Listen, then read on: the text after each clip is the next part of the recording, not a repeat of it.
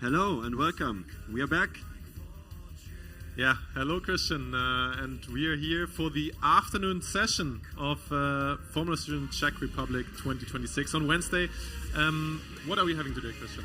So we are having the first manual disciplines, but before that we're also having DV TRACKDRIVE today, right over there on this side of the event. That's correct.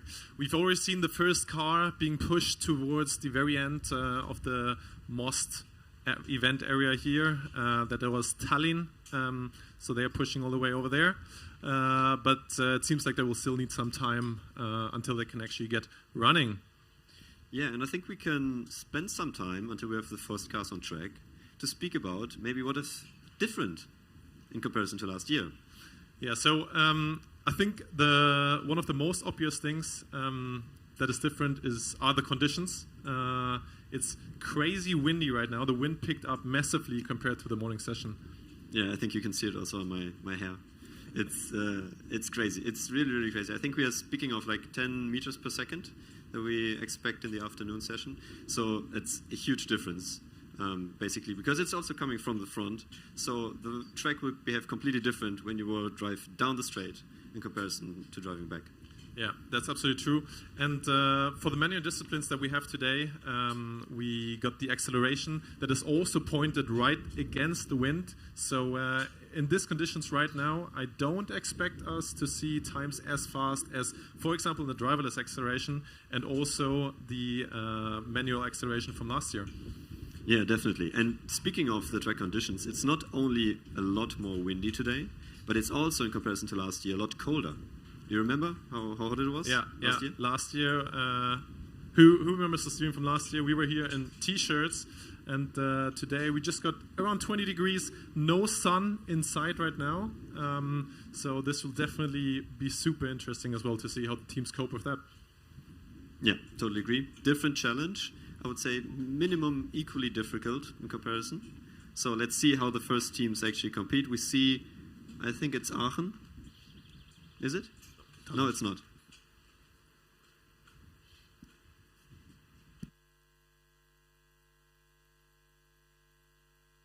You're right, it's Tallinn. Going to the most far away part of the track. Yeah, still some pre-inspections going on now. They'll probably take their time here. No rush, no other team inside yet. And I think for optimum track conditions, we'll probably have to wait a little bit to see all the top teams on track.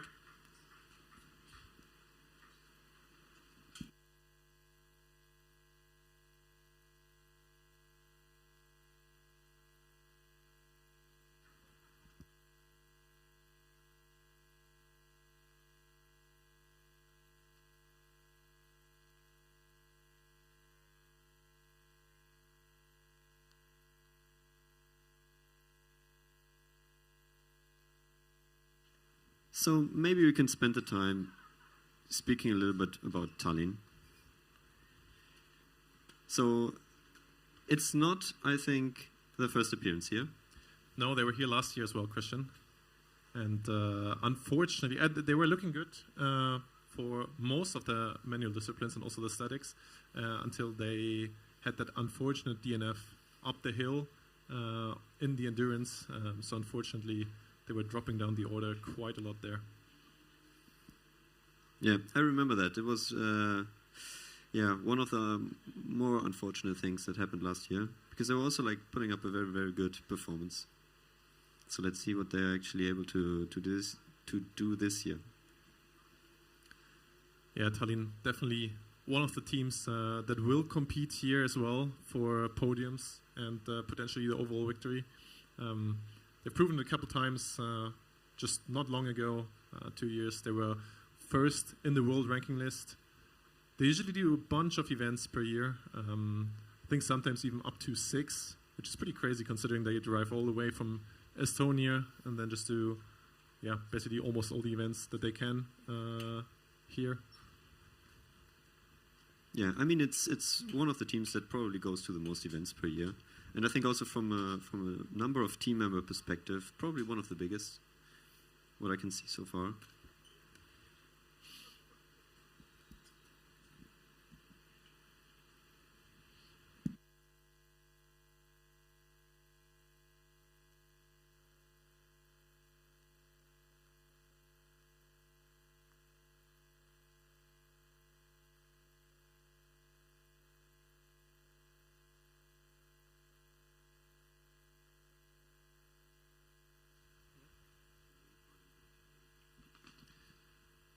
while Tallinn is preparing, we can see the DV provisional acceleration results.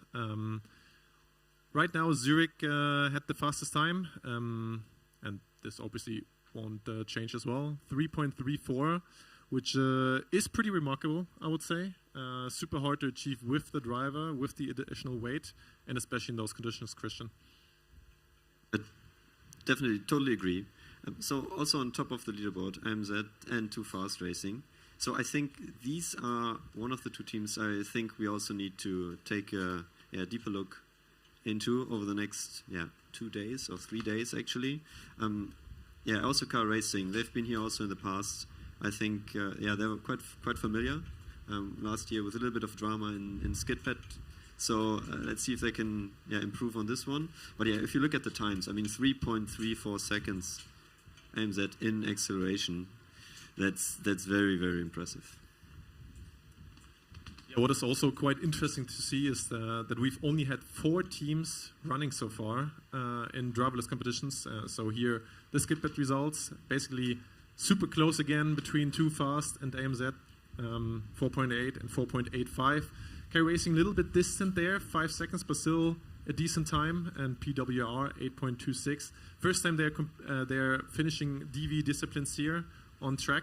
But yeah, what I was about to say is that we've only had 4 cars running so far, and driverless. And the interesting part about that is that those 3 teams that are in the top of the rankings there right now are also competed in Switzerland.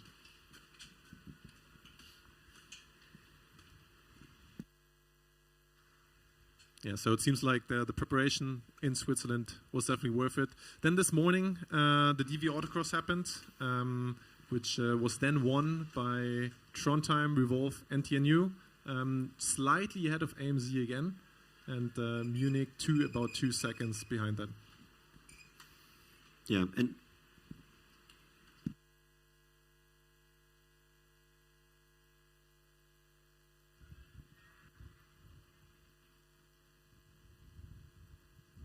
yeah, so while we wait for things to unfold at the track drive, I'm standing here with one of the team members anxiously watching on their car at the test track.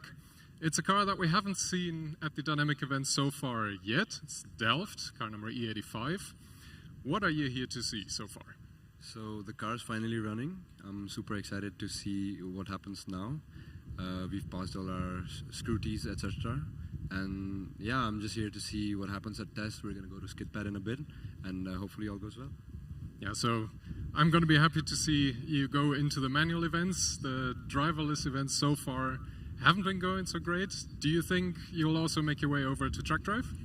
We definitely plan to.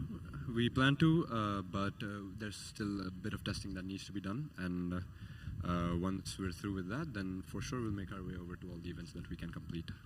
Okay, maybe we can lose a few words over FSCZ in general. What's the best part of the competition for you so far? I think the amount of teams that are here. It's my first time at a Formula student event, so it's quite nice to see that there's, I think, about 55 teams here, and it's really nice to speak to all of them and see what they've done with the car. All right, thank you very much. Enjoy the view, and back to the stage. Yeah, thank you, Jonas. Interesting to see what Team Delft has to say there. They performed pretty well so far this year. At the competition they attended in Switzerland, they came 2nd overall in the manual disciplines. So super impressive from their side there. And yeah, now on the test track with the driver in there. Christian, why is that actually? Why do the teams that short before their runs go on the test track and get the checks done? I mean, Jonas, you have also experienced it in the past, right? So to get into the rhythm, doing some final checks, preparing the car as good as you can to just perform on the highest level possible. And you said it, Delft, they have been 2nd, despite having some drivetrain issues, actually. So we are speaking of not using all 4 motors. They are only using 2 of them, only the 2 rear motors. And they are also doing this in this event, actually. Reason for that is obviously, and it's not obviously, but is some supply chain drivetrain issues. So they were not able to currently finish the front gear train set. So yeah, it's especially important for them to just get into the rhythm, and the car behaves completely different. So this is also why they think they are on track currently. Yeah, and I guess that's also why they put their focus especially on SKIDPAD today, because here, at least in static cornering, the front motors are just not that much of a benefit compared to acceleration, for example. Yeah, and speaking of acceleration, I don't think they will have that much of a chance, to be honest, with only 2 motors in comparison to all the teams we have here with all-wheel drive. But let's see what's possible. I mean, the conditions change. They have the focus on reliability at the moment, so they just want to get through as fast as they can, and then we will see how everything goes. And this worked very, very well in Switzerland, right? Yeah, that's 100% correct. And it's a bit of a shame because they historically have been pretty strong in acceleration. Currently the world record holders as well. The only team that ever went below 3 seconds in Hungary just a couple years back. So yeah, a bit of a shame that they might not be able to match this today. Yeah, but maybe let's focus also on the positive things, right? They're able to compete, and I think they're still one of the top contenders. And I think also, I mean, their ambition is still to finish top 3. We have a lot of teams with high ambitions here, so let's see how this works out.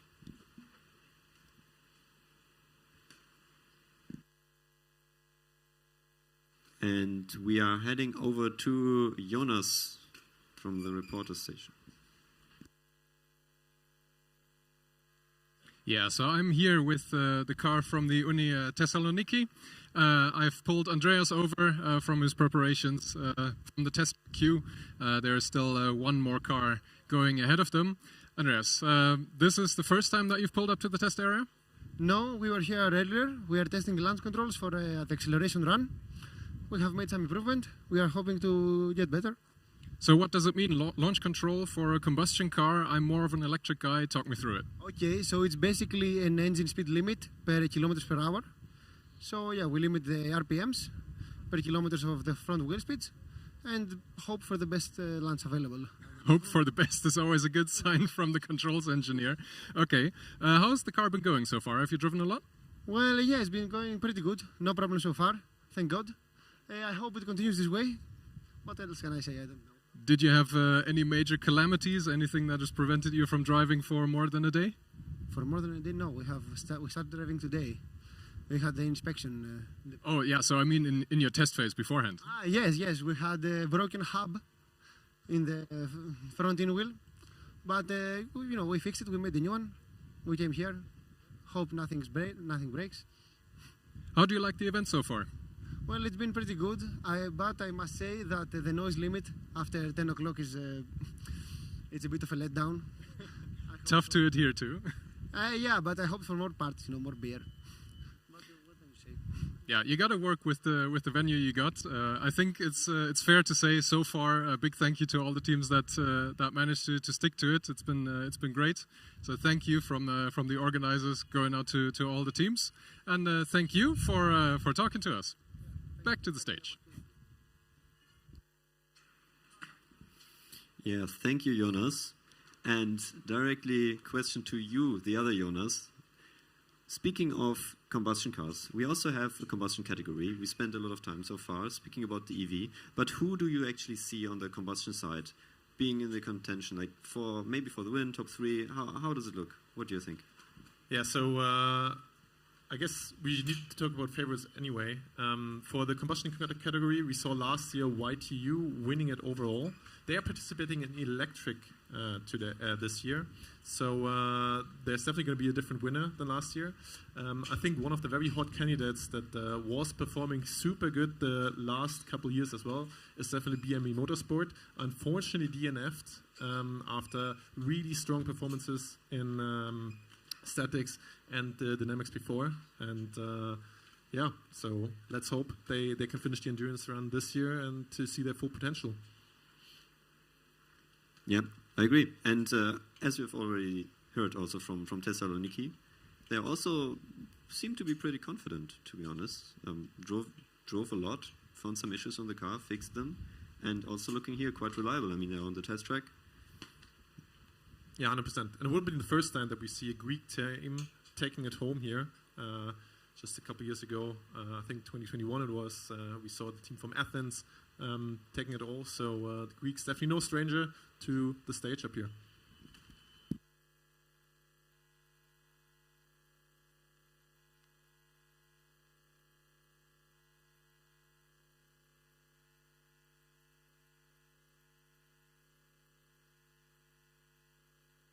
And we got a question in the chat, Christian, and Alex is asking whether a DV Cup participant can do the EV event if they haven't passed the DV scrutineering. So yes, in theory that's possible, but then you're obviously not allowed to attend into the DV categories. So there's a little bit more extra to it, and we also already saw some difficulties with that, because when you are registered for the DV Cup, your scrutineering starts a day earlier. And also with mechanical, electrical, all this kind of scrutineering start a day earlier. So if you then decide to not go into the DV Cup later during the event, you have obviously an advantage. And to get rid of this advantage, I think the organizers are currently discussing how we actually do that. Because, as I said, you have one day more of scrutineering. This would be unfair towards all the other teams. And I see, some discussions going on if we find a solution that you can then still attend all the other disciplines, like manual drive, without the DV Cup. If you're still needed for you to get through the scrutineering, maybe adding some penalty points or something. But the organizers here are very, very much like team focused and want to see everyone drive. So I think there will also be a solution. Yeah, I think in talks right now there are some penalty points, which is fair in my opinion, because it's not just the advantage of being a day earlier, but also when going to re-scrutineering that you don't have the lines that long because there's not that many teams participating in the DV Cup. Yeah, and I think the list is not as short as you might think. There would like the teams that are affected. I think it's 5 or 6 teams actually having the same situation. But so very, very good question, and to be honest, very also complex to answer.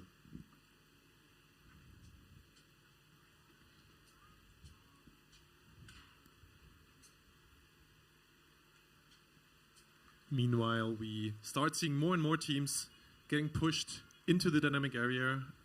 Obviously still doing some checkups here. Testing. Thessaloniki is just about to go on track. They actually had 2 competition wins last year, so they're definitely coming off a high. One in Croatia at Alp Adria, and then another one at Formula SAE in Greece, their home event.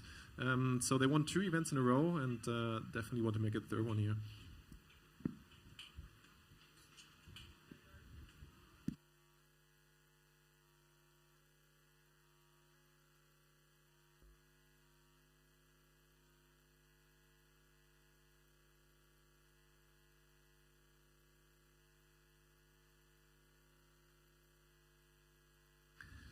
Christian, I think one thing that we need to talk about is strategy. Strategy, how to approach these competitions, especially when they are at the same time with those conditions. You were in the same situation just a couple years back. How would you take us through your thought process? How would you approach the conditions right now? Asking the real questions here. So Czech is specifically difficult. We saw that also last year with some teams maybe taking the wrong decision. We have today SKIDPAD and acceleration, and we also have this in tomorrow's morning session.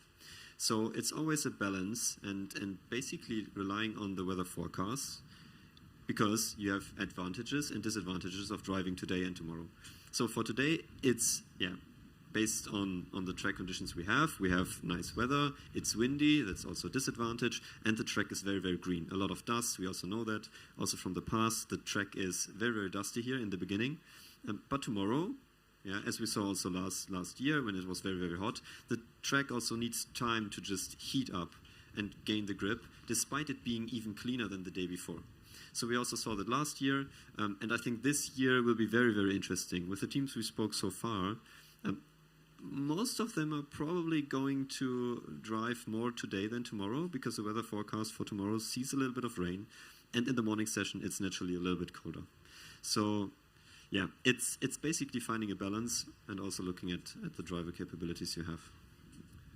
Yeah, I agree. And this is especially why scrutineering is so important, to get through it quickly, to also have the options to participate not just tomorrow, but also today. Yeah, I totally agree. I mean, options is a keyword, and time is always limited at an event. So you will basically do everything to maximize the time you have to make decisions. And I think teams that are going through scrutineering fast have an advantage definitely here. And that's probably also the reason why Tallinn is approaching the DV track drive just now, getting their run in as early as possible, and then have enough flexibility to react on changing conditions and possible wind changes for the manual drivers. Yeah, and what you obviously want to avoid is that in the end you're not able to make a run. And we've seen this also a couple of times over the last years. And yeah, I mean, they're in the best position right now, right? Just setting a lap and see from there. It seems like they are pushing to the starting line now. This will be their first drive of the day.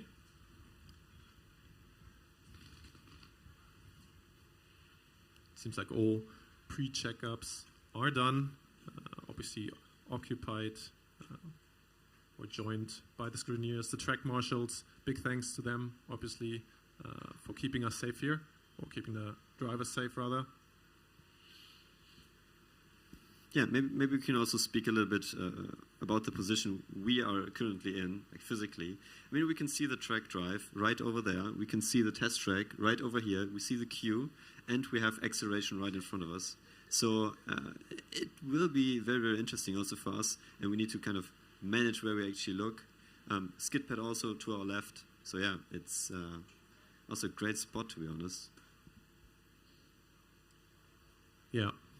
No other team yet pushing towards the starting lines of the dynamic events. But I see a lot of teams already waiting for their cars, in proximity at least. Flags are getting hung on the tribune over there on the grandstand. And yeah.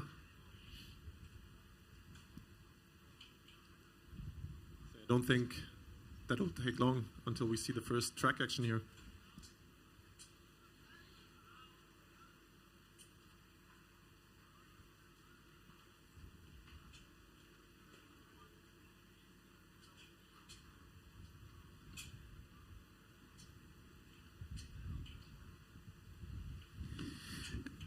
And we also got some info from the track drive. It looks like that the team or the scrutineers wanted to recheck also some of the diffuser parts, the aerodynamic parts on the car. And this left the team actually only with the option to remove it because they were not confident in actually achieving the rules in that case. Jonas, what do you think of that? It's a bold decision.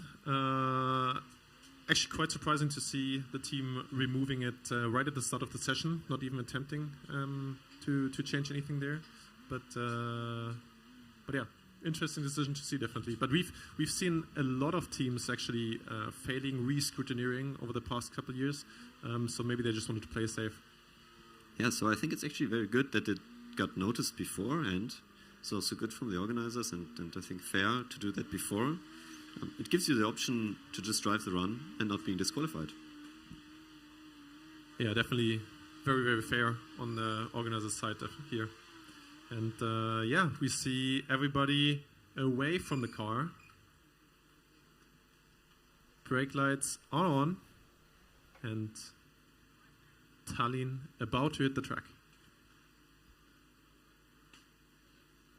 Yeah, I always like this time. You never know what's happening, you know? It can start or it can stand. It's really, really exciting.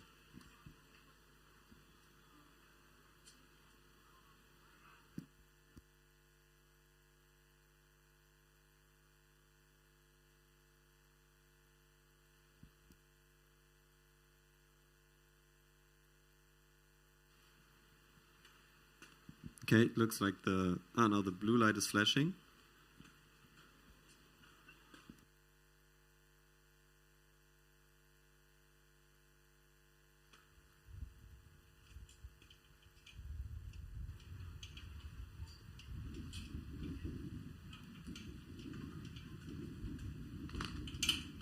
here you can see the queue just getting longer, and then anytime soon will definitely require a longer waiting time.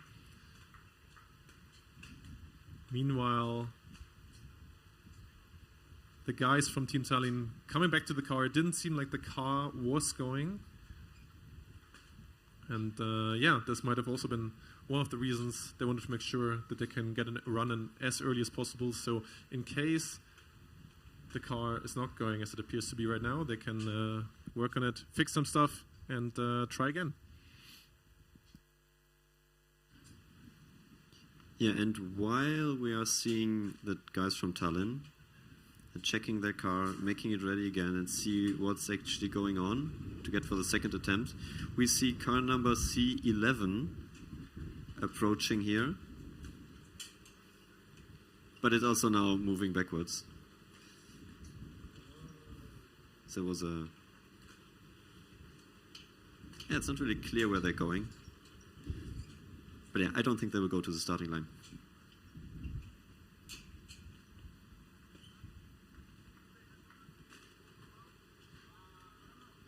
So Jonas, when do you think we will see the first cars on track? Because so far, nothing. Yeah, and this is... sorry, we just heard the launch control from Thessaloniki they were praising earlier. So that was quite loud. Always the combustion cars, always a sight to hear and see, I guess. Sorry, what was the question? The question was, when do we expect the first cars? I mean, looking at the test track, looking at the queue out here, everyone seems a little bit like, I don't know, waiting, gambling. What do you think? Yeah, so quite usually the wind goes down a little bit towards the evening. So I can imagine that a lot of teams are waiting for that as well, especially for the acceleration event. Apart from that, I think it won't be too long until we see more teams on the track drive for DV. This will, at least for all the teams that already finished DV disciplines, be the priority, I think, here. And then, of course, since there's a session tomorrow as well for acceleration as well as SKIDPAD, the teams don't need to put all runs in today. They can also do one or two today and do the other ones tomorrow. Yeah, I mean, we discussed it earlier. From like a personal perspective, what would you do? Would you drive today? Would you drive tomorrow? Yeah, I think so. Given the uncertainty about the weather tomorrow, I would definitely get at least the first 2 runs for the first driver in today. Just, to be one on the safe side. If there's problems with the car, you can fix them. You got time till tomorrow, and you can also make use of the conditions today, which might be worse tomorrow. And this is obviously for both, not just SKIDPAD, but also acceleration.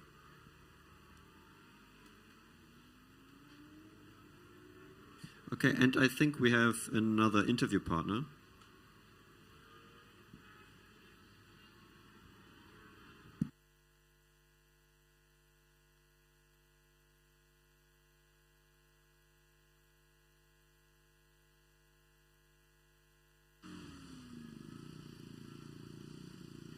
Okay, so I'm here with the driver from Green Team, Ren Team, Uni Stuttgart.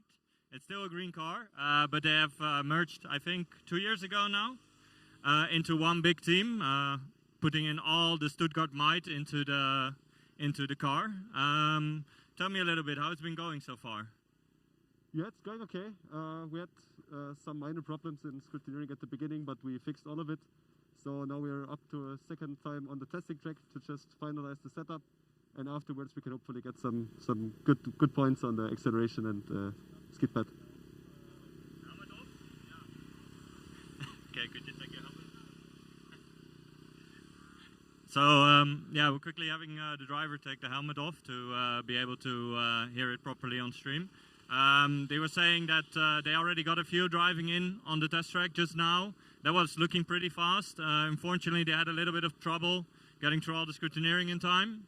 But I believe that with the team here, we should have some great action coming in the following sessions. So you are the SKIDPAD or acceleration driver? Both of it, yeah. Both? Yeah. Okay. So did you do already a lot of practice? Yeah, I did a lot of practice. I also drove last year, so I hope there is no failure from my side because the car definitely has great potential. But yeah, let's see on the test track how it performs now, and then I think we're ready to race. So it's always a bit dangerous to do a prediction, but what kind of SKIDPAD time would be your real target? Like if you get this, then you are really happy?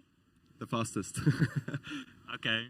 I don't think I can give you a number because it's with the track condition and everything, but I hope for the fastest, of course. Yep. Great, thank you. And back to the main stage. Yeah, thank you, Gerd. Lots of confidence there from the Renn team drivers. It seems like they are confident in their car and their capabilities. They can take the SKIDPAD win here. And but I agree. As he obviously said, the conditions are super, super tricky. He can't pinpoint it on a number. Last year we saw 4.6s as the winning time, but we've also seen competitions where the fastest SKIDPAD times were lower than that. So yeah, will be interesting to see. Yeah, I mean, multiple factors, track conditions we already spoke about, different competition also we've spoken about. Renn team, one of the teams that are here for the first time, so also see how they compete. It's also their first event this year, so one of the teams that did not attend in Switzerland and are now going here, and then Austria and Germany, I think. So you spoke also with them. What happened? Yeah, that's true. They took an interesting approach. So they basically said, hey, we are not prepared as good as we want to be for the Swiss competition. And because they had to go to Czech Republic right afterwards and then to Austria, wouldn't have any testing time in between, they decided, hey, we're not going to Switzerland. We're going to take the time at home in Stuttgart, continue testing, prepare the car as good as possible for the competitions here in Czech Republic and in Austria. And it's an interesting approach, but also definitely shows their dedication to winning this. Yeah, I mean, I totally agree. If you're in the first event, and they feared that basically the first event locks everything in, right? It locks the status of the car, and they can't go up from there. So they wanted to just use the trajectory they already had during testing to just increase performance, skip the first event, which was obviously, as you remember, also as a team member, is always like a hard decision, and then go to this one here as the first. And I think they're also here to win, right? Let's see how this unfolds. Yeah, they told us they lost 20 kilograms this year, down to 156 kilograms. So 20 kilograms. Christian, just explain us how big of a step is that for Formula student cars? That's a very, very big step. So when we speak of cars that are weighing 200 kilos without driver, we are speaking basically of 10% of car mass. This car is a little bit lighter, but still the percentage of weight reduction is very, very high. So it's very, very impressive what they did, because, I mean, if you have a heavy car, for example, it's easier also to shave some weight off. But the Renn team car has always been super, super fast. So shaving off 20 kilograms on a car like this, that's very impressive. And yeah, I mean, I'm very much looking forward to them. We didn't have them here last year. So if they're actually like able to drive and get all the disciplines in, finish endurance, I think they're one of the top contenders. Yeah, 100% agree. I mean, we've seen them taking home competition wins, most notably 2022 when they were just ahead of the rest of the field. Since then, the others seemed like they caught up a little bit. Renn team always been in the mix, of course. Seen them in the finals at multiple competitions. So let's hope they can put it all together here.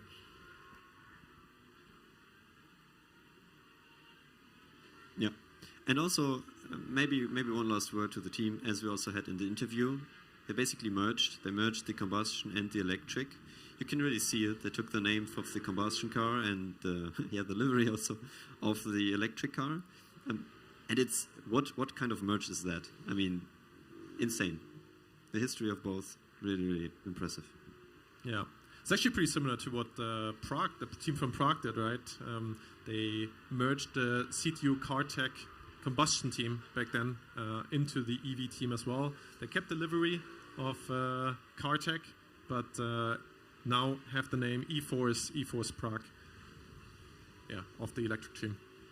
Yeah, and we see them also here this year again. I mean, I think they're probably the team that has been here the most, with some other Czech teams we will cover a little bit later. But yeah, what do you think of not CTU anymore, but eForce. Yeah, I think they're definitely one team to look out for. I've seen them earlier still in the scrutineering, so it didn't look like they passed everything yet. Maybe it was the driverless screening that they were still doing. Not sure about that. Maybe we can get some information from them later on. But yeah, obviously they have been always a really strong competitor here. Won the competition multiple times with their combustion car. Never won it with their electric car. So yeah, their goal is definitely to compete here up for podiums as well. Meanwhile, team from Florence on the track, another combustion car. First time for them here in Most as well. C95. Yeah, it looks fast. Cornering, very agile actually. Yeah, it does. We can see some smoke from the back of the car. Maybe those were tires actually. But yeah, it looks like the driver has a lot of confidence into the car already before they even hit the track. And this is exactly why you do testing as well, right? Not just to check the car, but also to get the driver adjusted to the conditions, to the weather conditions, get a feeling for the wind in both directions, also to prepare the tires, Christian. Yeah. I mean, this is basically what they're doing, and I saw them also testing acceleration, which for combustion cars in the past, I remember still was a little bit, tricky, but now we also see some smoke on the car coming out. Yeah, it's still there, but it seems to be only when they're standing still. And the team is not worried.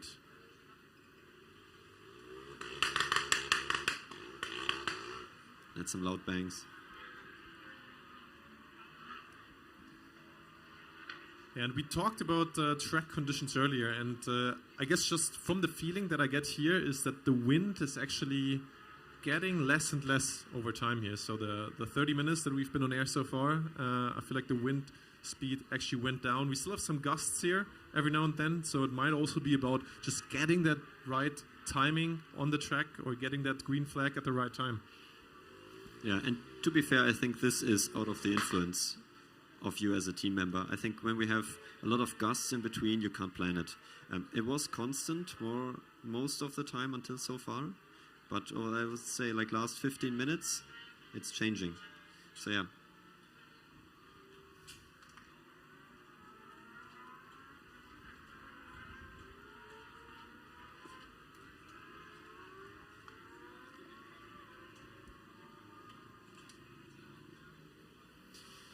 So for Tallinn, they're currently still standing there, adjusting the car, trying to fix it. And we got a question in the chat, Jonas. Yeah, Maria is asking whether this is electric or combustion, and Maria, it's actually both. We got both at the same time on the track. Also both for driverless disciplines, so we got multiple entries for combustion as well as for electric vehicles. Yeah, and I mean, the challenge also, I think the challenge that Roma had with their car is a special one. I'm sure we will cover this also when they show up here. Super interesting car from like a drivetrain perspective, and they also like put driverless on top. That's a huge challenge.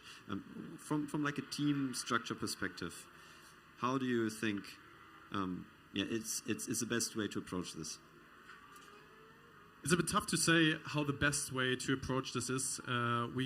I can only speak from experience, obviously, and we've had multiple approaches, sometimes with equally good results at the end.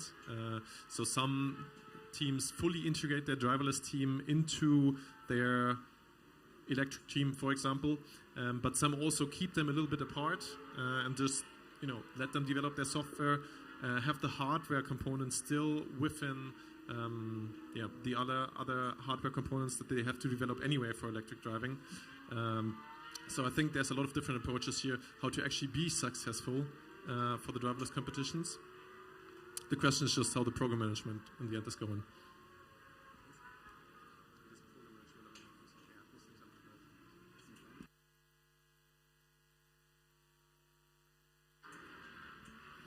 Yeah, I mean, to be honest, like integrating a driverless team into the existing team structure is, very much individual challenge that's also based on your resources, right? On the people you have. On the university, we also see a lot of the top teams actually not having driverless, and this is also partially based on the university not having specific classes and courses. So the focus is for them a little bit different, and different approaches around the grid.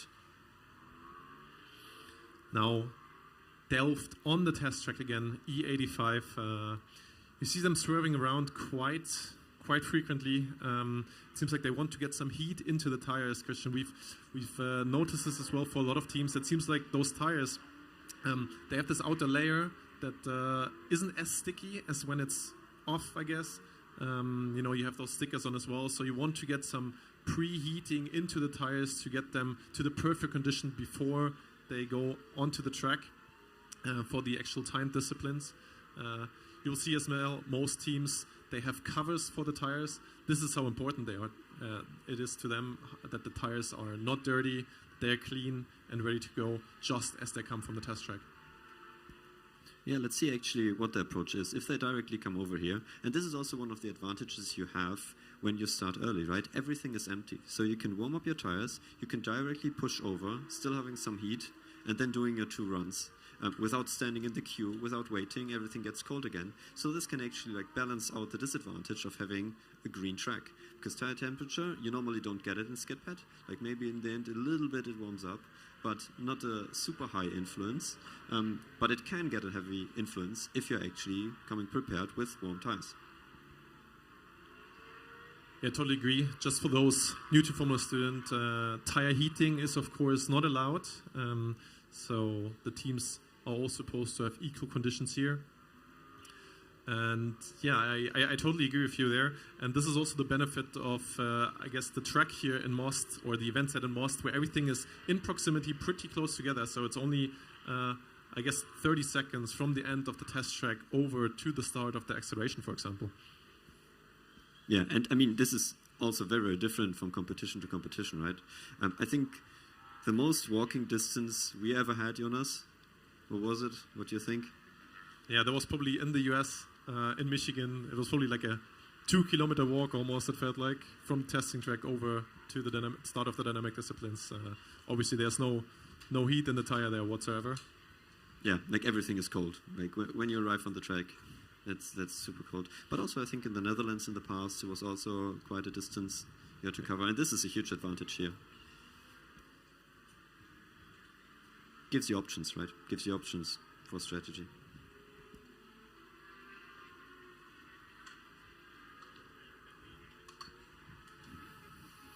And I hear we can quickly hand over to another interview.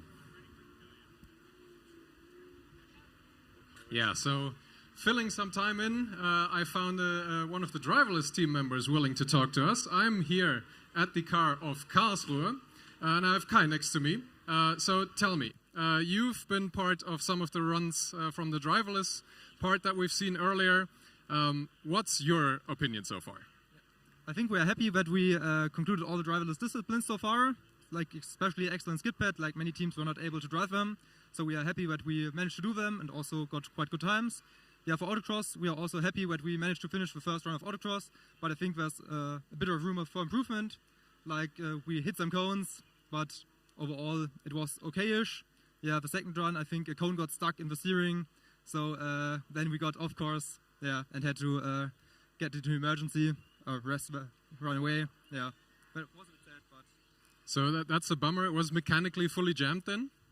I don't know if it was fully jammed, but I think you could have seen that the steering didn't work properly, and so I didn't know I have no exact insights. I didn't see the data yet, but I think that was a problem why we went off course and rest the run away and didn't complete the second run. That would probably be quite a bit faster and no off course. So any concerns for the track drive run? Are you going to go there immediately after your test track here? No, we are first planning on doing a manual SKIDPAD, and afterwards, probably in the afternoon at around 4 p.m. or so, doing a driverless track drive. Yeah. Okay, yeah, that bodes well for us knowing as well what to expect here on stream. So we'll hold you to that one. Talking a little bit about what you do on the driverless front with your data. We've seen the TRACKDRIVE, and we hope to see you do just as well as you did in your first run of the autocross. Back to the stage. Yeah, thank you, Jonas. And we were almost about to interrupt you there because we actually had a bit of a shocker on the TRACKDRIVE, on the driverless TRACKDRIVE there. E9 FSCZ Tallinn got the car going, is DNF now, and as you can see right here, they went off track, and not just off the tarmac, but they went into the grass as well, and let's hope the car is not damaged or anything. Yeah, normally, to be honest, this I think looks a bit more dramatic, I think, than it is actually, because we saw also last year, like, quite some cars ending up in the grass. But to be fair, the grass here is very, very flat. It's right on the tarmac, so nothing super critical. Yeah, but it's unfortunate for them because it's a DNF. Yeah, super unfortunate. One lap they got in. That was it, unfortunately. But now, of course, full focus on the manual disciplines. Won't take some time off the clock anymore now. And we can also see now, Christian, the first car pushing over to the manual disciplines. We still see a driver with the helmet on. Yeah, and I think as we suspected, right, they're hurrying very much up to just get there as soon as possible. It's the car E85 from Delft, as we just said, right, from testing directly to the track. Yeah, absolutely right. They just come to the test track. They didn't put the tire covers on, as you would normally expect, which just proves they want to get in there as quick as possible. Unfortunately, now they are shown that they have a longer distance than they thought over to the SKIDPAD, because the SKIDPAD entry is on the other side of the field here. So acceleration would have been a bit closer. But nevertheless, they're still pushing. I think the only thing that you can do that is faster than they're walking is probably running. Yeah, which normally is not allowed. Also not over here. So yeah, but they're very, very, very fast, to be honest, like walking down the straight. And in the meantime, Tallinn also recovered the car from the grass. So yeah, maybe we can get them also later and ask what happened. Yeah, with Delft, we already have the winner of last year's SKIDPAD starting off today. And I mean, they obviously got the strategy right last year. I think that run was also in the afternoon session of the Wednesday and not in the morning session afterwards. So it seems like they might have a similar approach today. Yeah, and I mean, as we know, it's not only strategy, it's also the car, it's the driver, it's everything around it. And I think they're one of the contenders this year also, at least in this kind of disciplines. We know kind of the handicap, right? Not having all-wheel drive at this event, but still. Maybe we can use the time until they arrive at the SKIDPAD to just go a little bit back towards the interview that we just had from Car Racing. They are one of the teams that told us they want to achieve the top 5 finish. And one specific thing, and speaking directly the bridge here to SKIDPAD, they want to avoid tire barriers. Do you remember last year? Yeah, Christian, the SKIDPAD obviously is not as easy as you might think. It's not just driving in circles. You have to count as well. You have to stay on the track. Car Racing, unfortunately, last year had some issues with that. Their driver was looking at the display, hit the barrier on the side, lost the front ring in that while doing that, and they unfortunately didn't have the front ring for the autocross and endurance afterwards. But up until then, the car obviously super capable as well. Yeah, and I think if they actually can avoid that, and it was not during a run, right? It was on the way back to the starting line, where they actually got a little bit distracted and, clipped their front wing. And then we see Delft right in front of the starting line now, just approaching the area.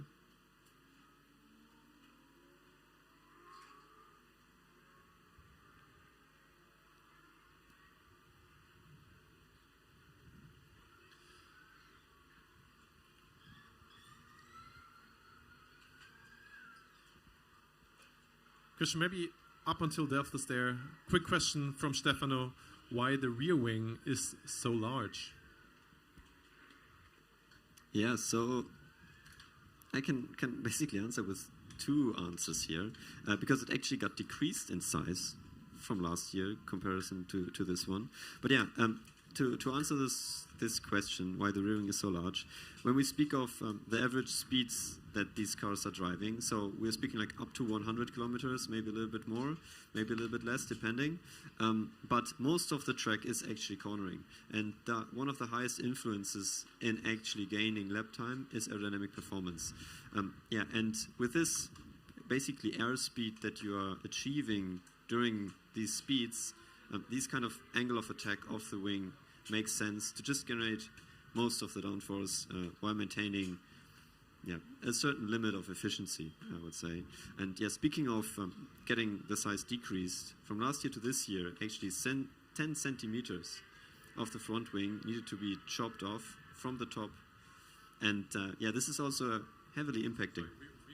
Rearing, you mean? What did I say? Front wing. Yes, rearing, of course, that is. And, of course, the rearing. And we talked to a couple teams, and a lot of them struggled to get to the same downforce values again as last year. Obviously the top teams tried to get at least in proximity, but definitely all of them had to completely redevelop not just their rear wing, but also other aerodynamic components that had an influence on the rear wing. Yeah, and to be honest, which is basically everything on the car, right? If you're changing the rear wing, all the airstream that needs to go through the side wings, even the front wing, needs to be adjusted towards the new layup. Yeah, unfortunately, it seems like the strategy for Delft might not work out that well. We saw them cleaning their tires earlier to get the dust they picked up on the way to the start of the SKIDPAD there, but now obviously the pre-scrutining is happening as well, and that we saw as well with Tallinn earlier. Just checking some basic stuff. Sometimes ride height, sometimes aerodynamic boxes, the build space for the aerodynamic devices.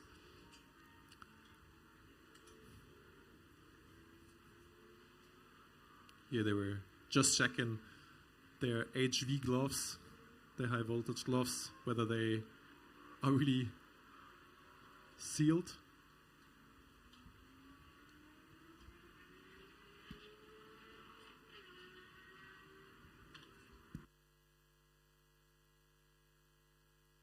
But yeah, obviously by this time the tires are pretty cold already again. I mean, we got a question in the chat. C95, if we know the driver. Not yet, but as soon as this car enters a competition, like one discipline here, we directly know the driver, and we will also provide you the information. Yeah, this is a pretty cool feature, isn't it, Christian? Here at the FSCZ, that we get the names of the driver. We know which driver is driving which competitions, because also teams have different approaches there. Some split it between SKIDPAD and acceleration drivers, and then have their endurance and autocross drivers separately, but some mix them up, just for individual preference, and I guess what they tested as well. Yeah, I mean, this also depends basically on the drivers you have and the approach you want to take. And let's see how Delft is competing here in the SKIDPAD. Some last checks on the rear left.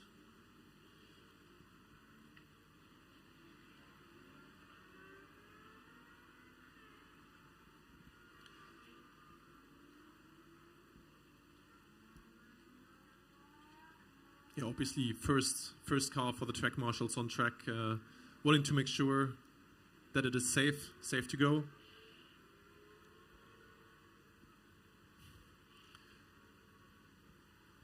Yeah, maybe we can speak a little bit about the challenge that the driver now has. Jonas, you also drove SKIDPAD quite successfully in the past. How is it? Like, what do you think in this moment? So the SKIDPAD is actually pretty tough because you have one lap to the right, then another lap to the right that is timed, then one to the left, and then another one to the left that is also timed. Then the average of those, the one timed to the right and to the left, those is your final time in the end. Every cone is 0.2 seconds, so you're obviously trying to avoid those. As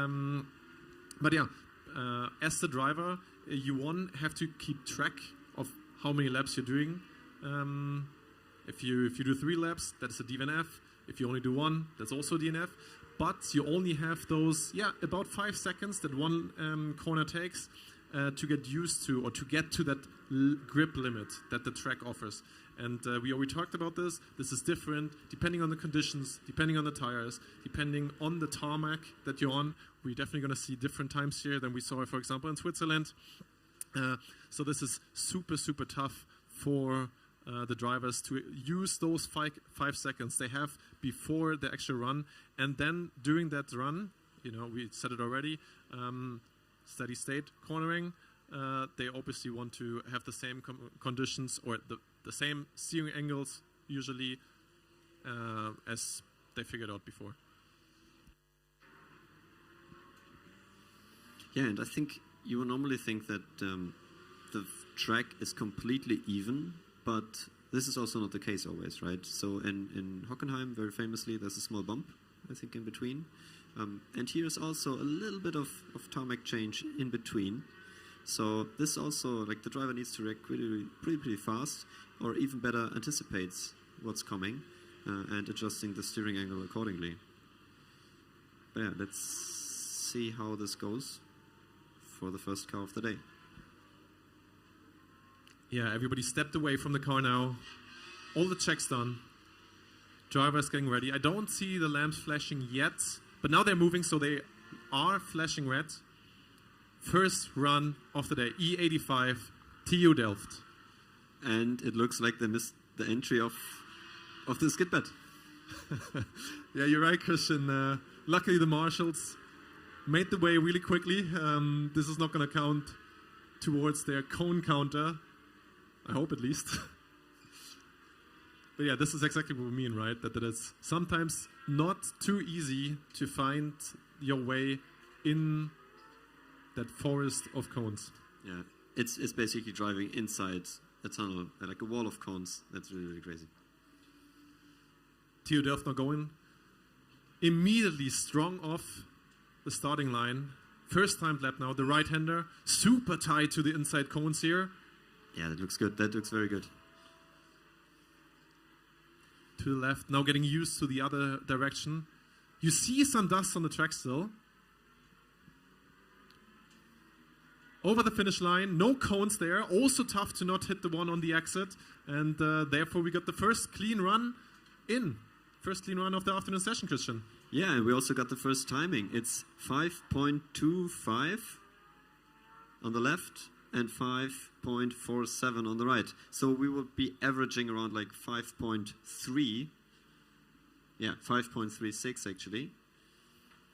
Yeah, their first attempt. They got 4 attempts here. It seems like they also missed the entry for the second run.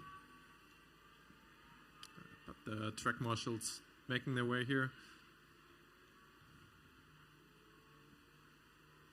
And here we go, the second run. Usually a bit quicker. The driver knows the conditions from the get-go. And you can see him being more aggressive right away. Still super tight to the cones in the middle. Little bit of oversteer on the right-hander. Oh yeah, that was the drift. Again. Yeah, on that dusty part there at the end of the left-hander. Over the line, it looked faster. Let's see. Yeah, I agree. It definitely looked faster. At least more aggressive. And it was faster. Wow. Very, very consistent. Left and right. Yeah. Yeah, it seems like they got their setup definitely right. I mean, they were on the practice track for a long time. 5.01 to the left, 5.03 to the right. Overall, obviously, 5.02. First time of the day. And what a time, directly. Like close to the 4 seconds. Yeah. Yeah, and I mean, we saw it, right? There was a lot of dust on the track still. They were taking some of that off, obviously. And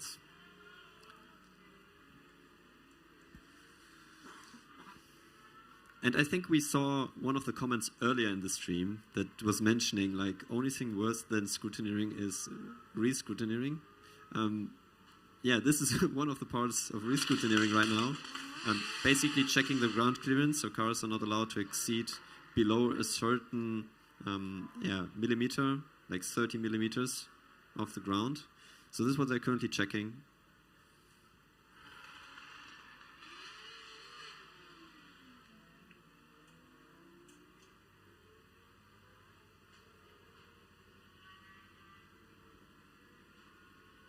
really good job. Christian, I'm still impressed by how similar their left and their right corners were, because we've seen it in the past extremely often, that some teams were super quick on the left-hander, but were 2/10 off on the right-hander, for example. Yeah, I mean, this is normally the case, right? There is some difference between left and right, and this car and the driver, super consistent.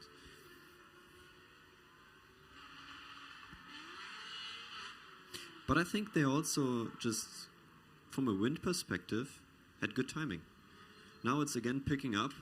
You can see it also with the marshals, like everything is waving around. The jackets, the vests. Yeah, the wind, definitely another factor that the driver needs to adjust to.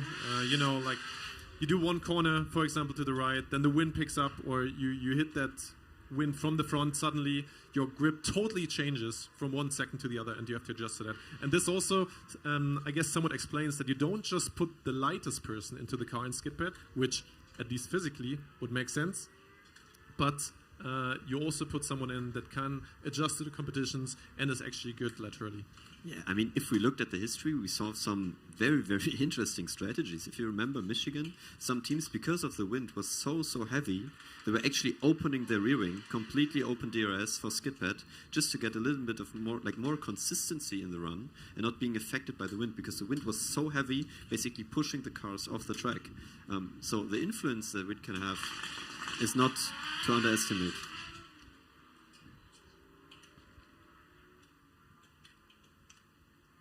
Yeah, first time of the day in. Max Kappert, actually. We don't see anybody else, but I think we saw Max yesterday playing Hoosier Bowl for the Hoosier Bowl tournament. Oh, never mind. We just got an update that it is not Max. It was Mehdi driving. Yeah, but still, I think could be one of the contenders of the Hoosier Bowl tournament yesterday.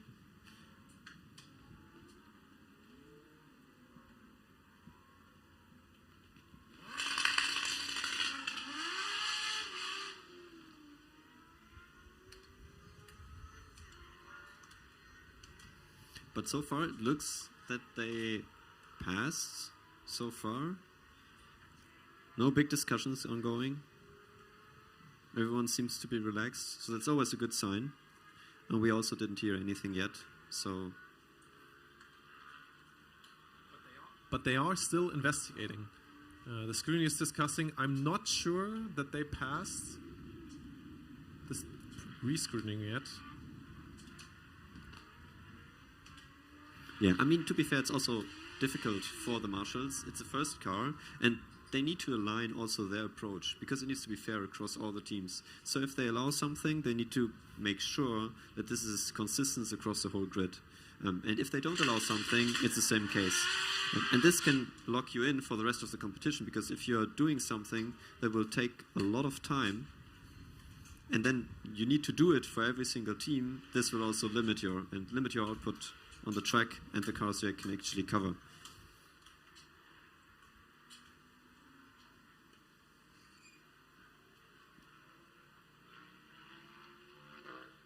Yeah, I agree, Christian. Delft still discussing.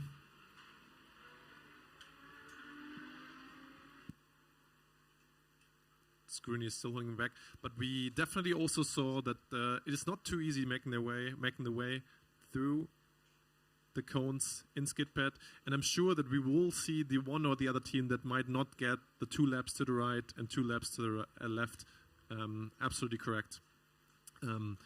Last year we saw a couple drivers even doing it twice in a row, so it's really not as easy as it might seem from outside. Yeah, I mean, the action we had last year, I'm so excited to see what's happening this year. So much was going on, where we see this second car potentially going to the SKIDPAD. Trondheim, Jonas. Yeah, Trondheim, also one of the cars that already had a go at the DV disciplines. They had the fastest provisional time, at least, and DV autocross this morning. So it's not unlikely that they will also go for the track drive in the back. There's no queue there, neither at the SKIDPAD, nor the autocross, nor the acceleration, or the DV track drive. Yeah. To be fair, you're right. They'll probably go to the track drive because they also have the tomorrow session on the SKIDPAD. So I expect them to basically go past the SKIDPAD line and continue to run through the whole area here.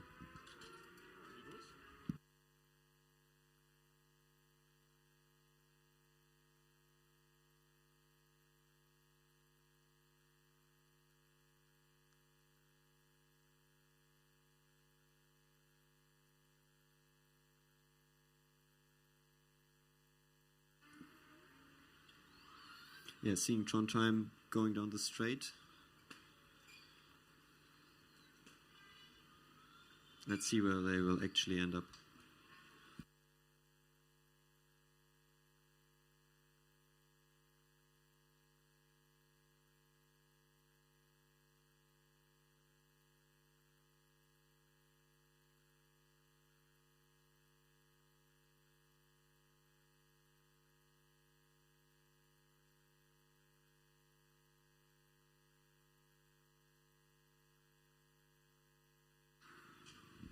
Yeah, also just briefly spoke with the Delft team, so they passed re-scrutineering, so everything's good. That was the first, time of the day, and it actually counts. Very good. Congratulations there also from my side, of course. 5:02, respectable time. A little bit off their fastest time from last year, but obviously now they have the freedom of choice when they can do their second run. They got about 7 hours of session time to decide when are the perfect conditions to go for the second run here. And that's obviously a super comfortable position to be in. Yeah, to be fair, that basically means they have the first points locked in. And they can now see and maybe also gamble a little bit, go big or go home strategy, right? And see what's actually, how this thing is developing. Meanwhile, it seems like Trondheim is pushing all the way to the driverless track drive. So no SKIDPAD run anytime soon. We don't see any car close to the entry here.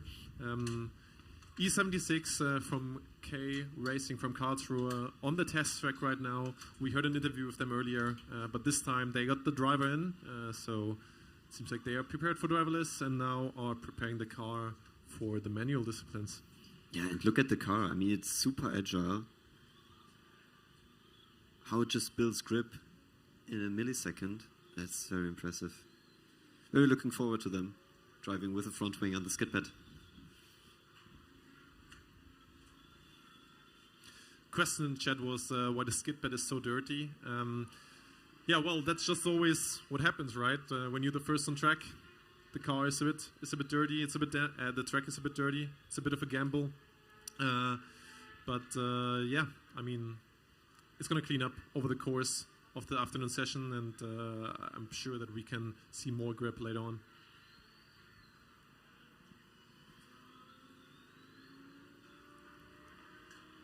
What's I guess worth to mention as well about Karlsruhe is their special livery for this year, Christian. They have their 20-year anniversary this year, so really old team as well.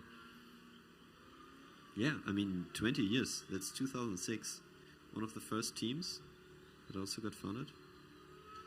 Yeah, and to honor that, they also got that retro livery on their cars now. Really interesting to see. Do you know which car they oriented on for the livery? Well, I'm not 100% sure. I suppose they're 2006 car when they participated at FSG back then. But yeah, excited to see them on track. Trondheim now arrived at the end of the dynamic area, pulling into the preparation zones now. Tire covers will come off in a minute. And then obviously all the checks that Tallinn had to go through as well. Yeah, and as we suspected, they're going to the TRACKDRIVE event and not to SKIDPAD yet, since they have more time for that.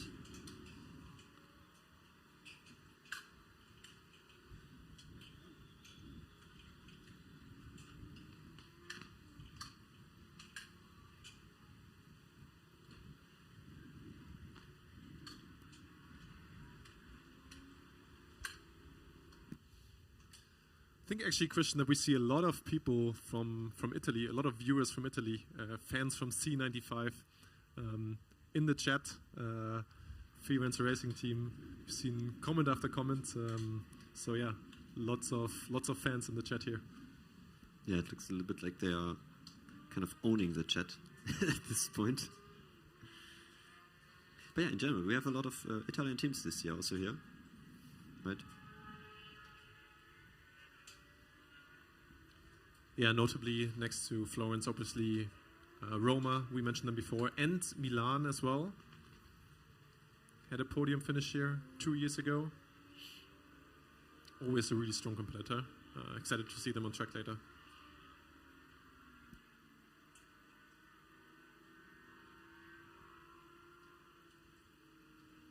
Now, Christian, we need to talk about this as well. The screen is now measuring the height of the rear wing, and this is super tough to adjust for the driverless teams because they not only have to be within the limits with the driver, but also without the driver. Yeah, I mean, this has basically been a challenge every year since also when we competed, same story, right? It needs to fit the boxes, and it's always a huge discussion point because you want to kind of go to the limit. You want to not give away any aerodynamic room to just increase your downforce, increase the room you can play with and get what you want. But going through that limit, like the further you go to the limit, it's obviously more risky because if you're out, this basically means in some cases a DNF, or now it's also newly considered like penalty points if you're just gaining a performance advantage and it's not safety relevant. So yeah, it's as you can see, it gets rechecked frequently. It gets rechecked here. It gets rechecked in other events. And yeah, it can cost you actually a lot of time. I mean, what have we seen in the past, right? Adjusting in the queue. Yeah, we've seen adjusting in the queue. We've seen even grinding down, sanding down aerodynamic devices in the queue as well. So yeah, the teams really try to get to the limit, but sometimes they're just a little bit over it. And yeah, you obviously don't want to risk that because that run immediately disqualified. Yeah, and when you have a discipline, when you drive something, tire pressure gets up, tires get warm, so the whole height of the car changes. So you also need to take this into account. So yeah, there were a lot of surprises also in the past. And in the meantime, I think we see also the first car going to acceleration. First car of the day. Jonas, have you seen who it's it is? PWR Racing. We've seen them earlier on in the DV disciplines, also yesterday in acceleration.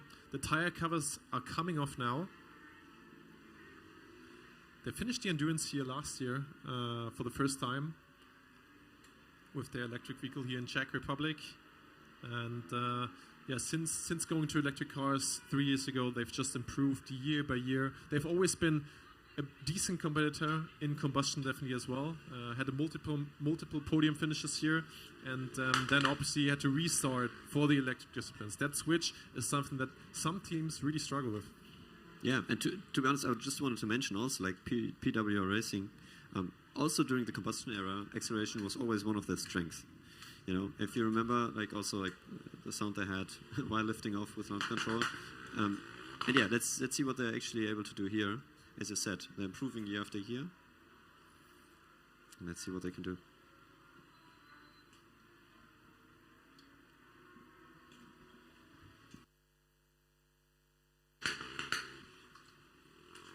Thank you, Clara, for that comment. We are also very... Meanwhile, while the wind is actually picking up again, we see a couple other teams now getting closer to the starting line of the dynamic disciplines. Notably, definitely Uni Brasov from Romania, and also Car Racing, who we just saw on the testing track, also getting ready for dynamic disciplines.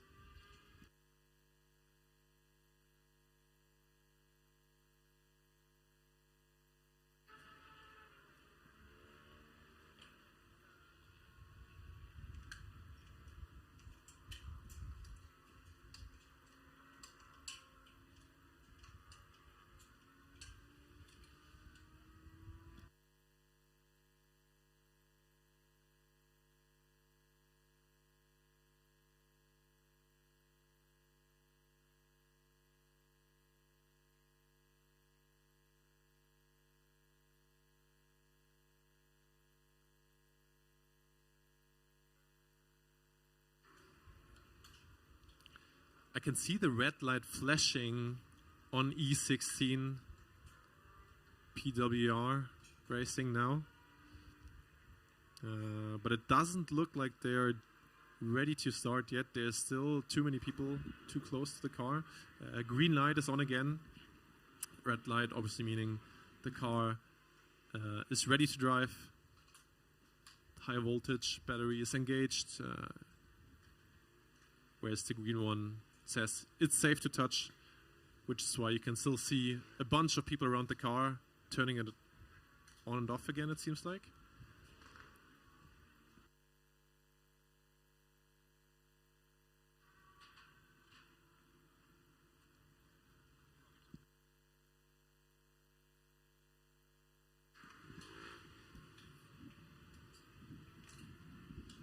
Yeah, now the green light again.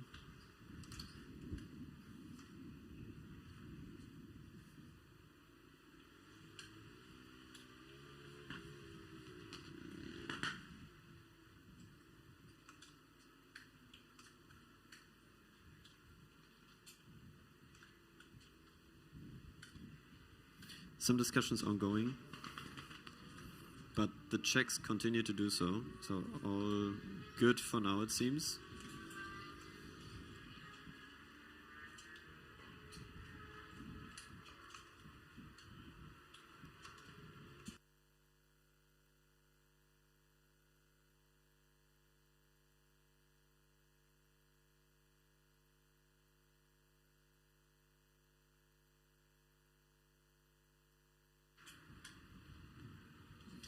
So maybe, Jonas, we can speak a little bit about what the scrutineer and the officials are doing right now, because this has been a topic for some time now. Also last year we saw some DNFs or actually disqualifications after some specific runs for some teams.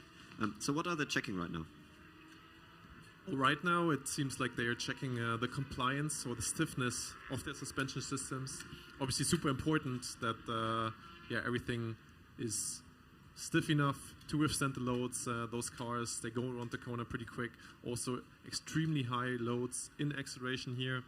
We expect to see times of about 3.5 seconds maybe with the headwind.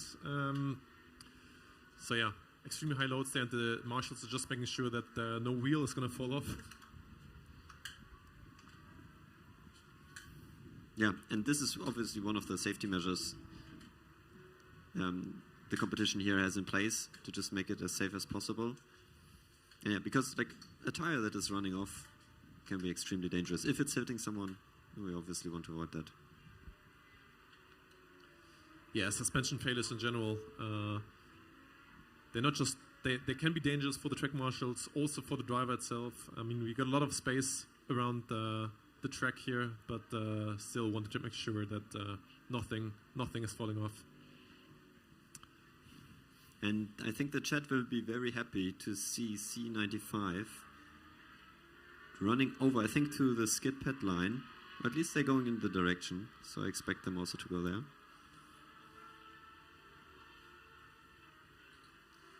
Yeah, but it seems ahead of them is going to be car racing from Karlsruhe. And I'm excited for that.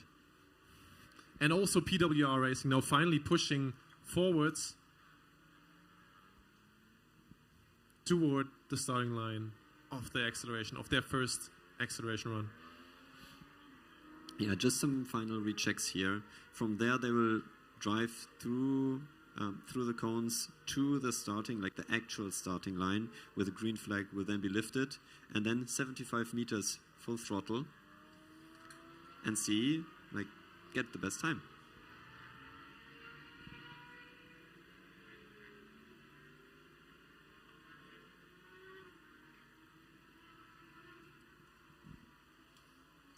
I don't know who will actually start earlier, if it will be car racing or PWR.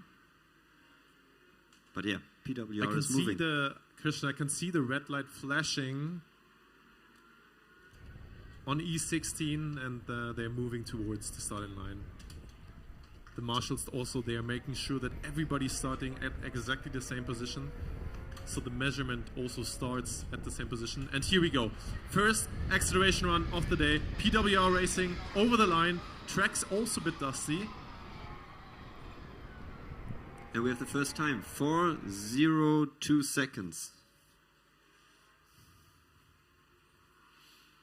Yeah, Christian, and this might be what we said earlier, that there is a bit of headwind in that direction. Obviously, a respectable time, especially for the first one. The launch looked good, but definitely the acceleration or the top speed in the end won't be as high with the headwind. And it felt a bit like literally in the second they started their run, the wind picked up a little bit again.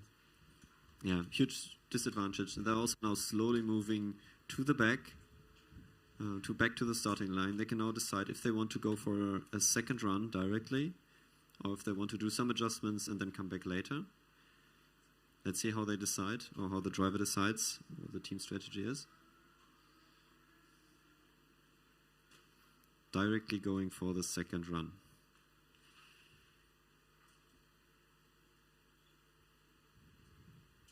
Jonas, I'm a little bit, I'm honest here. So I would expect to go to the starting line a little bit faster, just having still some heat in the tire.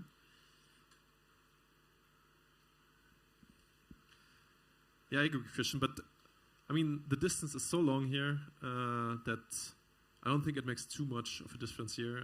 The biggest contributor, in my opinion, is that the starting line is clean, so you can get a good launch of it. Yeah, especially like if you're not allowed to just accelerate and decelerate on the way back. And here we go again.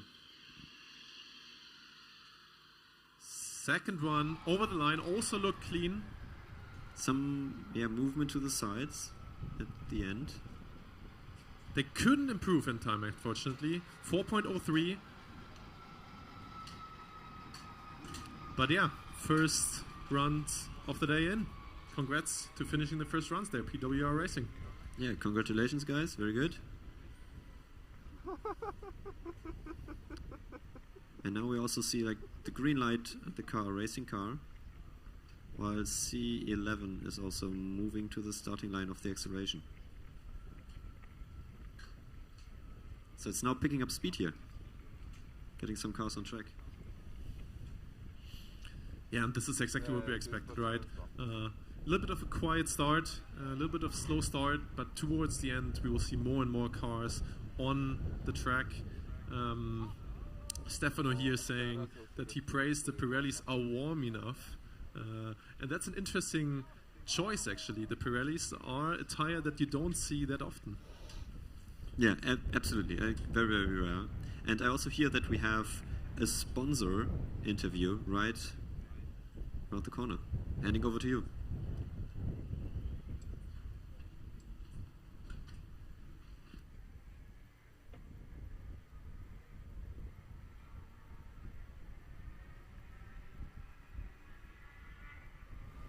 Talk again. All right, now that we're working, switching from the on-track action to the site into the paddock, I'm here at the Digitech Engineering stand with Jan. Jan, can you tell me a little bit about how your company is connected to Formula Student? Hi Jonas, thank you for having us on this year in the Formula Student Check. Digitech Automotive, not engineering, Digitech Automotive is a Czech subsidiary of CARIAD and Škoda Auto. It makes us 100% Volkswagen Group, so we are deeply rooted in automotive engineering and development.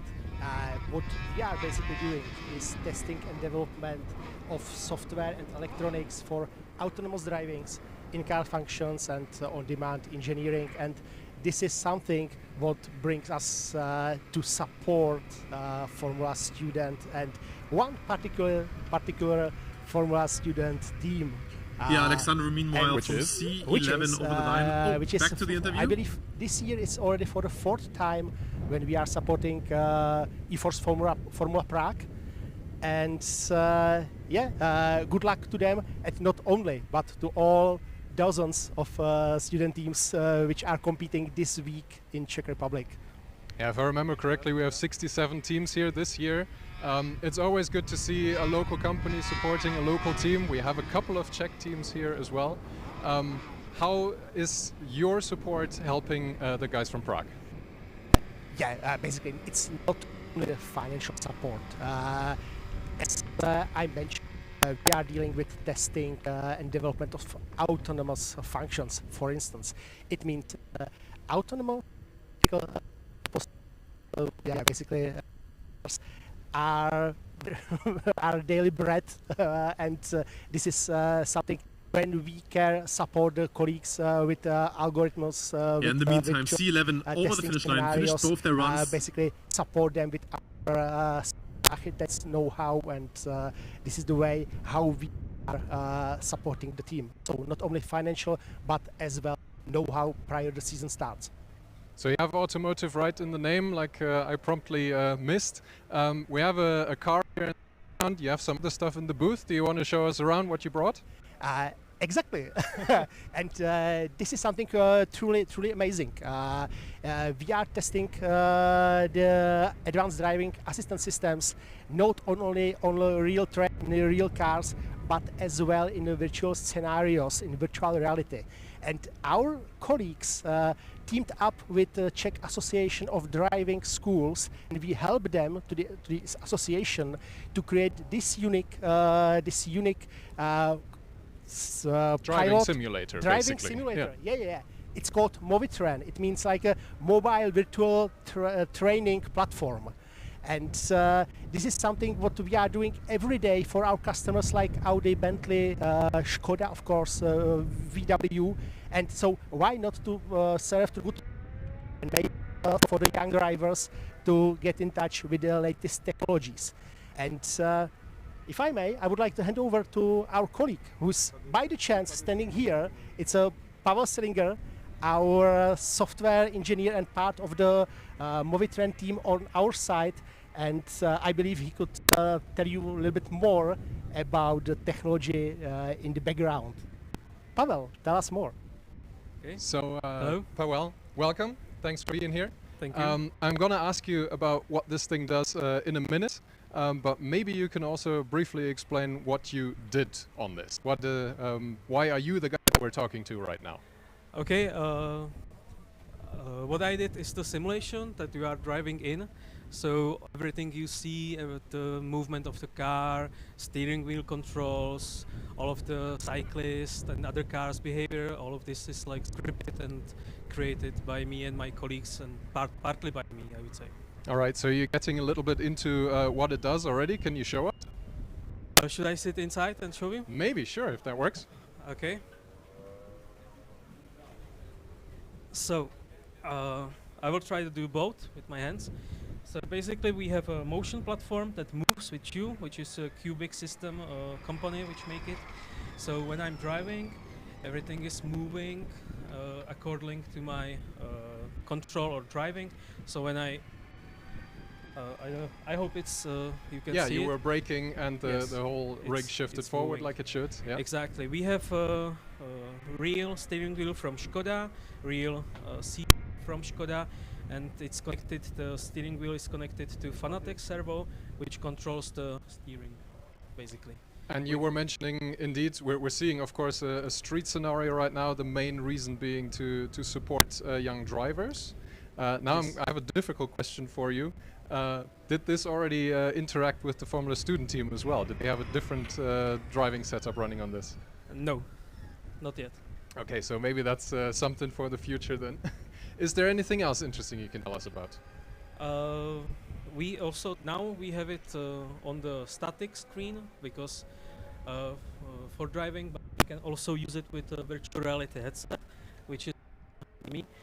So you can have it like all around you, right in front of you, not just on display, which is also some, I would say, cool factor for the simulator and the purpose of it. So I gotta ask, how many hours did you spend in this simulation already? Countless, I would say. Too many to count? Yes. What happens if you hit something? Do you want to see it, or can we show it? I don't know. Maybe you go for the tree instead of the people. Okay.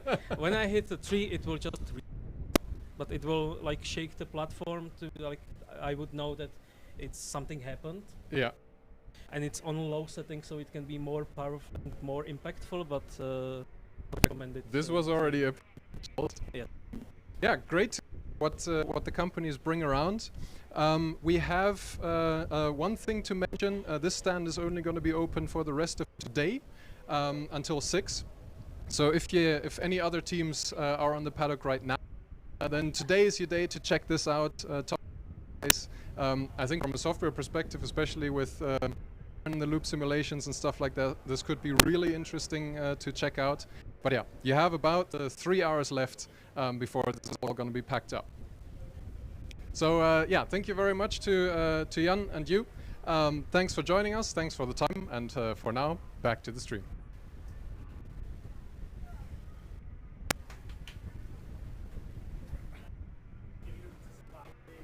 Yeah, thank you, Jonas. That was an interesting interview with the sponsors. In the meantime, we saw the first DV TRACKDRIVE E83 from Trondheim finish all 10 laps. Yeah, and you saw it in between. It was super fast. Very, very fast. I mean, the camera had struggles to keep up with the car. What was the time? Like 14.81 seconds was the fastest. That's insane. Yeah, also the average time of 15.83. Super consistent there. You saw they started a bit slower at the beginning, but then picked up the pace immediately. You saw the car even drifting at times. So this looked almost faster than a car with a driver could have been. Yeah, I totally agree. And at the same time, super reliable. They finished all 10 laps, now picking up the car. So huge congratulations. And I think they're definitely one of the top contenders for the win in the DV Cup here. It depends, Christian. I mean, they missed out on the acceleration on the SKIDPAD. Didn't finish the scrutineering quick enough. So it really depends on what times the other teams can do and whether they can finish their runs, obviously. Yeah, but I would still not have them considered completely out of the loop, to be honest, despite them having not finished some of the disciplines. But yeah, this just shows how high the potential is. And what else did we saw? I mean, we saw also car racing finishing their SKIDPAD run and too fast finishing the acceleration. Yeah, that's right. Car racing putting themselves in second position just behind Delft, 5:09. Definitely showcasing that the time from Delft is definitely the benchmark to beat for now. Car racing 5:09 there. And Munich also setting the tone in acceleration, 3.57. Yeah, and this is close to the top time we had last year, Jonas. Yeah, last year. For those that remember, 3.51 was the quickest time last year from Campus Tirol Motorsport. But overall, we had a super close field last year. In acceleration, we saw, I think, 9 teams from 3.5 to 3.6 seconds. So it's even more impressive that Munich, with that headwind, is putting themselves right in the mix of those top times. Yeah, and of course you want to win, you want to be the first one, but if the gaps are so close to each other, also the point difference that you actually get is not that big. So what does it mean for the overall competition? I think they're already in a very, very good spot here with a top time because, yeah, to be honest, we don't expect like something below 3 seconds. So I think, yeah, they are in a very good Yeah, and I guess what we have to mention as well is that you know, those disciplines, SKIDPAD and acceleration, you can't win the competition here. You can't really win the competition. You can't get that many more points than your competitors. But what you can certainly do is lose the competition here. So if you can't get your runs in or your time is just completely off the pace of the others and you lose immediately 50 to 75 points, then obviously you're out of contention. Yeah, you completely said it right. And I think Too Fast are now in a extremely good spot here directly from the beginning, setting such a fast lap time. But let's see if they can also finish the post scrutineering. Still some checks ongoing.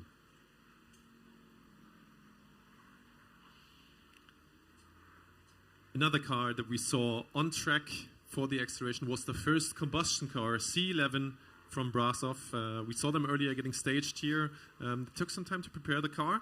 and then went for the first runs. 4.7, if I'm not mistaken there.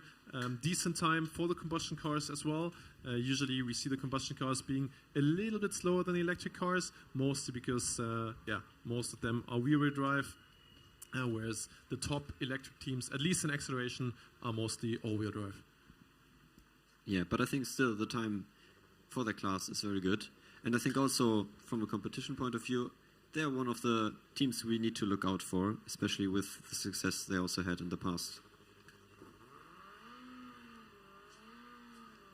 Yeah, C95 now getting ready, the next combustion car for the SKIDPAD. Seems like Brasov is staging right behind them. Yeah, and in the meantime, while we don't see anyone queuing up for the acceleration, we can answer this question. Maybe a very, difficult to answer one. Who do you think has the best time in acceleration? So, in acceleration, I mean, we mentioned it a couple times, the conditions, I would definitely bank on the teams that were also strong last year. So the top two that were here last year, we said it already, Campus Road Short and second team from Weingarten. You know, they are definitely in contention, Weingarten here as well. And then Aachen, who took the third position there, again, super close last year, is definitely going to be super close as well.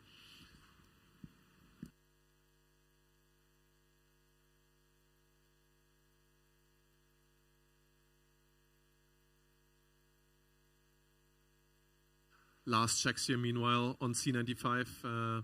We mentioned it. Pirelli's a little bit of an unusual tire choice, Christian. I mean, the most common tire used in Formula Student is the Hoosiers, closely followed by Goodyears. And Pirelli's mostly only used by Italian teams.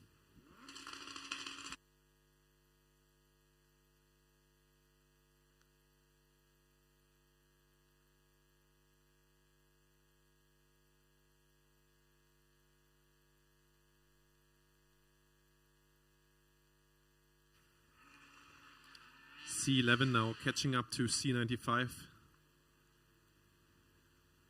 while C95 is still doing the last pre-checks here. Screenings are around the car.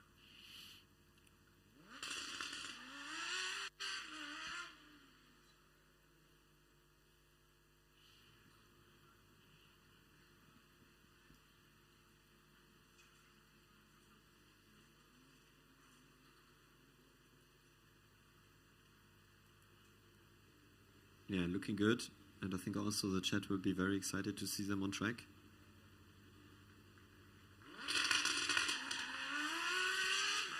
Yeah, as expected. I guess from recent experience as well, the difference between electric and combustion cars is usually not that big in SKIDPAD. We've seen really, really strong times from combustion cars as well, notably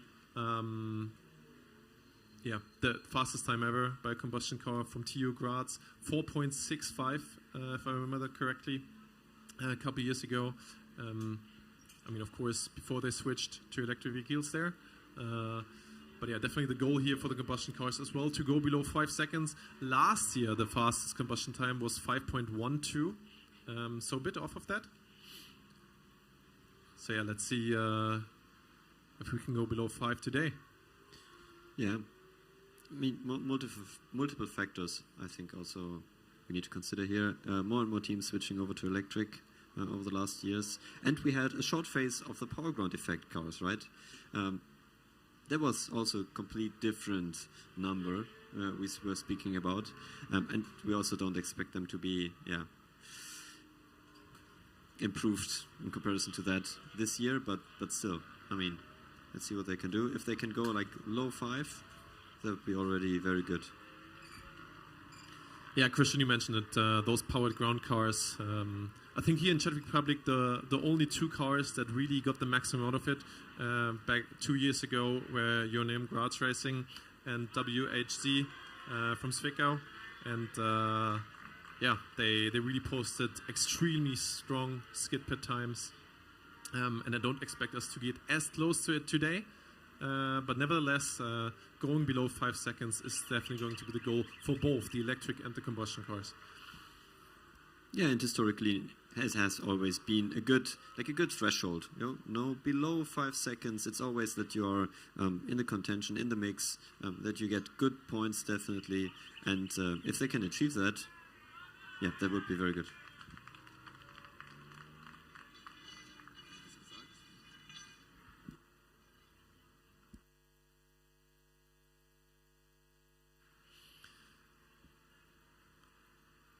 And now off they go, C95, first combustion car on the skid pad. Let's see if they can get it right. Green flag is waved. Not getting off the line yet with combustion cars. It's always a little bit trickier than getting off of it, but now they do manage. Oh, and they spin. Oh, that car looked super twitchy on throttle. It seems like the driver just wanted that little bit too much, Christian, and this is exactly what we talk about, right? You only have this one circle to get to the limit of the car, and it's super easy to overdo it as well. Yeah, it's extremely difficult to find the sweet spot here, and it looked like a little bit, yeah, let's say overcooked it in that case. So, yeah, that's unfortunately a DNF, at least in this run. Also hit a cone there, or 2 cones. So, yeah, let's see if they can just turn it around real quick and then directly go for the second one. Yeah, maybe also overestimating the grip of the track.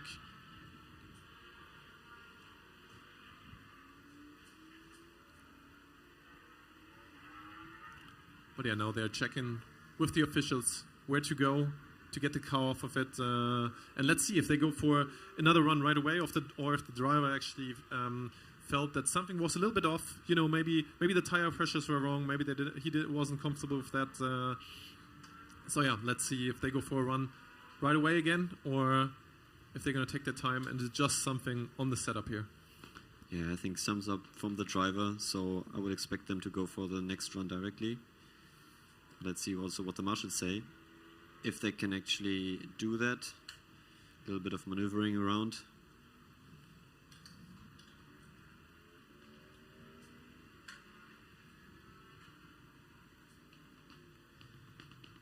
And I suspect they can directly go for the next run because I don't see anyone in the queue right now that would be eager to go right away.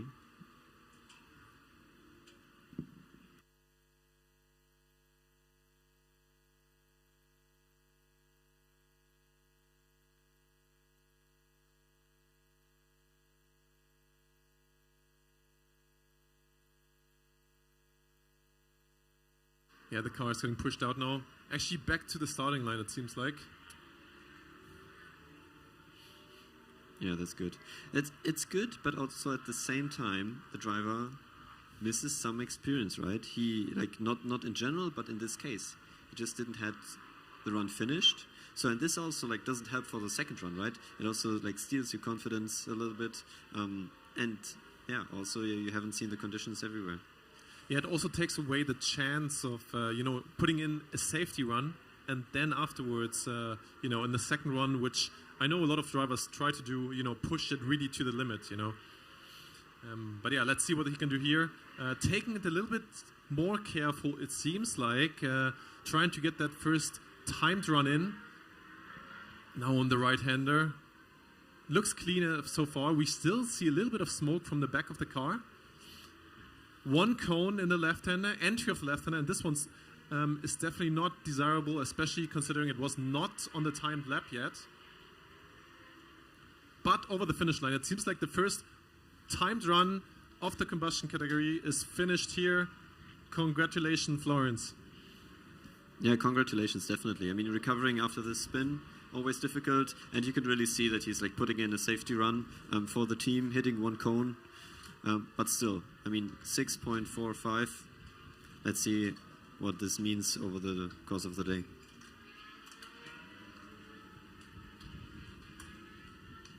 Nevertheless, they of course still have the advantage of getting all the post checkups done quickly afterwards, of still having a lot of time, and now they can decide whether they want to do the second run today or tomorrow.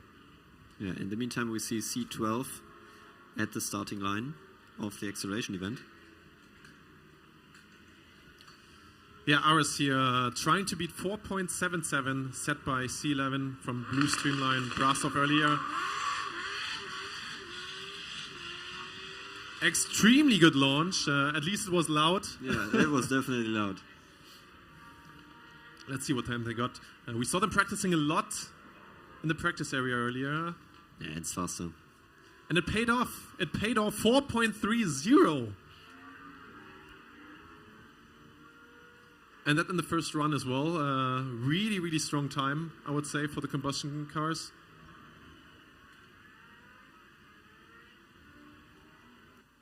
That's only 0.2 of the fastest time from last year. That was 4.12. YT Racing there. And now immediately going for the second run. Yeah, the team is cheering the driver on to get the launch even better.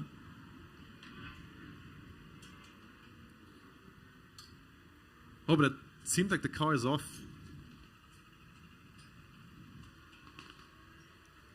Driver is trying to turn it on again.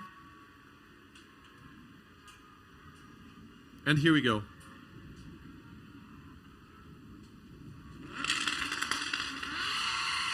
On the way. Again, a strong launch. Over the finish line. Second run finished. And it's even faster. Wow. 4.22. Congratulations, ART, for taking the lead in the combustion acceleration. Yeah, and a very strong time. Also, if you compare it under these conditions, very good. Yeah, you're saying it, Christian. The wind is still going strong. So I can imagine them hitting a better wind now and then might even go quicker than they did now.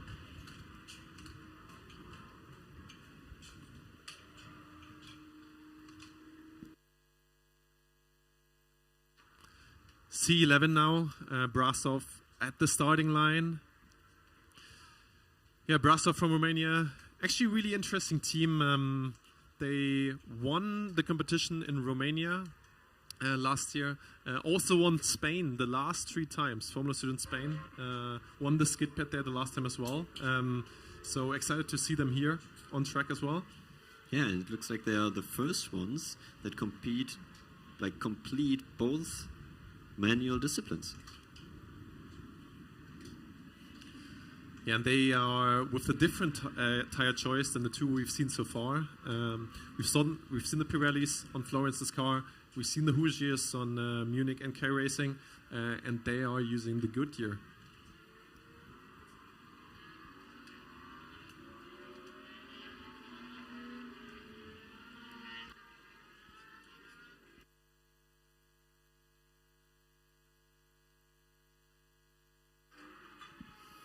Yeah, you mentioned it. Interesting tire choice. So, Jonas, we have multiple teams with different tires. Also, we've seen them in the past. So, Hoosier tires are the most common ones. But how does it look with the Goodyear? They came up a couple of years back. We also had some experience with them in the US. But how does it look in Europe? So I think most notably was definitely Rennstall Essling back with the combustion car in, I guess, 2019 and 2021, where they were using, those Goodyears. And back then, they told me at least that it was mostly the load sensitivity, that those Goodyear tires just weren't as sensitive to load changes as the Hoosiers, for example. And with them, especially with the power ground, having a car a little bit more on the heavy side, they chose the Goodyears over the Hoosiers. Yeah, that's a very interesting approach. And since then, obviously, also it has changed new compounds on the market.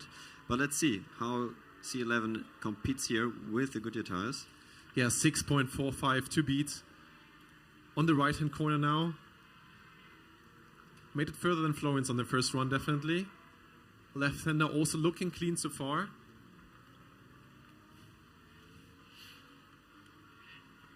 No cone inside. Over the line they go. Yeah, also very, very steady, and he misses the exit. He left the circles actually, but didn't really find the gap. And this is an interesting one actually. How the judges or the scrutineers are going to judge that one, because he didn't hit a cone while on his run, but after his run. Sometimes they add the 0.2 seconds, sometimes they don't. 6.00 here, extremely quick on the left-hander, 5.79, but compared to that, 4/10 slower in the right-hander. Yeah, I mean, hitting the cone, back to that, I think this needs to be consistent. So if the marshals decide on one strategy here, this needs to be applied to all the teams. But let's see how they can do it in the second run. Looking faster. In my opinion, it's looking faster. Oh! Wow.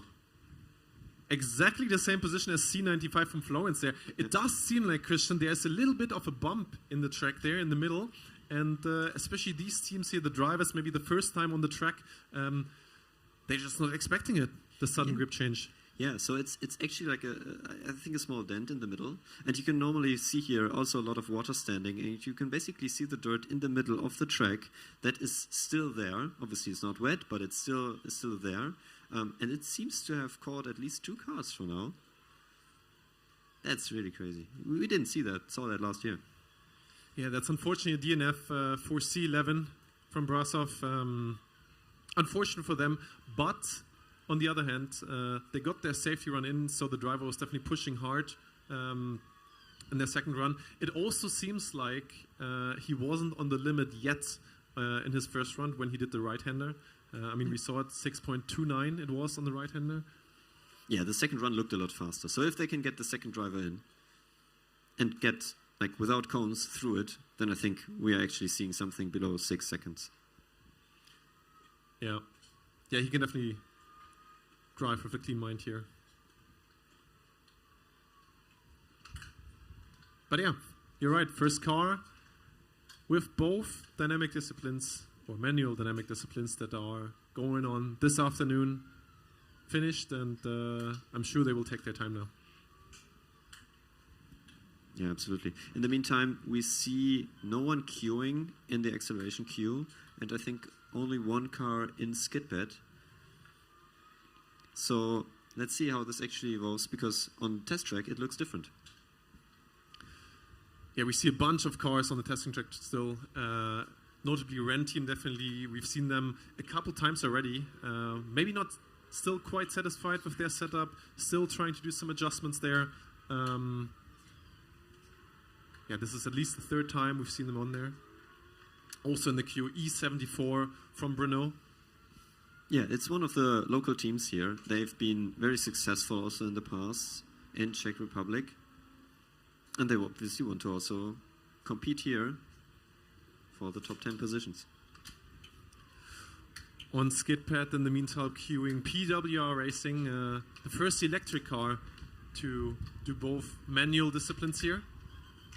You should keep in mind they still have the TRACKDRIVE open today.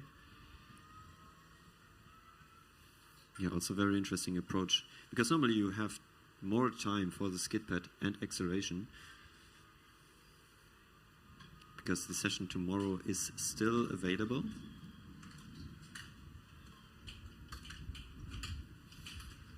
Yeah, they're weaving, saying here, twice the motor, square the problems. Here's a little bit of a hint of them going from two-wheel drive to all-wheel drive here. In-hub motors as well. And they're closely followed by E19 right behind them. Yeah, it's a team from Tallinn. We've seen them earlier in the TRACKDRIVE, actually ending up in the grass, but I think nothing happened. But of course, unfortunately, a DNF for them in the TRACKDRIVE driverless competition. But yeah, let's see how the first manual discipline works out for them.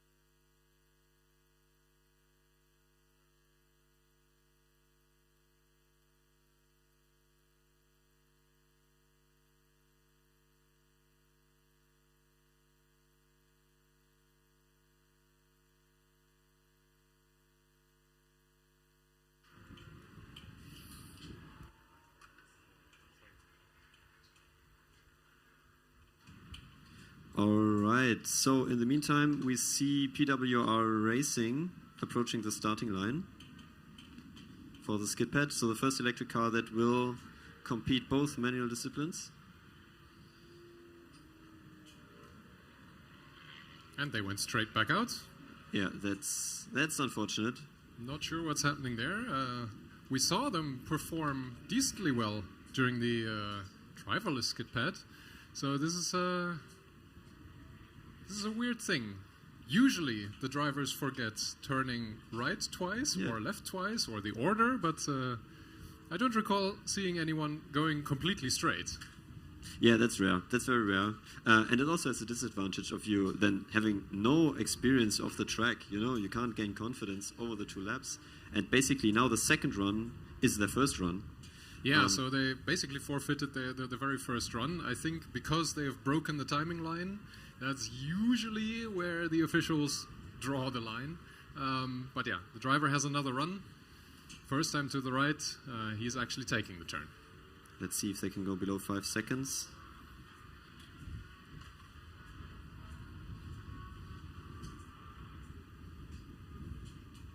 And it looks like the car is slowing down. But this was the first stabilization lap, so this shouldn't affect their time just yet. Let's hope it's not a technical issue, but looks okay.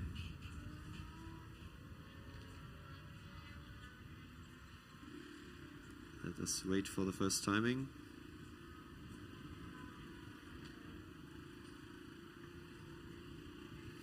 Average of 5.54, that's not too bad. No, it's not too bad. Still, we haven't seen below 5 seconds today, but still. Maybe you've noticed we switched one Jonas to for the other Jonas. Yeah, exactly, for the other Jonas. Jonas, you're running around here quite a bit now, being a reporter. So what's your impression currently from the event? Impression is it's extremely windy. Can confirm this is the first competition where I think the wind might actually play a role, especially for something like SKIDPAD. The car is going sideways to the direction that the wind is going. I'm just taking a look here at the acceleration track. C95. On the track. They also don't have DRS open. Yeah. We've seen Firenze testing on the test track earlier today. Let's see if that translated. Lots of pops and crackles out of the exhaust. Yeah, it looks a little bit like they didn't have much traction in the beginning, but then picked up fast. So yeah, 6.52 seconds in their first run. It's a time on the board. I think that's the most important thing at this moment. That's another important observation, I think. There aren't that many cars driving, which is unfortunate. I think a lot of the teams are struggling a bit from an inspection point of view. We already saw this during driverless yesterday already, and yeah, it's a trend continuing now for the manual disciplines as well.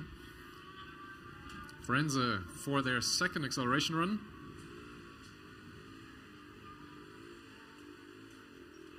Yeah, that's trouble getting off the line. He let the clutch slip quite some, and then the car was already breaking the timing beam. And again, yeah, lots of pops and bangs across the line. Yeah, that looked a little bit better in the beginning. That it also sounded that there were some shifting issues down the line. So, but yeah, the time improved, 6.2 seconds.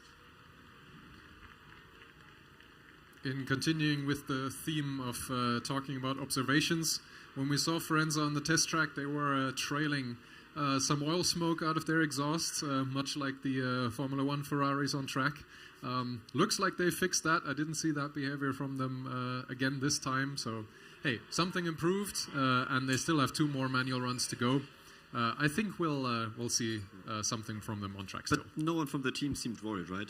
We also observed this, like the oil smoke, but no one seemed to be worried. No, not really. It was, I think, just an occurrence that the combustion cars sometimes do.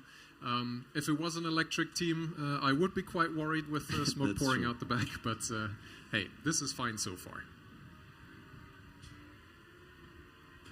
Yeah, definitely. And I think they're also one of the contenders that are actually getting through everything right now. So looking consistent, looking reliable also. In the meantime, we see Tallinn on the SKIDPAD lining up. Yeah, this was one of the teams that I was really hoping to see yesterday already at Driverless. If I recall correctly, they were struggling with their brake test a little bit. That was a common occurrence among a few other teams. I'm just going to let all the flow in here that I can. Just like we had in the driverless disciplines, some pre-inspections from the officials. I think they will get going momentarily. It looks like they had a bit of an IMD check. We already explained that, but high voltage system will turn on soon enough, and then we can continue with track action of the SKIDPAD.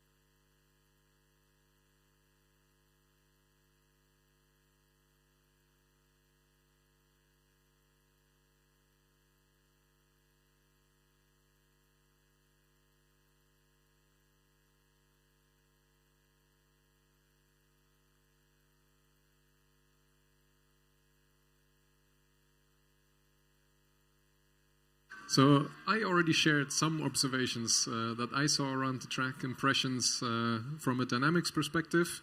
Now that we have both Jonases on stage, let one Jonas to the other interview each other. What were you seeing in your break? Yeah, I think when talking about the track, we definitely saw some dirt still. It's still, the conditions are not optimal yet, so definitely every team that is going on now is taking some risk, obviously, while maybe not in the best conditions, but they are gaining the advantage of having the freedom of choice when they can do their other runs later on, right? Yeah, indeed. Limited number of teams that can actually drive, and with acceleration and SKIDPAD being on this afternoon and tomorrow morning, there is plenty of time. On track, we've seen that the wind that is just blasting across this dynamic area isn't really taking care that well of the dust that is still in the ground. But yeah, I think if I was a team member, I would still want to put down a run as early as possible. Just get the points in the bag and move on. There are, of course, still statics going on in parallel. There is engineering design happening as we speak. Tonight, the engineering design finals are going to happen. That's still going to require a lot of effort from, I think, 6 teams that are going to come through.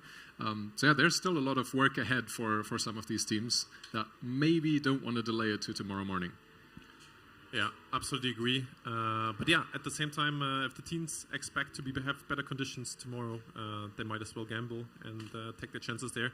But I guess speaking from experience here, the fastest times in SKIDPAD we saw in the afternoon session. We didn't see them in the morning. We saw them in the afternoon session when the temperatures were higher, when the sun was shining, which isn't the case right now. But it's also not necessarily the case tomorrow, considering that there might be exactly. Rain. It does get pretty cold here overnight. You wouldn't expect that in such a summer day, but Tallinn is making use of the maybe slightly higher track temperatures already. Yeah, the car looking planted in the right-hander. The driver definitely not for the first time in the car. Super close to the cones here. Over the line, no cone that I spotted at least. First run in, also taking the correct exit here. Might actually be the first team that did it correctly. 4.82, immediately ahead of the standings in their first run here. E19 from Tallinn. Yeah, beating the Delft time by 0.2.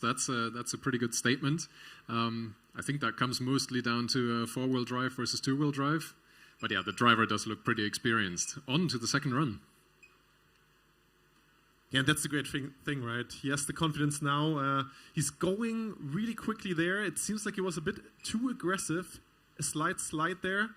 Let's see if he can actually improve the time.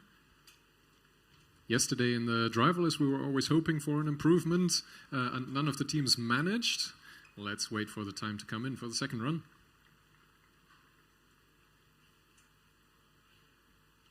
And they do improve. 4.76 seconds. Also super consistent in the left and the right-hander. 4.77 onto the left, 4.75 to the right. So the car is set up really, really nicely and really strong showing there. Definitely putting a decent gap between them and the teams from Karlsruhe and Delft there. Yeah, while Tallinn is getting checked over in the post-scrutineering, I'm casting my eyes wide here through the dynamic area. I see a green car with an E29 from the Uni Stuttgart rocking up potentially for their first acceleration run in a minute. And as I say that, they're pulling back, so great. I also spot the E40 from the Eindhoven car, the E33 from the Zurich car. Of course, we have the test track going on in parallel, but maybe, just maybe, we'll see some of these cars either at the acceleration or on the skid pad soon. Yeah, Tallinn, I mean, we saw them, of course, doing the DV track drive earlier today. Seems like nothing was damaged there, luckily, gladly for them. And yeah, just getting through post-inspection here. I mean, they're used to this. They did that, or they were prepared for it already for the driverless disciplines. Hopefully it doesn't take them too long. Yeah, as you speak about damage, I see the scrutineers tentatively pushing on their front wing. That is one of those things that I would expect to be relayed forward throughout the sessions from scrutineer to scrutineer. There is a bit of a list of, hey, this team has had this kind of off or this kind of damage before. They will check out specific things on specific cars sometimes, just to make sure that the teams took the proper care to actually repair the cars when they return.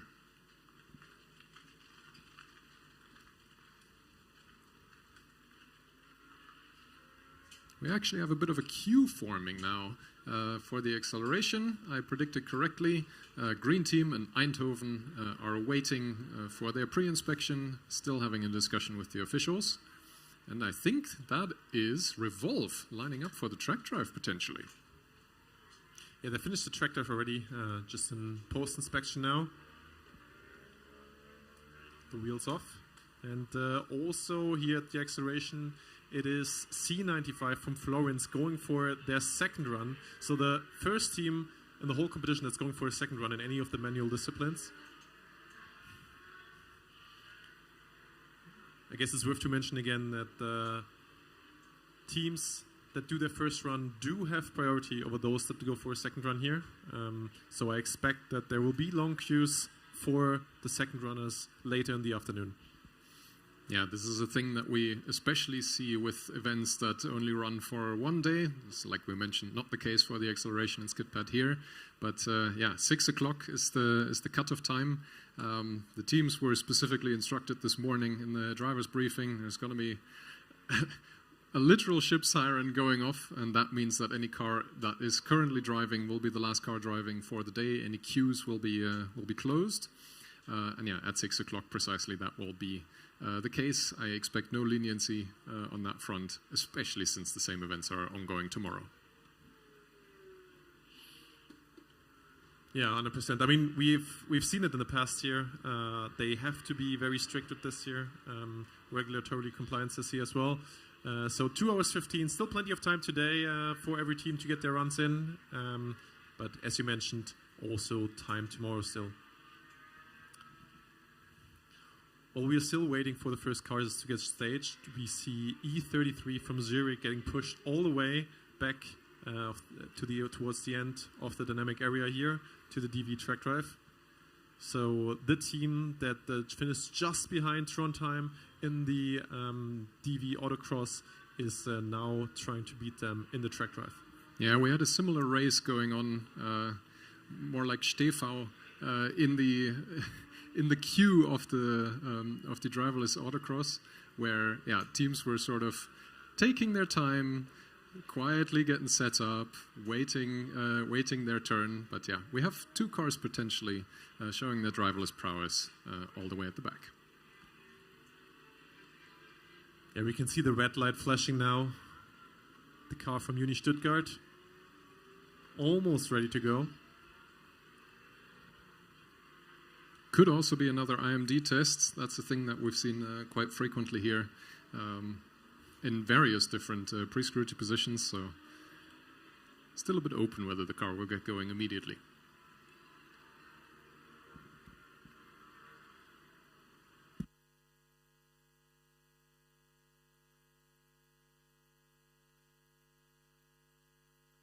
Maybe honest for those that are more used to combustion cars or new to Formula student, maybe take us through the process of the IMD test here. What is exactly getting checked? Yeah, I'm not a Sparky by trade, but I'll try. We talked about this yesterday a little bit already, but I'll gladly repeat myself. The electric cars have an IMD, an insulation monitoring device built in. That is one of the many safety systems that the electric cars have over the combustion cars. It basically measures whether the high voltage lines that actually drive the motors in the wheels are properly insulated, so getting the minimum chance possible that anybody will be electrocuted. There is a certain way to test this. You hook up a little box with some wires up to the test points of the car, and after a certain time it's meant to shut down. And yeah, that is getting tested quite frequently. It's an important measure to have working in the car at all times. And that's one of the very few components that the teams usually don't design themselves. It is a whole of a lot easier to rely on the huge range of safety devices that you can just buy off the shelf, integrated into the car. It will be reliable and always work. But still worth testing the connection from that device to the rest of the car. That's, of course, the team's responsibility.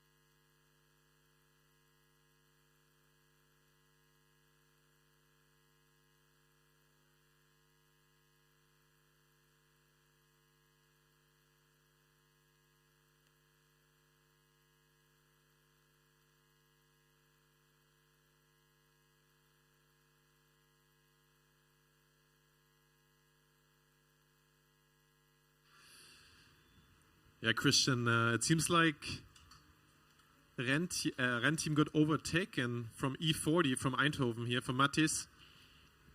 Getting staged now, all checks done. Time to beat, still 3.57 from TU Munich. Yeah, let's see what E40 can do, Eindhoven, on the starting line. Good launch. That looked very fast. Also their first run of the day. I didn't see any wheel spin at all. Yeah. 3.98, second place so far. 4/10 off of Munich right now. Let's see if they can get closer in the second run.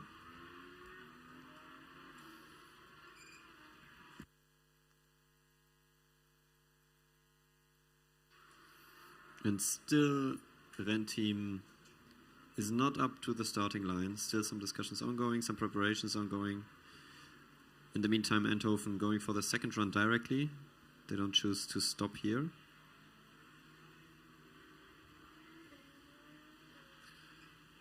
Also, we got car C11 back on track. They're currently leading the SKIDPAD with 6 seconds for the combustion vehicles. Interesting aerodynamic on that car. But we've said it, they are usually super consistent. Yeah, they had some issues in the first run. 6.01. And I will also give you 1/100th of a second slower than their best time so far. And we also have the next run from Eindhoven completed. 3.82 seconds in the second attempt. So, yeah, they basically shaved 1 to 2 tenths off. Yeah, Brasov now in their last SKIDPAD run. 4th attempt, 2nd attempt for the second driver. Over the line. 6.00 the time to beat. Let's see if they can go below 6 seconds. This was basically the run that was missing in the first attempt they had.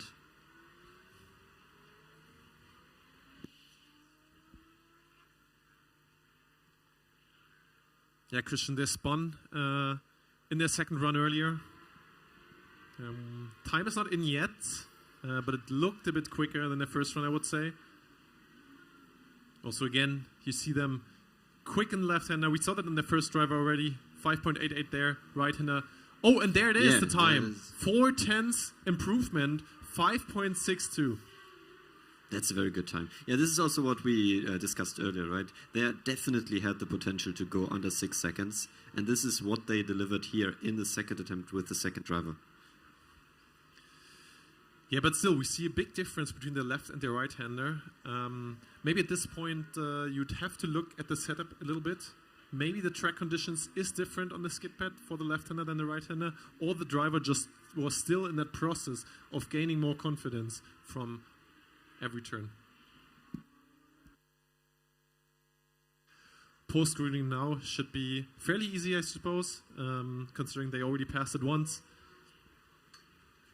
Taking the lead here in the SKIDPAD. Yeah, you're saying it. It should be easy, but we've also seen in the past that this can be difficult. Different driver weight. The ground clearance get weight measured with the driver in the car. So yeah.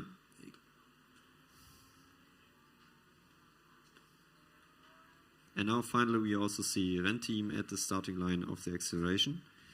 Spent some time preparing. Also, rear wing is open.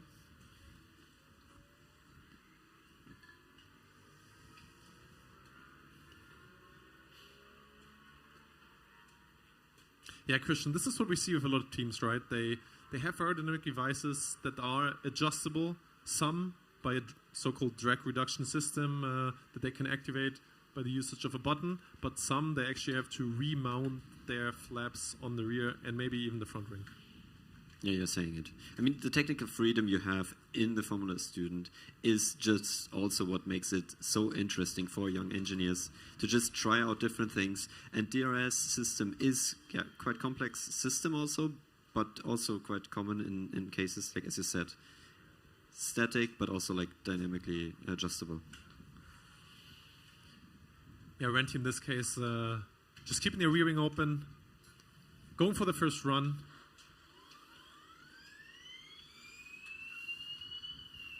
Ooh. Some movement after the, in the deceleration phase of the acceleration. Yeah, it seemed that the car was a bit nervous under braking here. Yeah. Luckily not that relevant for the acceleration, as the name says. Yeah, and this is a quite common issue also, like the car getting nervous. I mean, I'm speaking out of experience here. Also, we had like in 2016 with like wet conditions. That you just, like the rear axle is blocking and then you're just off into the grass. It can happen, and we've seen it here also. Yeah, in their first run, 3.79 seconds, trying to build on that for the second one. Car looking less nervous on their braking here. Let's see if they can close the gap to Munich. 3.73 seconds. Congratulations there, Rennteam Uni Stuttgart, to their first finish runs. Second place so far, ahead of Eindhoven and behind Munich. Yeah, I mean, it's definitely a good time, specifically for the first run they had today, like in any discipline. But this also, to be honest, like puts too fast time in perspective. I mean, directly going out with a 3.57 seconds. I'm actually curious if we see that being beaten today. Yeah, I mean, we said it as well, right? That the wind gusts that come here every now and then, that they maybe had an influence at that time as well. That they maybe just got a lucky time or lucky timing. Obviously not lucky time since they are capable of doing it. It's tough for the other teams that might be capable of doing the same times to be in the right position as well. Yeah, it's interesting to see how this, the weather basically can influence the outcome of this event. I mean, we said it earlier, it can decide the position, but from a points perspective, I think, it's not the biggest issue we have. Yeah, question in the chat, how many track drive attempts, manual skip events, and manual axle attempts each team gets. For the manual disciplines, it is 4 each. And for the track drive, it is 1 each. So there it really counts. For the other ones, especially here, C95, we've seen them spinning earlier, costing them 1 run at least. Let's see if the second driver here in their third and fourth run can finish both of them. Yeah, one side note to that. It's not 4 runs per driver. So one driver only has 2 runs maximum in this case. So the most common strategy is having 2 drivers, 2 runs each directly after one another. This is, to be honest, the most common strategy we see.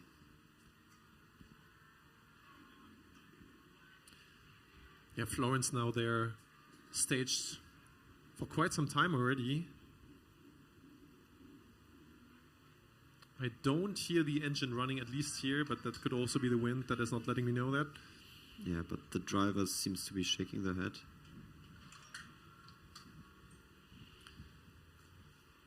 It almost seems like he's trying to turn on the car. Team members now come in, checking with him. But the support in the chat seems to be unbroken for Florence. But this is a great thing as well, right? About doing that run early, that first run early, setting a time. I mean, they got a 6.45, not the quickest yet, but definitely something that they can build on. And now, considering that they have seem to have technical problems right now, they still have enough time to do a run later in the day or even tomorrow morning.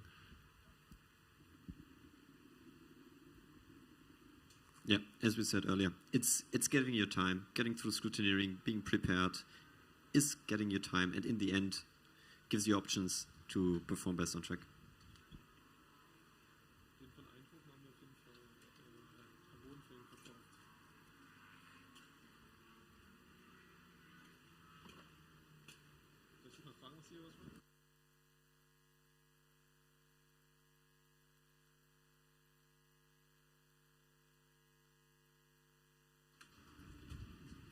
So, meanwhile, we don't really see much action on the track. We see right in front of the stage, TU Eindhoven wrapping their tires in plastic foil, Jonas. What's the experience you have with that? So, what they do with that is covering it. I mean, some teams, they got actual wheel covers. I guess the foil is sort of the, let's say, non-ecological version of that. Yeah. Yeah, we just got the notification they have wheel covers, but at home. Don't know what's there. Maybe we can get an interview later. Yeah, maybe more wheels to cover at home as well. But yeah, I mean, for the foil itself, it's not that warm today, but we've also seen and had an experience as well that when it's super hot and the tires are super sticky, that the foil actually burns almost into the upper layer of the rubber, and it's sometimes super tough to get off. So also the choice of foil that you buy here from the store is important. Yeah, absolutely. I mean, speaking out of experience, doing that with US plastic hasn't been the greatest choice we've ever made. That's but true. yeah, we see Florence on track. Yeah, C95 now got the car running. I saw a cone already on the right-hander. Left-hander looking clean so far. For now, of course, the driver getting confidence in the car is his first run on the track as well for Dylan here. Yeah, but that looked good. Yeah, it seemed like he immediately got confidence in the car. Maybe a bit too much looking at that cone. So that's 0.2 extra seconds additional to his final time. But of course now, for the second run here, getting the launch this time. So the car is running. Let's see.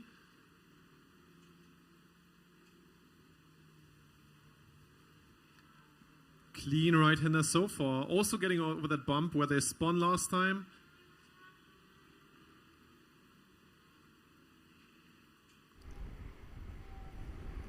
No cone inside. Over the line they go. Yeah, finishing their fourth run. That C95 from Florence.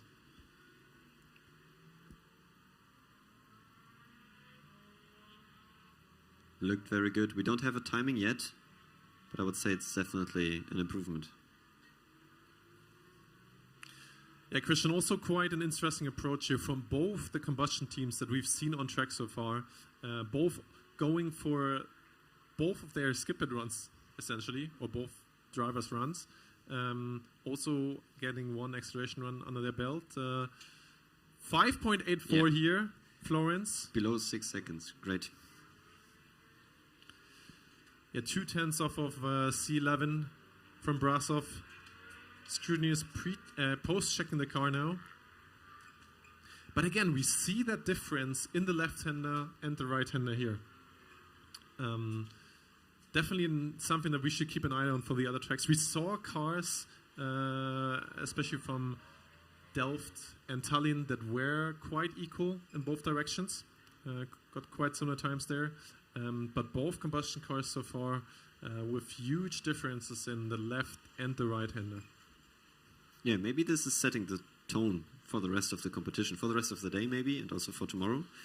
We see basically these teams being the first that completes the runs with all the drivers. One thing to keep in mind as well is that both of those teams spun on the right-hander before, so maybe they just took it a little bit more careful with their second drivers as well.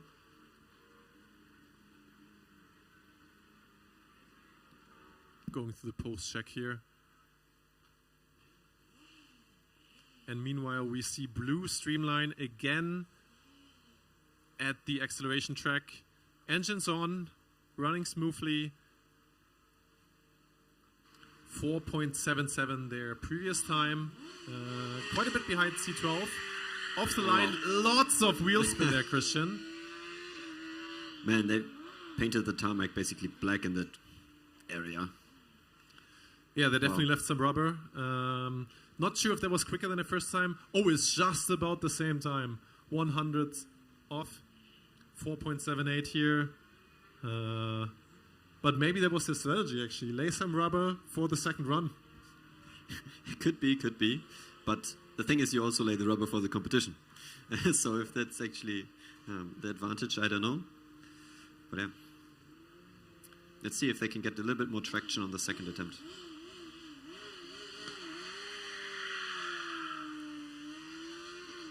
Slightly less wheel spin. High speed at the end, definitely. Yeah, and only 2 gear shifts on the whole acceleration run. Yeah. It's an improvement, 4.69 seconds. That's the best time for them. Congrats. Yeah, finishing all the runs they could do today then, and that means, yeah, they're done for the day. They can prepare for either static events that they might have if they are in the engineering design finals. I'm not sure about that. or I guess prepare the car for the autocross tomorrow? Yeah, as we said earlier, time is an advantage. Having time, preparation time is an advantage. But you also don't want to do too much. You don't want to change too much for the autocross. Everything that you change is also potential, room for failure. But yeah, I think they're in a very good position. I mean, being the first one, or not the first, but the second one that finishes everything that they can on the day is always a good sign. It just shows you're prepared. It just shows that the car is reliable, working as it should. And yeah, it's a good start, I would definitely say. Yeah, Christian. Maybe we should talk a little bit about the differences between combustion and electric cars on the acceleration event itself. For EVs, we see pretty quick times. The mid 3 seconds, 3.5 seconds is what Munich did here. The combustion cars are a bit slower. Why do you think that usually is?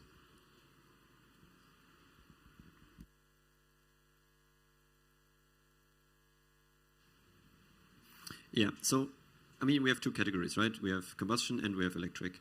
And I will not say that only electric cars are all-wheel drive. We also see here the difference. But most of the fast electric times are all-wheel driven electric cars, at least of the fastest times. So what does it mean? It's basically not only that the rear wheels are getting traction to the ground and pulling the car to the front. It's also the front wheels that are not as loaded as the rear wheels, yes, but still it's basically more force that you can actually translate through the grip onto the tarmac and then pulling the car forward.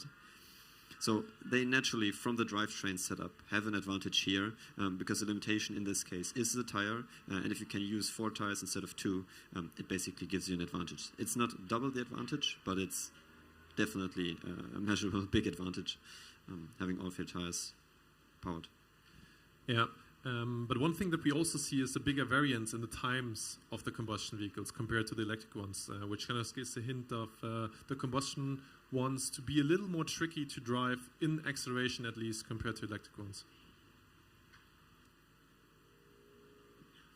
Yeah, so I would definitely say that's the case. Driven an electric car and combustion car myself, I can definitely say that a combustion car, especially with the clutch, is always like a very, very big human factor in it. So you always need to have the feeling to not stall the car in the beginning, and at the same time giving it enough, not too much wheel spin to actually get off the line. So it's more manual in comparison to an electric car. And yeah, also the traction control. It's a little bit slower in reaction time because you're always limited by basically the 4-stroke engine. So every only 4-stroke you can have an ignition. So only then you can basically adjust the power output. Yeah, and it's not only that, it's also the right timing of shifting. You mentioned it earlier, we only heard 2 shifts here from Brasov. It also depends on the gear train that you use, right? So yeah, big differences here for each combustion teams, whereas obviously the electric cars are only in 1 gear.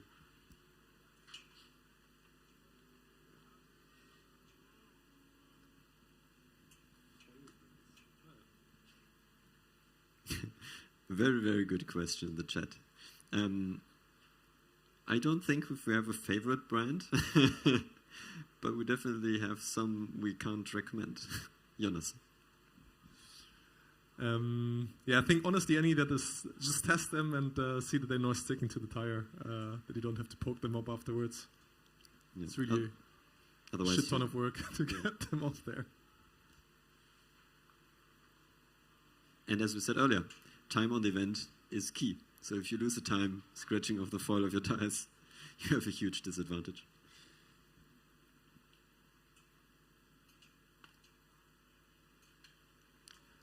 Now the first home team is at the starting line, E74 from Brno. Now also building electric cars since 2021 here, notably finishing their first event with their electric car on the 2021 competition, where they were still also building combustion vehicles, and now they put their focus solely on electric and driverless vehicles. Yeah, they put in some of the most impressive reliability streaks I've ever seen in Formula Student.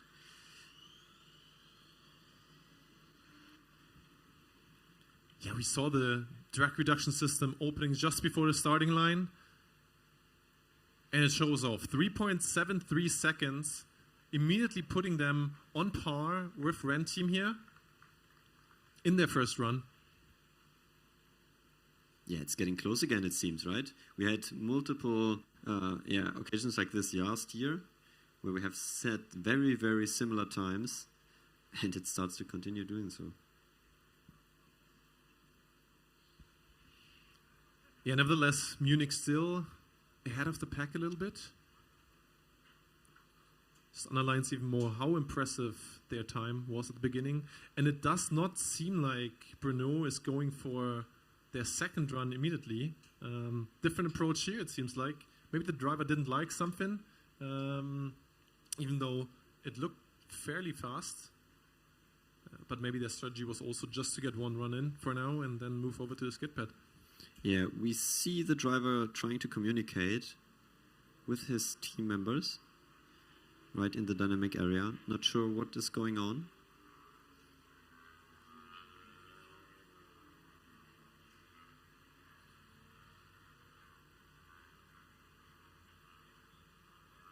And now the team is on the way to the car.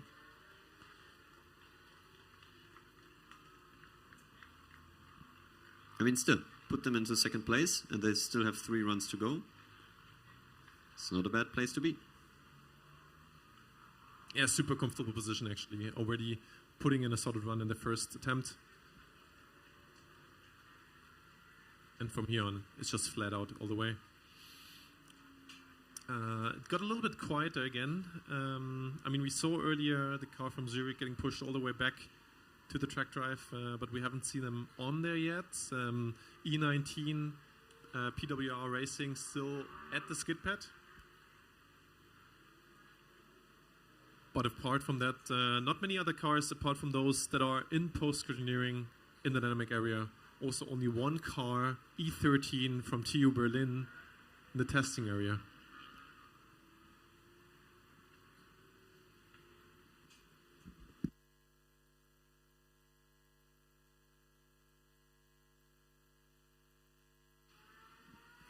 Yeah, you speak about it. It's very quiet right now.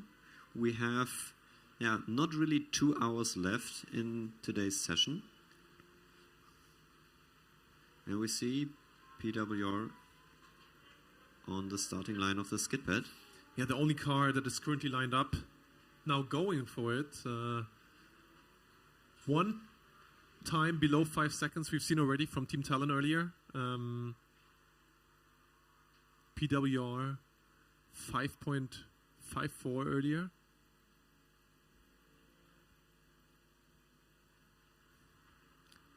Looking quick so far. Decent right hander, a little bit of a correction there.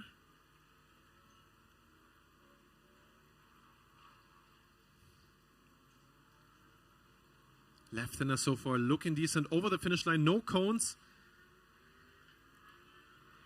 Also not at the exit.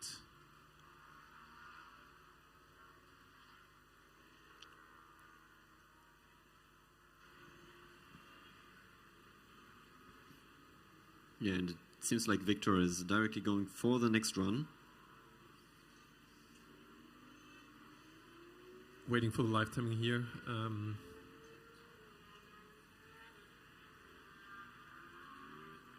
But it looked convincing, definitely something to build on. It also looked like he struggled a bit to find the limit with that little bit of correction on the right-hander. But yeah, obviously now being able to judge the conditions better. Off he goes. Very close to the cones on the inside. Yeah, and that's the sweet spot, or that sweet line where you want to be, right? Just as close to the cones as you can comfortably be without actually touching them in the end. Yeah, this is looking good. This is looking much faster than Very the first run. consistent, over the line. Went on the throttle at the very end. Looked like it might have been a tad too early. See, went pretty wide at the exit of the left-hander. But nevertheless, clean run there. And therefore, finish SKIDPAD runs for PWR Racing.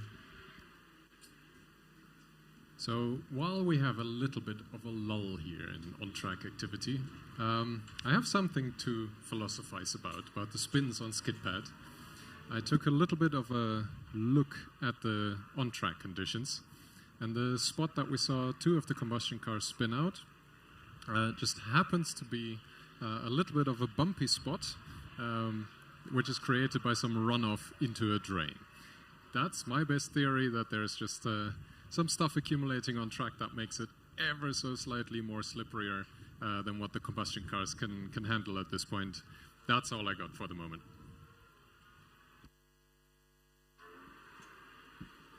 Yeah, thank you very much for the insights. I mean, as we suspected a little bit, right?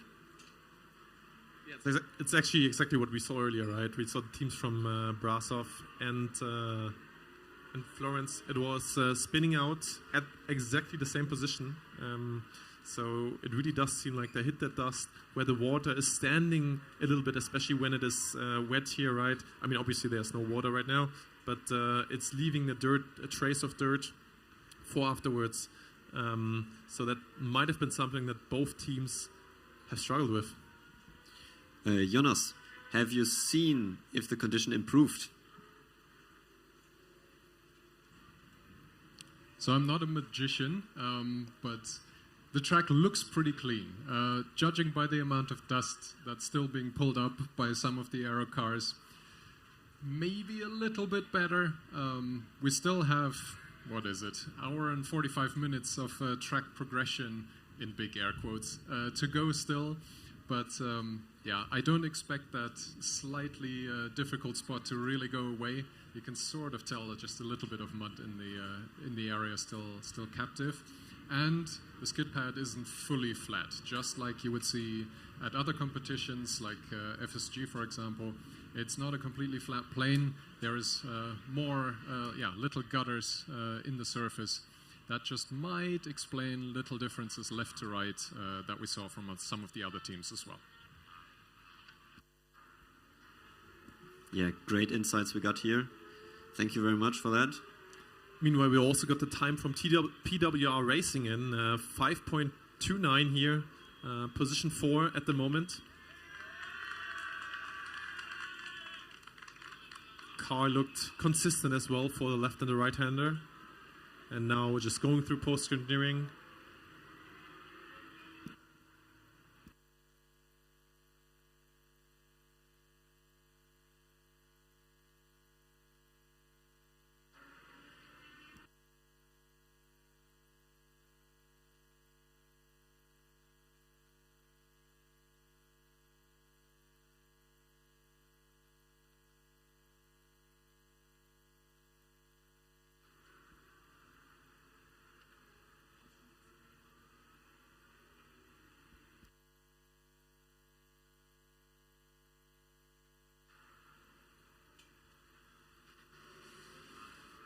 So, in the meantime, we see our current leader in the acceleration event with 3.57 seconds, too fast from Munich, approaching the track drive.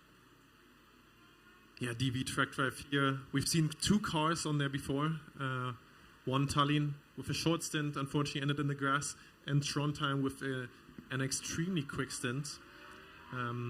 Munich, they are on provisional first position for acceleration in the DV and the manual acceleration. So it will be super interesting to see how they perform in the track drive now, since they are definitely in the mix to take home the trophy for the Driverless Cup here.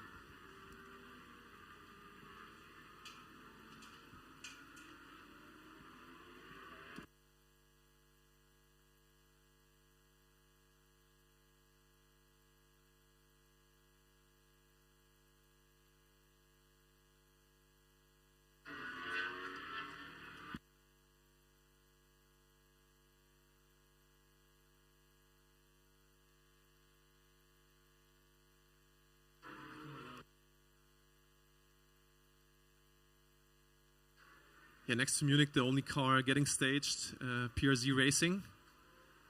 Team is already waiting at the acceleration run.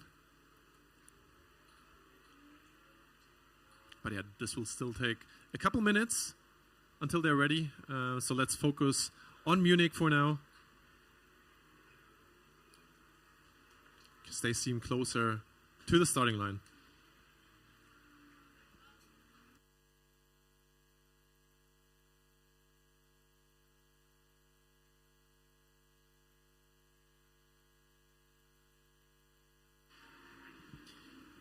Yeah, I think maybe we can speak a little bit about PRZ Racing. This time with the number 8. Last year with number 7, if I remember correctly. Jonas? Yeah, you do remember correctly, Christian. They had that special livery, that James Bond livery for their 7th car, I guess. And now with the 8th competitor here pushing to the acceleration run. You still see a little bit of a leftovers from the stickers that are on the tires when they are freshly getting delivered to the teams. That's what you usually try to avoid. Usually try to get rid of them either by hand or by driving them off and, on the test track. We usually use that as an indicator of when the tires are well, tested enough or warmed up enough before pushing to the dynamic disciplines. Yeah, also there are different approaches. Some teams actually think it's bad luck to remove the stickers. This is one of the things that happened in Formula Student. But yeah, as you said, it's still a little bit visible. But I really like the approach of like the car numbers going up with the number of cars you build. Easy to remember, at least. Yeah, definitely. Meanwhile, all the team members left the stage car from Munich.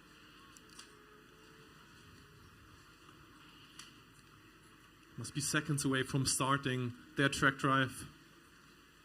2 minutes 38 is what the only finisher so far from Trondheim put on the track so far.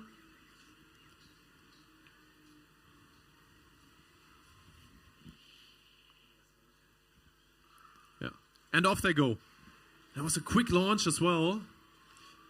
In general, very quick turnaround time to getting there and then getting the car to the line and starting.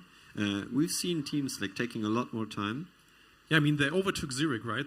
We saw them pushing over there quite some time ago.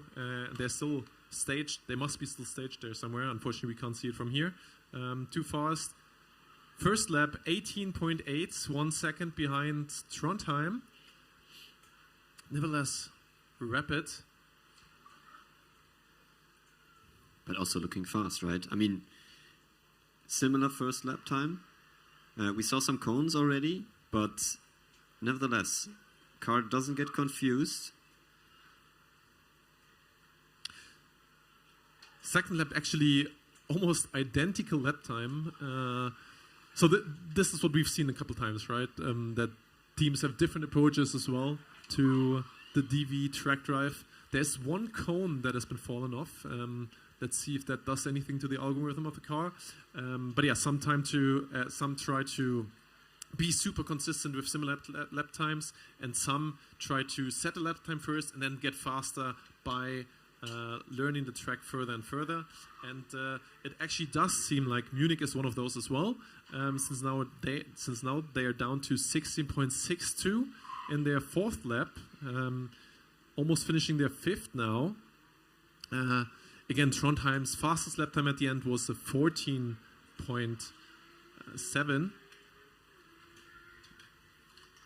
Now the last lap getting a little bit slower. And we should keep in mind that finishing here with a quick time. Oh, yeah, they are slowing down a little bit. You're right, Christian. But I really also like on the track that they have like a change in width. You can really see it on the drone shot, that it's not constant track width that you have. Yeah, it's right here, right? That left-hander and then just into the right-hander. A lot of space at the exit there. Obviously tough to implement in your algorithm as well, to be prepared for changing track widths. Yeah, and you also need to make a decision, right, where you want to go, where the car wants to go. Does keep to the inside, or is there maybe a different racing line that is even a little bit faster? But yeah, looking very, very confident in what the car is doing. Yeah, 9 laps finished now. Just one more to go.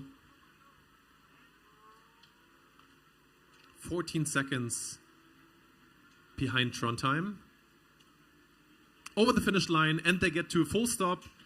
That looks like a completed run for TU Fast from TU Munich. 2 minutes, 52 seconds.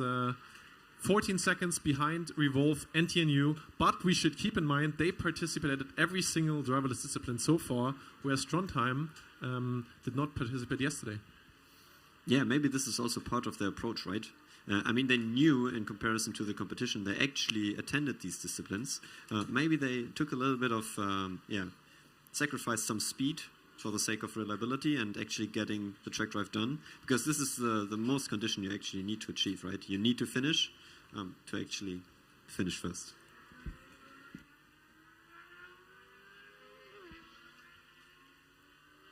Yeah, the team definitely visibly happy. Saw a couple high fives there.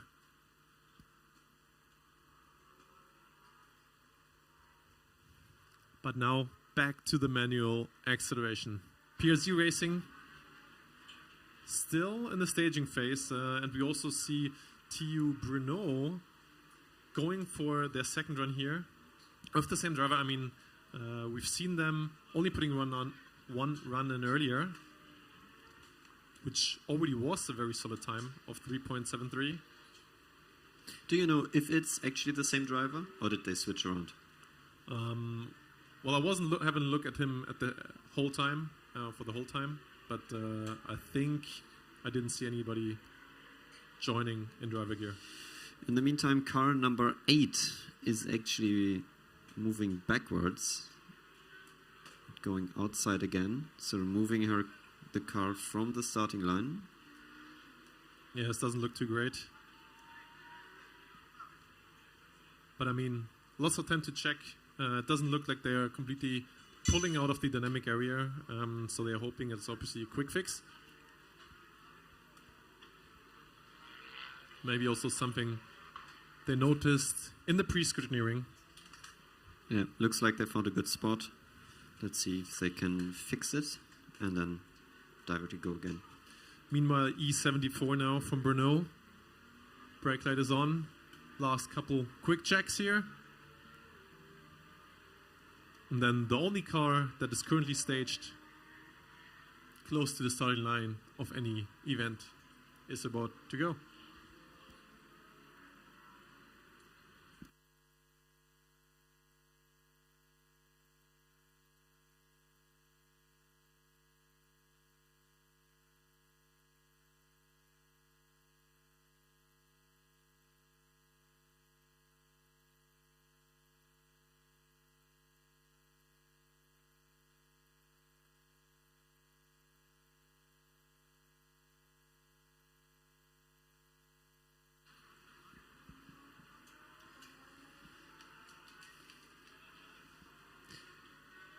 So with Brno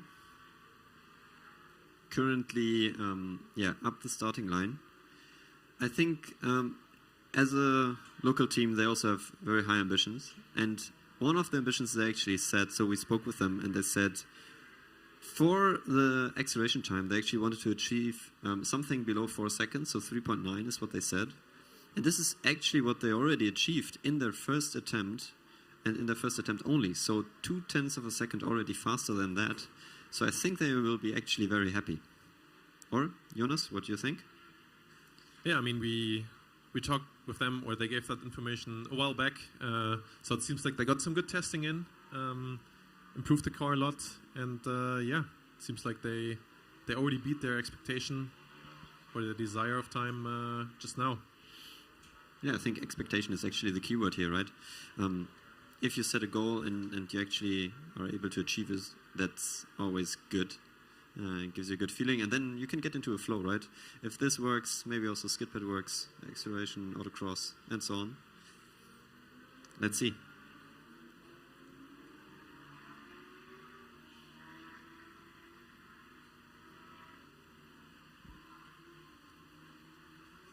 Also some cheers for Fast Start, the Darmstadt team, in the chat.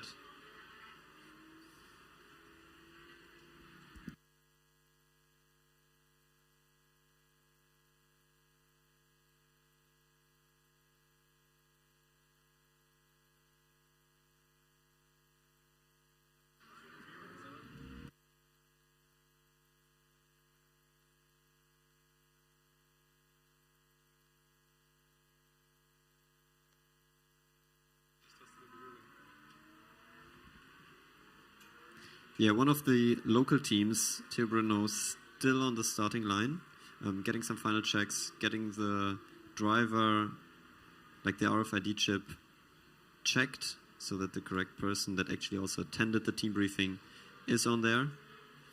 And when you can see from the back, I mean, we can see it here directly. It's a very interesting rear wing design.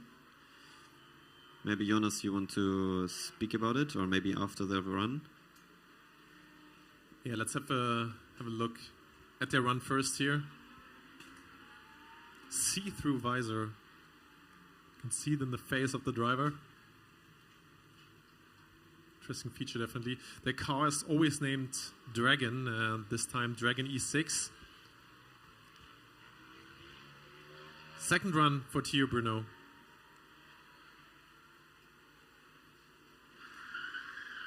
Good launch. Yeah, I heard some wheel spin up here. Might be a bit more than the first run. Yeah, Again, maybe this is also... Yeah, it's faster. Wow. Wow. Yeah, I think they also got really good timing here. The sun is out now. Track obviously getting hotter. There was no wind momentarily. And they definitely made use of that. 3.62 seconds. Getting close to too fast here and improving their time another 10th. Impressive. Yeah, we definitely need to find out what they did in this break to actually achieve that. Maybe it was already that the driver, they have so much experience, so many test kilometers, that they actually felt something wrong or that could be improved. And they did it and adjusted it and actually shaving 1/10 off in acceleration. That's very impressive. Yeah, congratulations there, guys. Well done.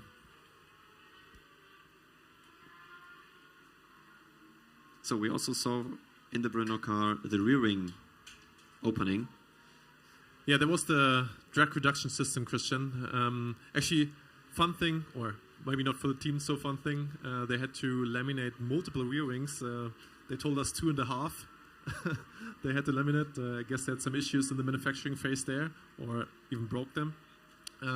But yeah, luckily here, they were able to get the full rear wing here with their drag reduction system. We mentioned it earlier, a mechanical lever that opens flaps on the rear wing that can usually be activated from inside of the car. Yeah, and on this run we also saw that it was not open in the beginning. It just opened like shortly after the car was actually moving. Maybe also to get some more traction in the early stages, in like the first 1-2 meters. And then opening it to reduce drag for the rest of the 70, then maybe 73 meters. This is really the fine-tuning that you need to do as well with a field this close and this competitive here at FSCZ. I think we mentioned at the beginning we got 9 of the 10 in the world ranking list best ranked teams here. So the competition is extremely tough. I'm not actually sure that we've seen something like this before in the past at any competition. And as we mentioned as well, here in acceleration and SKIDPAD, you need to get good times or at least be close to the top times to stay in contention for the events tomorrow and on Friday. Yeah, I mean, speaking of the competition, this is definitely the event to be this year, I would say. Looking at who is here, and also it starts to show on the timing table, right? I mean, 500s between the first two, and we haven't seen everyone yet competing. So we have a lot of more teams to come that are actually, it seems like a little bit gambling also from a timing perspective. Let's see what we can actually see. Yeah, Christian, I mean, we've seen only 5 cars so far, but yeah, again, the sun is coming out now. The track will heat up, so maybe everybody else just gambled on that. We see 21 degrees, but yeah, the sun is definitely going to heat up the track a lot. Yeah, and this will make a huge difference. If it stays like this, then I think we have the best conditions right in the end. 1.5 hours left.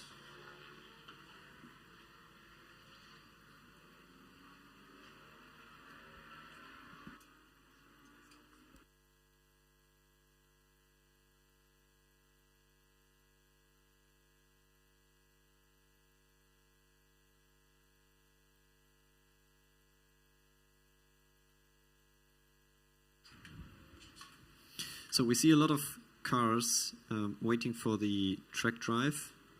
Everyone queued up in the preparation area. We don't see anyone queuing here in the acceleration or a SKIDPAD event in the manual one.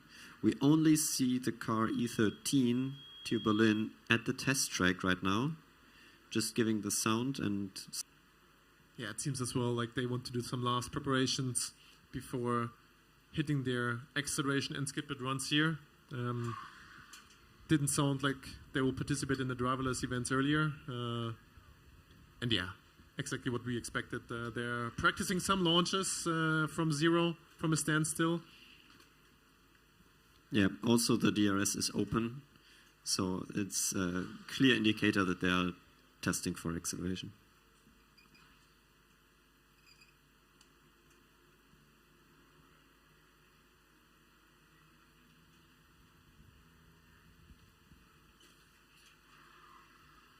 Yeah, at the track drive, 3 cars that still need to go.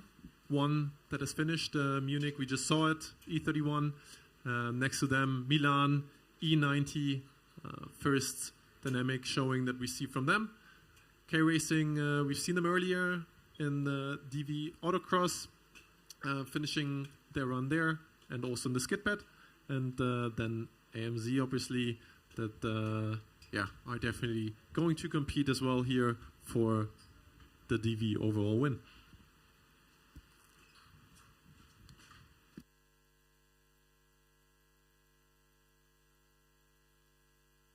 Yeah, this will be actually very interesting to see. I mean, we saw the rate of cars finishing track drive, currently 2/3, 2 out of 3 finished the track drive, which is a very good percentage currently.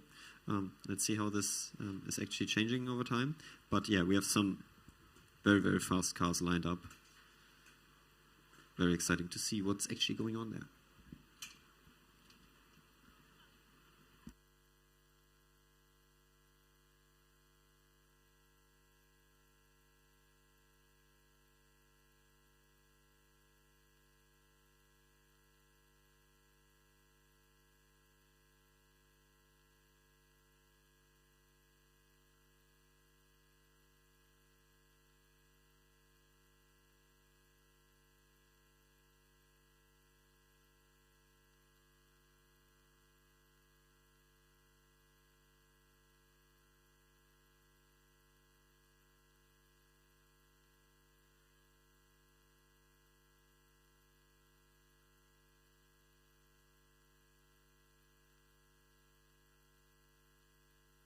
Maybe we can speak about the rear wing slogan on, too fast car. What do you think of it? I mean, they're claiming that Bayern is the nicest country, I suppose, which is something debatable at least. In Germany, I think, it will be debatable. Yeah, 100%. But yeah, obviously, from their perspective, understandable. Yeah, speaking of rear wing hashtags, I would call it. I think that one that stuck still in my head is Aachen last year with radio check. I just start laughing every time. Yeah, that was last year. They don't have it this year. I think we will see them later on track, so we can discuss it later on. Why they changed to that. But yeah, radio check last year. Any other ones that stick to your mind that we've seen so far? I think also Aachen delivered this year again, but stay tuned for that. We'll see it later.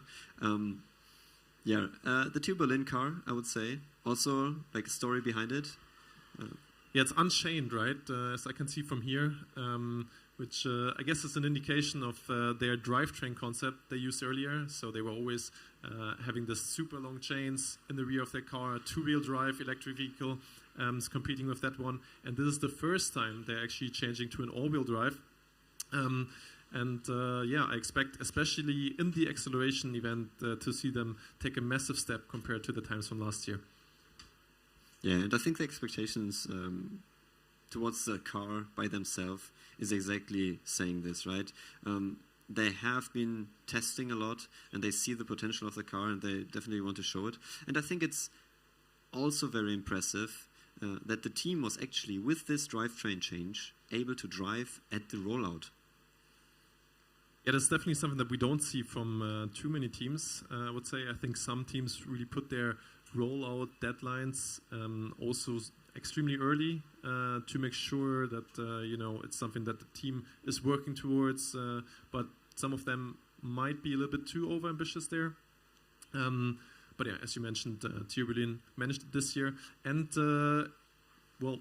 as I mentioned, the acceleration time in Switzerland, they did a 3.57. So let's see if they can match it here.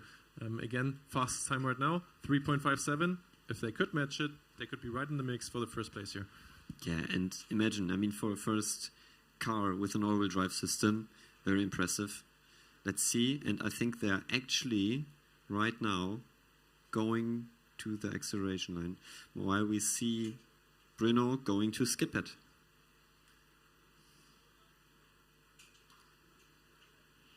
Yeah, the only two cars really here at the manual disciplines right now.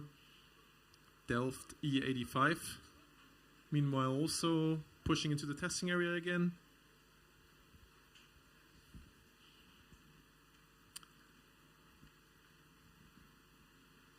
Yeah, and it looks like we're correct. TU Berlin is moving to the starting line of the acceleration event.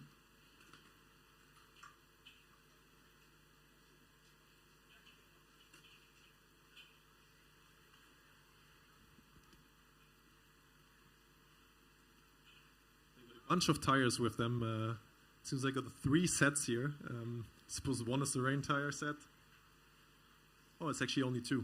It's only 2. They got the rain tires, so in case I guess it starts to rain. Yeah. Randomly here. Yeah, very, very pessimistic approach on this one.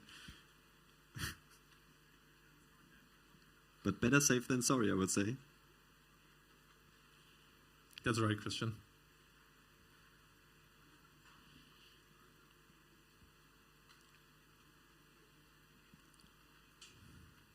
Now we got the picture of them as well.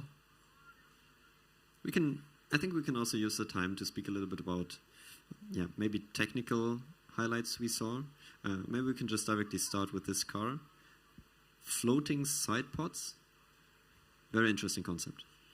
Yeah, something we don't really see like that. We see various versions of side pods. I would actually say that those are probably the aerodynamic devices that differ the most. I mean, we see all teams with like converging towards similar geometries for rear wings and for the front wings as well. But for the side pods, we see very, very different approaches across all teams. Yeah, I mean, we see different approaches if we see any side pods at all. Just Bruno in the frame. You can see like no side pods, no cooling integrated into the sides. Completely different.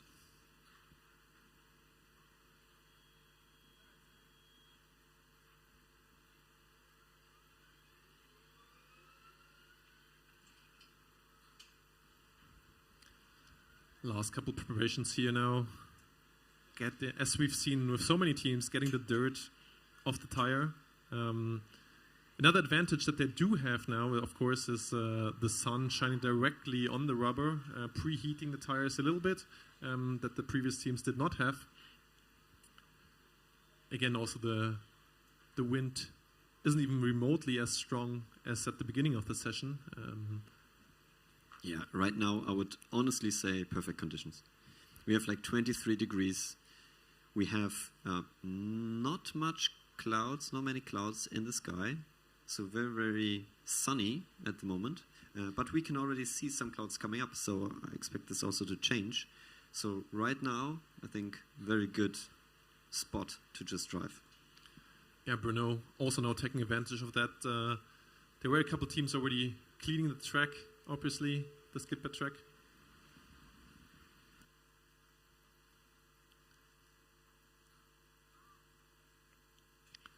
Again, only one team so far below 5 seconds in SKIDPAD, Tallinn.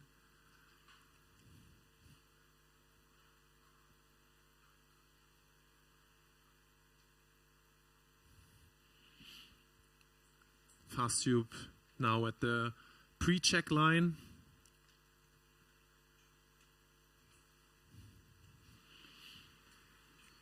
Screen is checking again whether everything is stiff enough, no loose bolts, ride heights are alright. They're checking whether they have the high voltage gloves and all the equipment they need to bring to guarantee a fair and safe competition. Yeah, so we basically have 3 stages, right? We have the pre-scoot area, where Berlin is right now. Everything gets checked, safety related. Then we have what we also saw earlier, second stage, where we have the driver getting scanned, like the RFID chip in his arm, like wristband, is getting checked, that you can actually see if it's the same, if it's like a driver, how many runs did he already do? Did he attend also the team briefing, like the safety briefing? And then you go to the third stage, which is the actual start line, where the green flag is getting lifted. And this is also where nobody is allowed to touch the car anymore, where the high voltage battery is engaged. And of course, similar process right now going for the Dragon E6 on the SKIDPAD.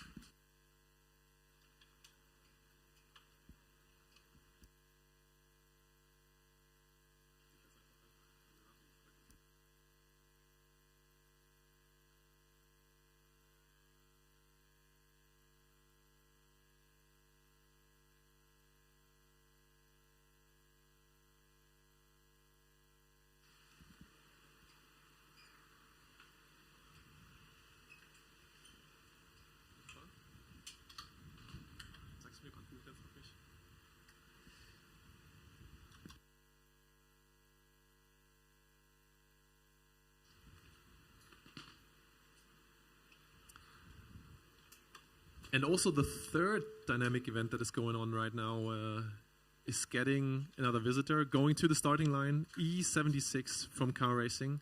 They had a different approach. They did a manual discipline first. They did the SKIDPAD first and are now pushing to the starting line of the DV track drive.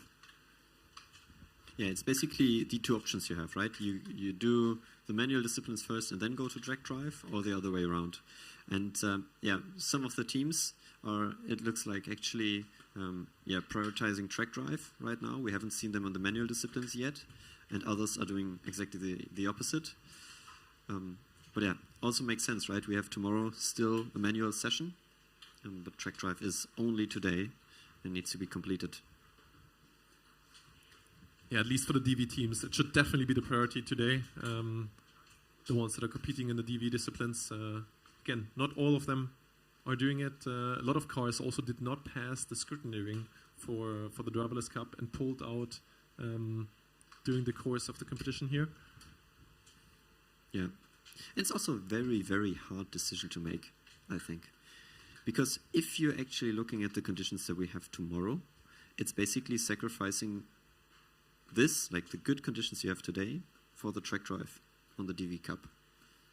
You can't have both. And this is very, very interesting and very hard. But to be fair, 1 hour, over an hour left. So if they complete it right now, with the speed also that, for example, Munich did, then I think they have all the time to just still complete, SKIDPAD and acceleration in the manual mode.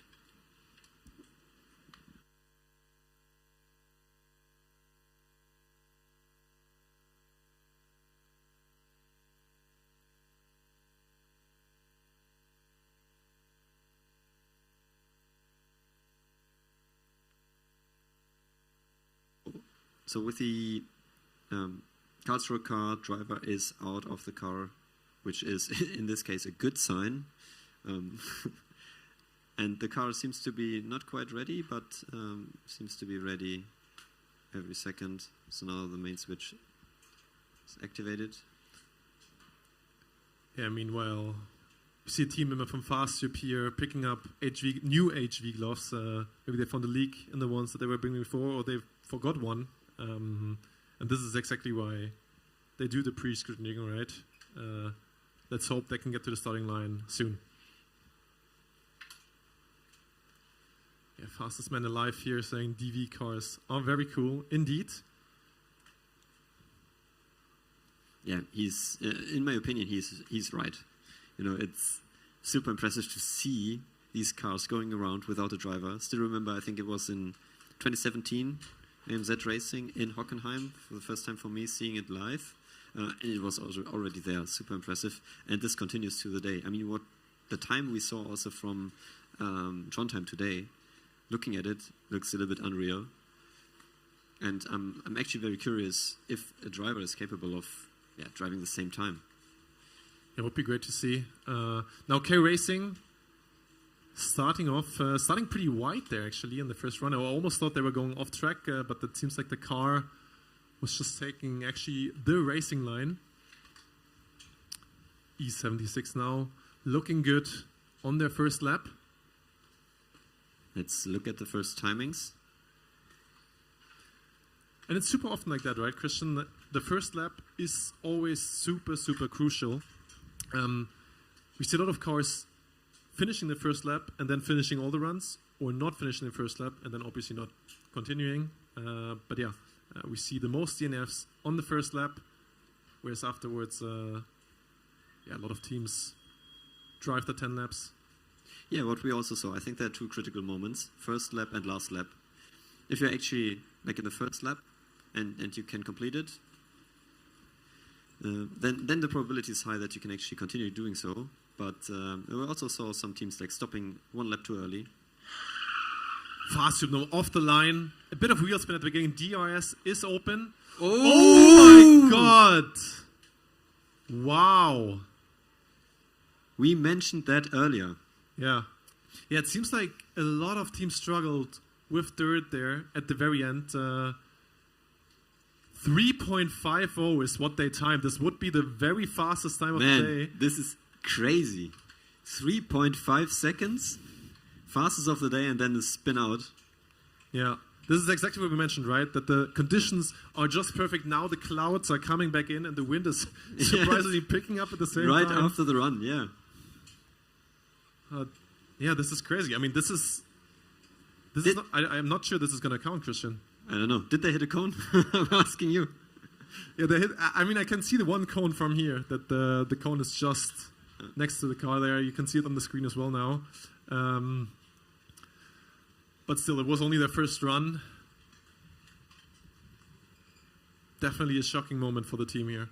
Karlsruhe, on the other hand, going strong, finishing 7 laps already. Extremely steady. All of them high 18s so far. Man, I'm just still thinking about it. How disappointed this must be. Setting the fastest time. And then Lisa spinning out.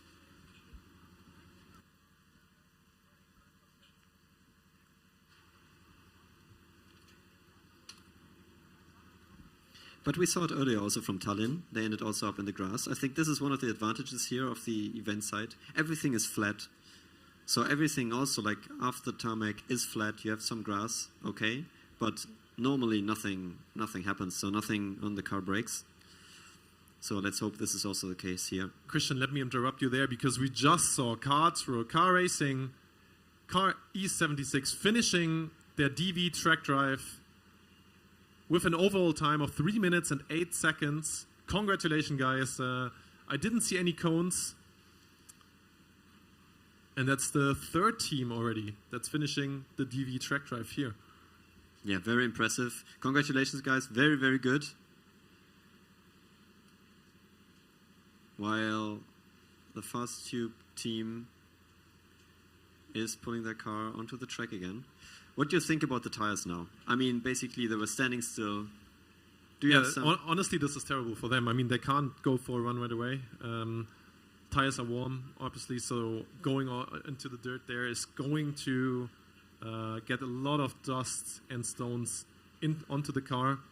I almost feel like they need to go on the test track again for at least a couple of corners to get rid of that before going for the second run here.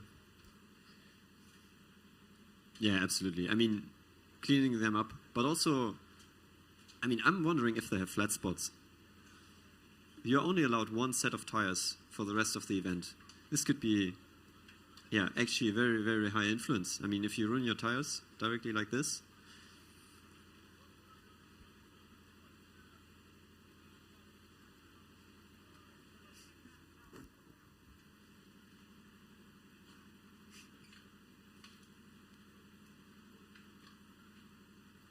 Yeah, our media team knows where the action is happening, it seems.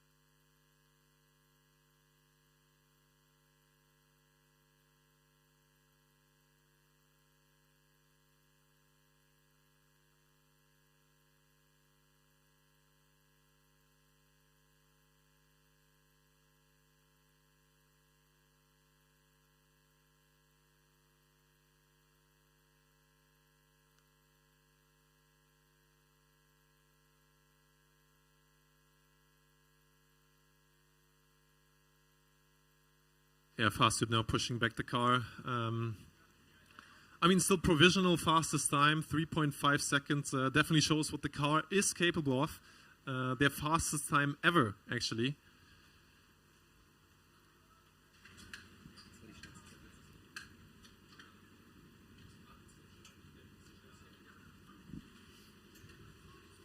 So it's not only the fastest time for the team, right? It's the fastest time at this event. Is it? What did we see last year?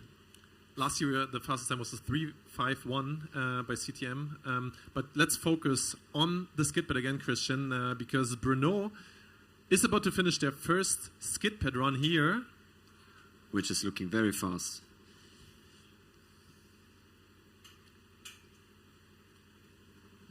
Yeah, we didn't see the right-hander, unfortunately, but looking at the left-hander, the car just looks planted, super steady.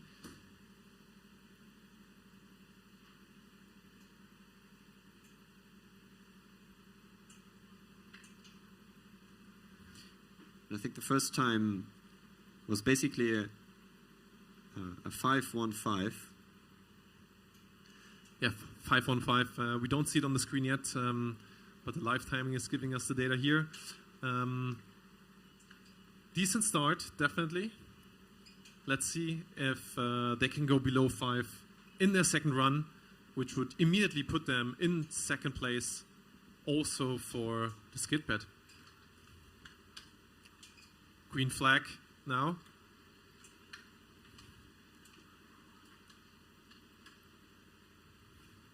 Strong right-hander. The car just looks planted, Christian. I don't see any correction from the driver.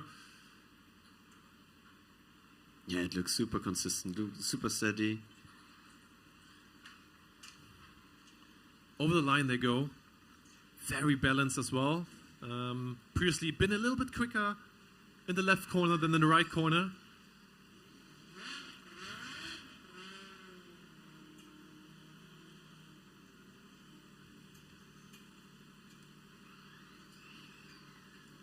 And now, of course, the mandatory ground clearance check.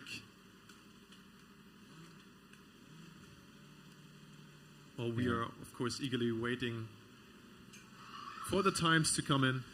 The time, on average, I think slightly be above 5. So yeah, you can see it, 5:02. Puts them on second place. So while the scrutineers are really checking over the Brno car, I did some investigating on the Berlin spin here. The driver admits herself that it was a skill issue. I did have a look at the track as well. The only advice or, sort of harebrained theory I can offer, there is a crack running across the track. It's not very wide. I don't think it's a safety issue or anything, but that's about the only abnormality I can spot. Otherwise, it's perfectly smooth. The only other thing that maybe, probably not really kind of has an influence is the wind. We are sort of walking into a dead zone behind this little hill. That's going to become more important during the autocross and endurance tomorrow. And maybe there's some weird airflow happening there that just ever so slightly catches you out as you pass the finish line. But yeah, the Berlin guys are happy. The car seems undamaged. I think the tires are fine. The grip on the dirt wasn't really all that high. You don't really see any flat spots or anything. Mechanically, so far at least, seems pretty good. So I think they're okay to continue. Maybe just dust it off with an air gun a little bit, and they should be ready to go again. So yeah, it's all down to getting enough experience for the drivers. It was their second run in the car ever, apparently. So yeah, more experience needed. No harm done so far. No, thank you very much for the insights, and also very good news for the team, I think. No flat spots on the tires, car is not damaged. But yeah, skill issue. But to be honest, I think, is it a skill issue? I mean, fastest time we ever seen here in Czech. Well, definitely not when accelerating, but maybe while braking. Yeah, that's probably. But I guess now it's tough as well for the driver, for her to be confident in the second run, to have the same output while staying on track, because again, this is still going to cost them probably 0.2 seconds taking that cone at the end. So let's hope which would still be an extremely good time, right? That would still put them into third position here, just behind Brno. And we're back to the track drive here. Zurich on track. They've been in the top 3 for every DV dynamic event so far. Yeah, and this also looks very, very good directly from the beginning. They're having a lot of experience in DV. One of the first teams actually able to compete in the DV. Basically 9 years back already. This is how long this category exists. Yeah, it's incredible. Starting off 17.55 in their first lap, just a little bit behind Trondheim. 16.98, getting faster in their second lap. Of course, improving the average time as well.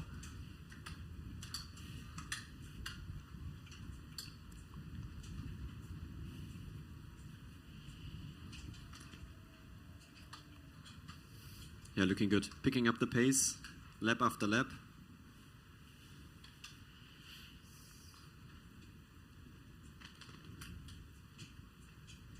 Let's see how the car handles from this perspective, the area where the track width changes, staying on the inside completely.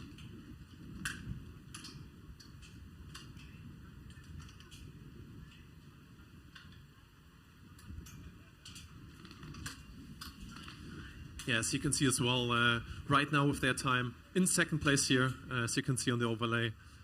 6 seconds behind Trondheim, a bit ahead of Too Fast. Seems like their total time after half of the track drive at 1 minute 25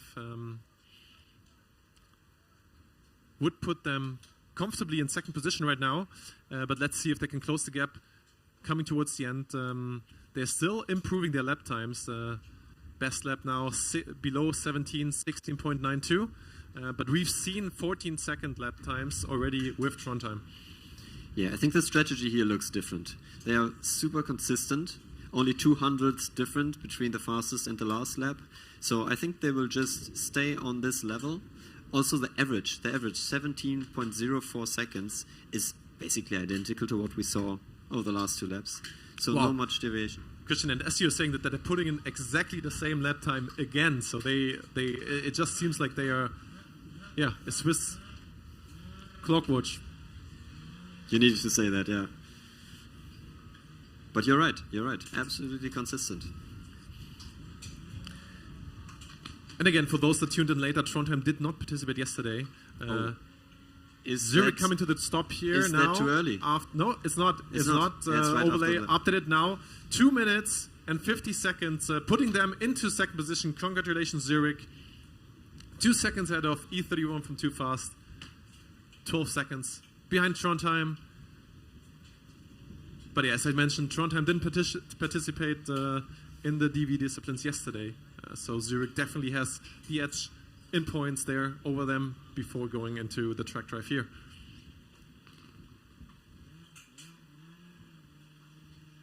Yeah, congratulations. Great success on this one. Second place. Very, very good timing, very consistent. Giving you a lot of confidence, I think. Let's see if they can come over here in the next hour to also compete in the manual disciplines. Still no queue. It's actually really incredible to see that almost every team that participated in the DV track drive also finished it. The only team didn't finish Tallinn. Yeah, and I think this just underlines, again, the competition we have here. We have the best DV teams, we have the best not DV teams. But obviously also it underlines the scrutineering, or how tough the scrutineering is, because it filters out immediately the teams that the scrutineers don't deem to be suitable for the track here.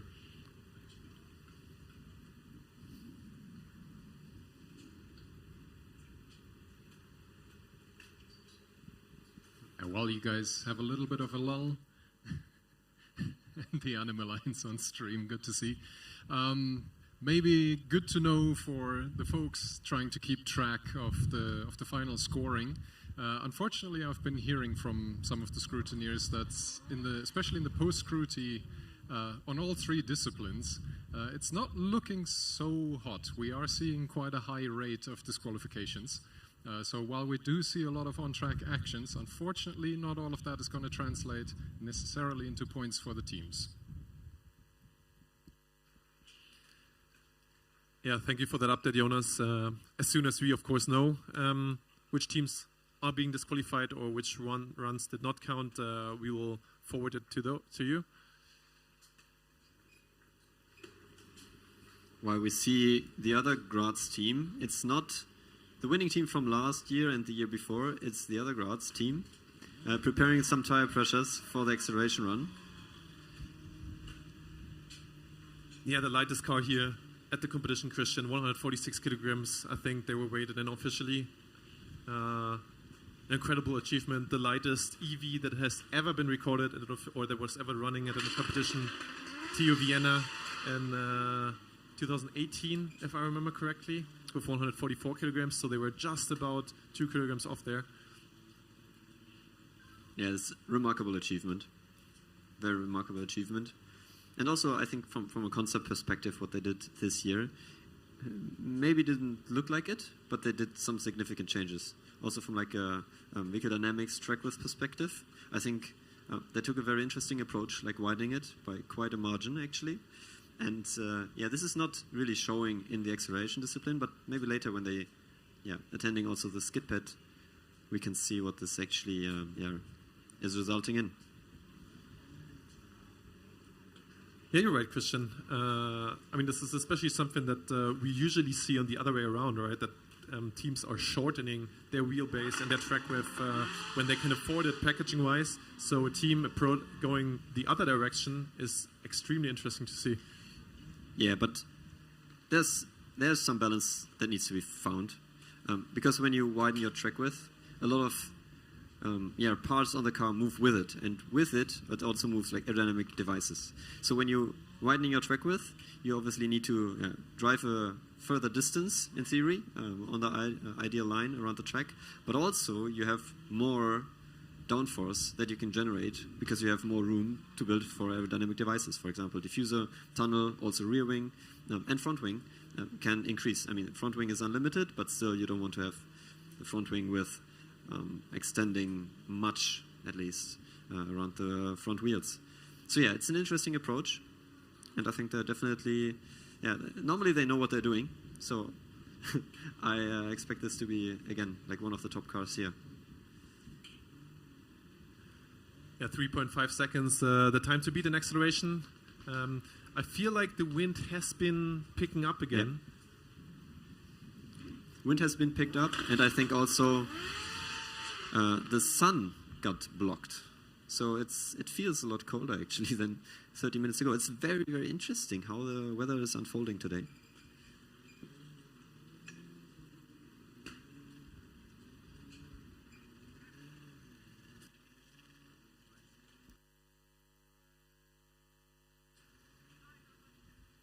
Yeah, this is the first dynamic discipline that TU Graz is doing all season. They're going to their home event in Austria right after this one, of course. So yeah, first event, always a bit of an unknown, of course. Getting through all the scrutiny rings. We've seen the teams that that participated in Switzerland already getting through these teams through the scrutiny rings rather easily. Whereas others struggled a bit more, but seemingly TU Graz passing it smoothly as well. Yeah, it's not only the first event they're attending this year, it's also the first time for them being here in Czech. So also for the drivers, everything is new, but of course, acceleration track should be very similar in comparison to other events. But yeah, we already saw it, right? It can be tricky.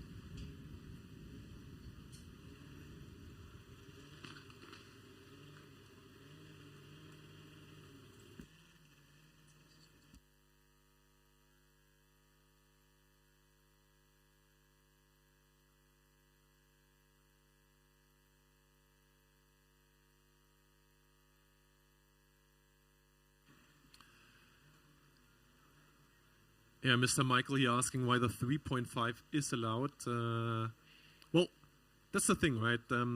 It is the officially timed time, but the rules clearly state that there are penalties for certain things, such as cone hits. So yeah, we will see how that is considered by the competitions. But for now, we obviously only have the provisional times without the additional cones afterwards. Yeah, always keep in mind uncorrected timing we see here on the screen. We don't have the post-scrutineering input. We don't have any cones input in here. But yeah, from a technical perspective, fastest time we've seen so far. TU Budapest now with their hybrid combustion car at the starting line of the SKIDPAD. Their best time last year, 5.3 seconds, which would immediately put them into first position here. If they can repeat it, that is, obviously.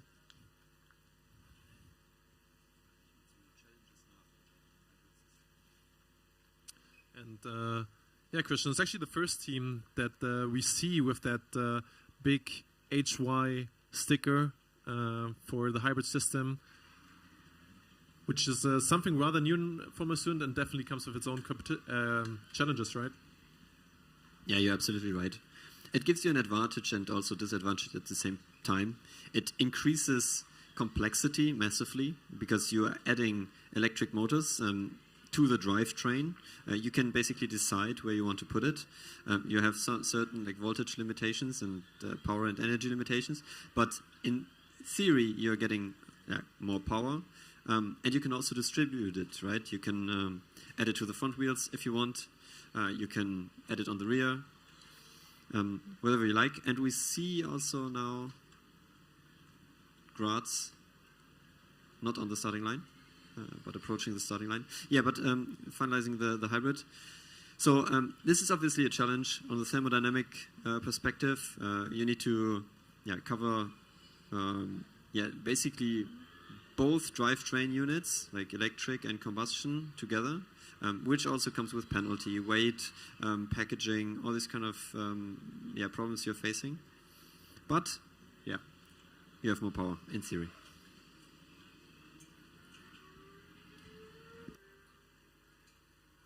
Be me, second place in 2020 22. I mentioned it earlier, I think. They DNF'd, unfortunately, the last 2 times while being in a prime spot to win it. So their goal definitely here is also to win it.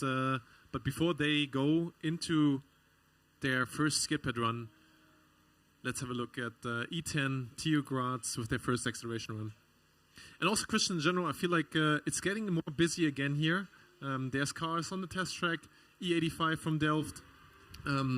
There's DHBW Stuttgart also making their way closer to the start lines. I hear a combustion car also running. There's actually a queue for the first time again with Thessaloniki, the current leaders for the combustion category at acceleration as well, getting pre-checked.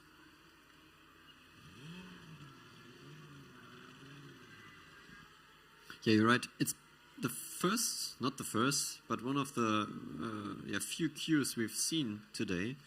It's actually not that busy, but now we see Graz approaching the starting line of the acceleration. Yeah, the rear wing flaps are opened.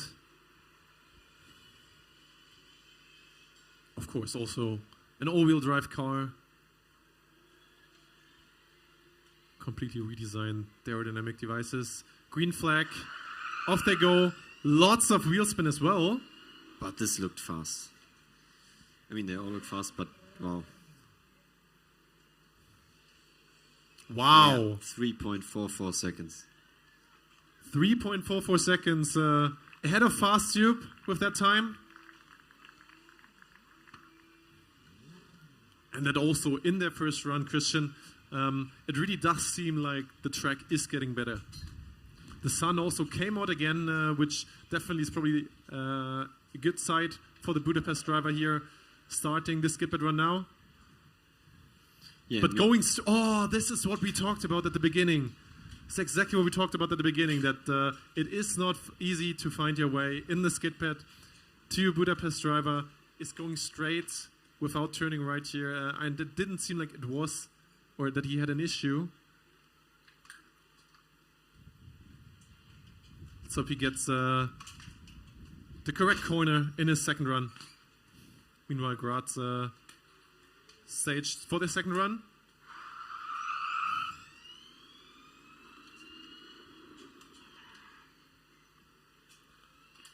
Also that very fast. But a bit slower, Christian. Yeah. 3.46, but now Budapest.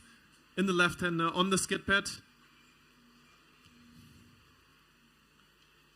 A little bit of oversteer there, Christian. Yeah, slight Carl looks a bit nervous, but Martin, bring it over the finish line. It didn't seem like he hit a cone. He already had his second attempt and got into the second run lane again.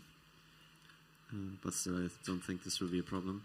But they posted a 5.19 and therefore the fastest time in the combustion category in the SKIDPAD so far, and already extremely close to the fastest time of last year, which was a 5.12. So yeah, BME really setting the tone here for combustion cars. Yeah, and keep in mind, they still have 2 runs left with the other driver. So I think we can also expect some more improved timing. Yeah, Christian, and even for the other driver, right? It's an amazing position to be in. There's no pressure at all on you anymore. You already have the fastest time, right? So now you can really go all in and try to get the last bit out of the car, the full potential out of it. And if you don't manage, even if you spin at the end, it doesn't matter that much because you already got a time that is extremely solid. Yeah, and this helps the second driver most of the time, like very, very much actually. Just giving peace to your mind kind of thing.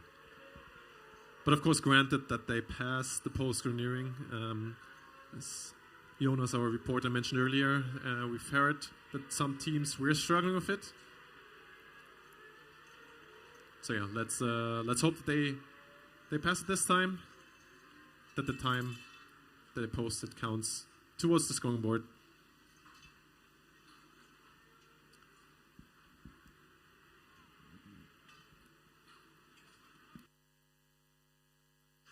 And back on the acceleration. For combustion cars, C12, the current leader, ART Racing from Thessaloniki. Now starting up the engine. Team is distancing themselves from the car. Engine turned on smoothly. 4.22, their time to beat from the first attempt. Yeah, and this is by far already the fastest time we've seen in the combustion category. So let's see if they can even improve that.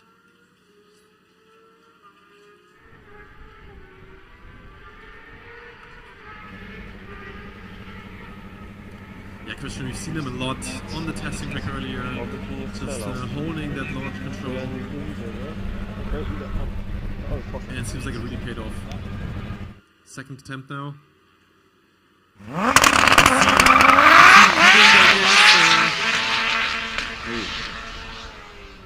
This doesn't sound good. It looks like it didn't shift. It just got up to the ref limiter and then just didn't shift. Yeah, got stuck in the gear. I hope it really was just that missing shift there. But since they're still driving backwards, seems like they're good. 5.02, the time they posted.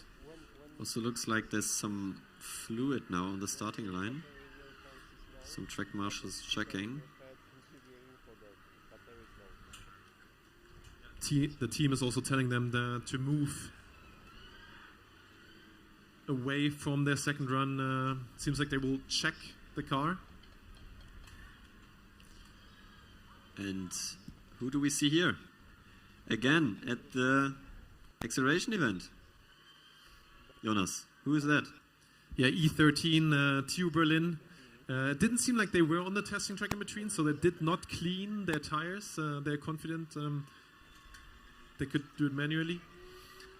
I don't think that they switched drivers. I think Lisa is still in the car trying to build on her 3.5 from before. Yeah, it's definitely still the same driver as before. I can also on the tires see some leftovers from the off-track that they had earlier. So this is going to be pretty much the same setup as they had in the first run of this driver. It's good. I mean, to be honest, they just need to deliver, right? They just need to go through the finish line, slow down properly, come back, don't hit any cones, get through post-scrutineering, and if they just can repeat what they did earlier, they're right up in the mix. Yeah, we said it. It's already quicker than last year. 3.51. They're the fastest time. Posted 3.5 earlier. And they just need to repeat it, as you said, Christian.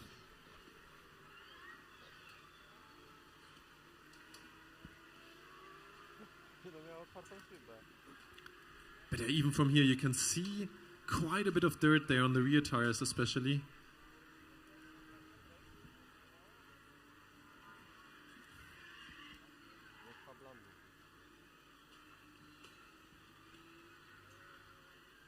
But in the end, they don't really have a choice, right? I mean, they need to go for the run now.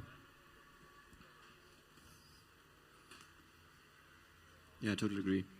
I would definitely do the same. I'm just directly going for it again.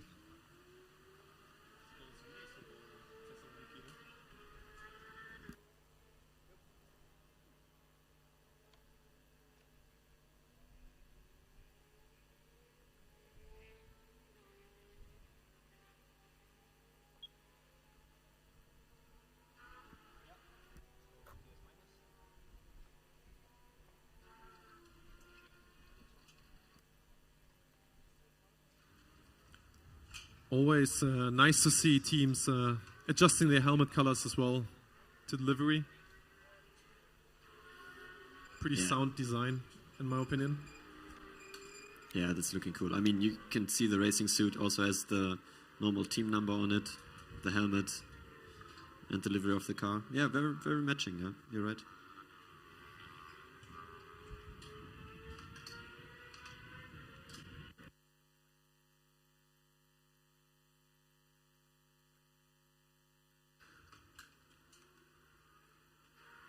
Christian, I think, well, they are about to get ready here.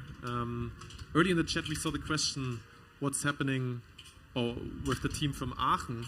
Do you have many more information on that? Yes, actually. So we, one of the top contenders also last year, right up there in the mix. This year they seem to struggle a little bit with the electrical scrutineering. So this is also the information we got here from the scrutineering team, that they're still not through it. But yeah, let's see if they can actually manage it. And then they still have tomorrow to compete also in SKIDPAD and acceleration.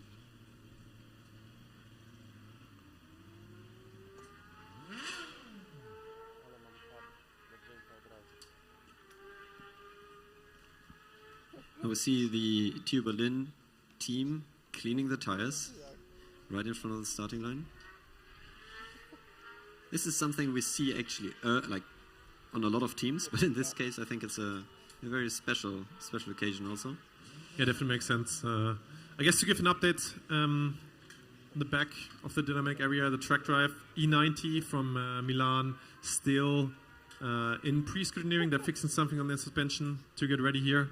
The other cars, Zurich and car racing, still in post-inspection.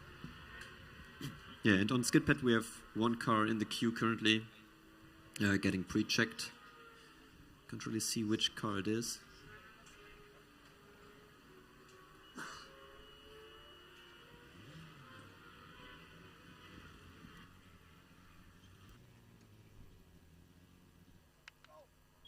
Overall, 32 minutes left here in the session, and the fast tube now ready to go. The wind is quite strong right now, but again, it's just small gusts. The sun was shining here before a little bit at least, but yeah, there's a lot of rubber at the starting line. Off they go. And they look, oh my God, what is going on? What is going on? The car looks super nervous, under braking, not sure. Yeah. They spin again, Christian. And it looks a little bit like the car is swinging itself up. Yeah, almost like they're hitting some kind of frequency that is just getting enhanced. Maybe they need to adjust the PhD controller or something. I don't know. But yeah, it looked a little bit like it was basically building up sideway movement. Very unfortunate for them. I mean, it wasn't an improvement in time. 3.76 seconds here. The team, of course, has to pick up the car again, and if they want to post runs for SKIDPAD, then now they almost have to hurry a little bit. But yeah, what is going on? I mean, especially this happening for a second time, Christian. It doesn't actually look like just a skill issue. No, it definitely looks like, to be honest, like car issue. I don't think, yeah, from what it looked from the outside, it looked like very, very hard to actually avoid that. Meanwhile, current third place in the EV SKIDPAD on the track again.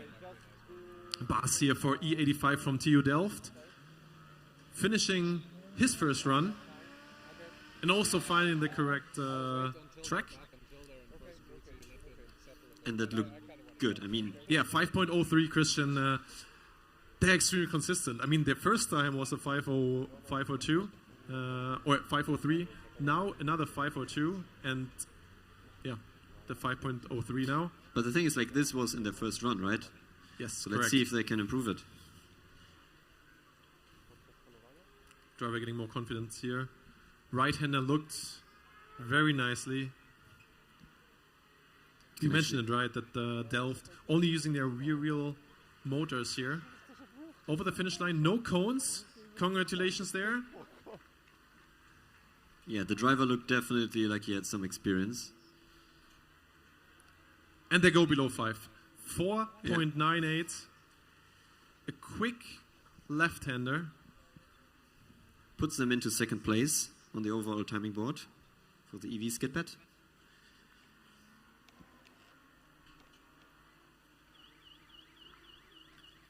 And yeah, therefore through with their 4 attempts. Good showing from them.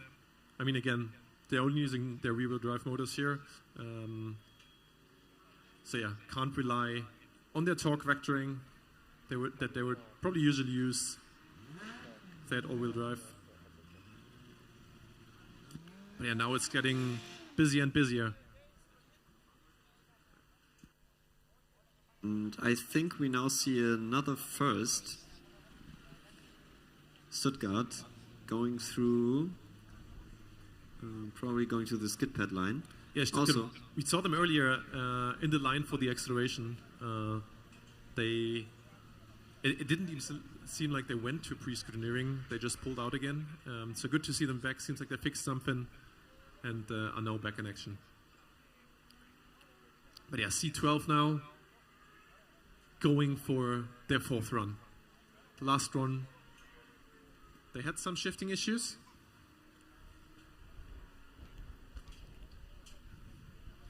Giving some motivation to the driver.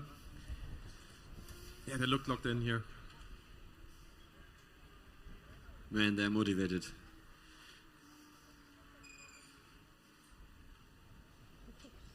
Let's see if the shifting system is also motivated to get the gears in, but it worked for them in the first run, so why shouldn't it do it right now?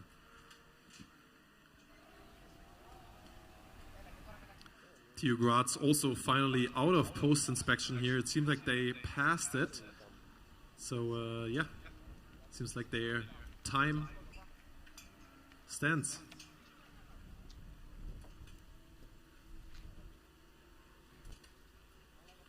Berlin. Zmiennie, Filip, bo zaraz zobaczysz. Może ja pójdę na 13. Mam iść tam? Do tej Moniki, czy jak ona ma?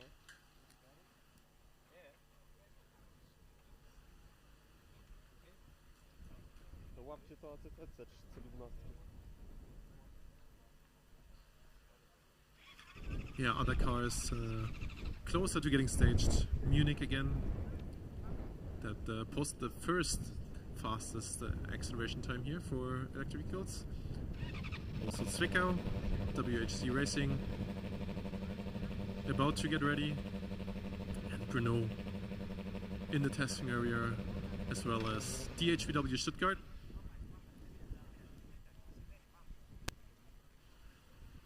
Engine just stalled for the Greek team. You know what's going on?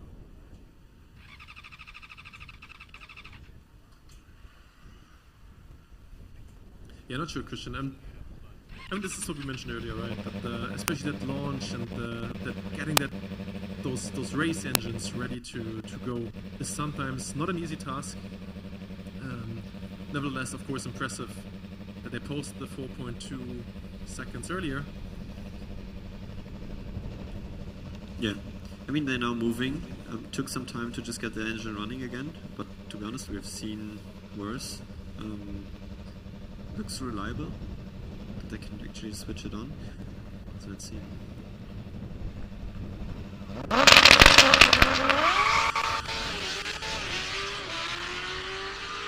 Yeah, this looked a lot better. Oh man, Christian, I almost... Yeah. It looked like they were also just about to spin, but the driver caught it at the very end. Yeah, that was also very close. Man, what's going on? Yeah, but no cones here. 4.35, no improvement for them. Nevertheless, an extremely strong showing. C12 comfortably ahead of everybody else in the combustion category, at least. Yeah, congratulations. It's a good achievement. Yeah, finishing all their acceleration runs here and definitely setting the benchmark for anybody coming after them.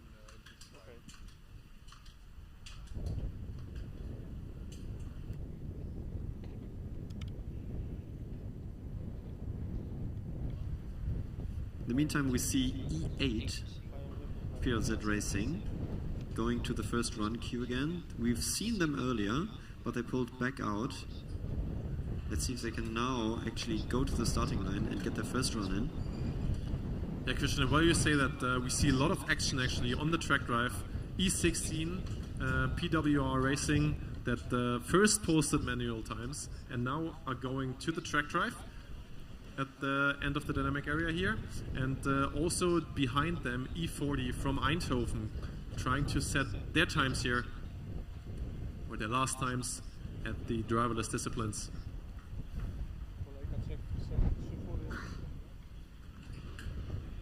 PWR been one of the teams that has been consistent in the driverless cup, a little bit behind the other teams, but for them participating here for the first time in the driverless disciplines is definitely an incredible achievement to be able to finish every discipline so far.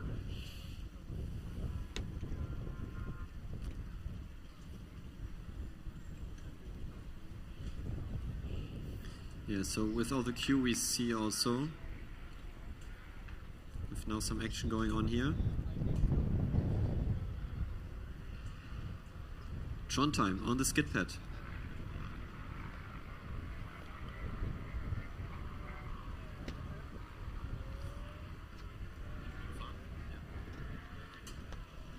First time, Christian, 5.36 seconds here. A lot quicker left than on the right as well. Let's see if they can improve in the second one. Driver very tight on the inside. Extremely close on the cones. Oh, that's wow. But yeah, that's the thing, right? He's starting to go a little wider now. Maybe just slightly above the limit. And he even had to brake there. Didn't look as consistent as you might have hoped in a skid pit. Let's see if they improved the time though. Yeah, it looked wider on the left turn than on the right turn. Yes. You're right. I agree. But still, 5.09 seconds. But yeah, left corner, 5.13 and 5.05 in the right-hander. Yeah, that's one tenth. I mean, we saw this earlier, right? The difference. But in this case, you can actually see it, how the line differs from right to left. So yeah.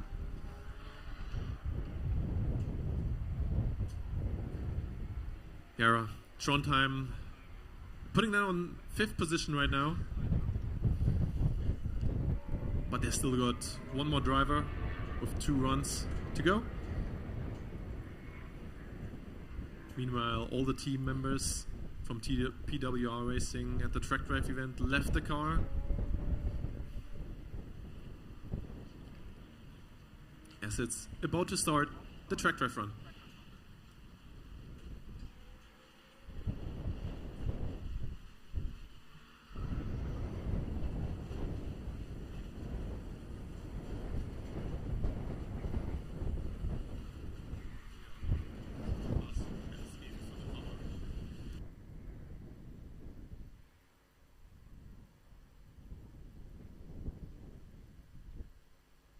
PWR now starting their track drive. Slightly slower than the other ones started off, but again, for them, it's about finishing here, of course. Car going off the track, unfortunately, there after the first 2 corners. Hitting a cone in the course. Not going into the grass, so nothing happened there, but unfortunately, that is a DNF for E16. Yeah. This is unfortunate. Directly in the beginning. We spoke about it earlier. I mean, if something goes wrong, normally it goes wrong directly in the beginning. This is unfortunately the case here. Yeah. But yeah, nevertheless, great achievement to actually get the car through scrutineering, getting it up there, and also attending on the track drive.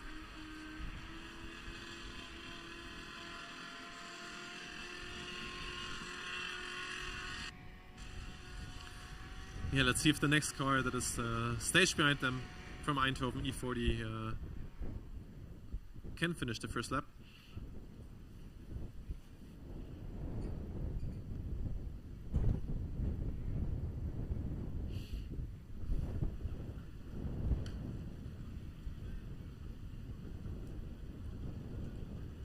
Back on the acceleration is EO8 now ready to race almost.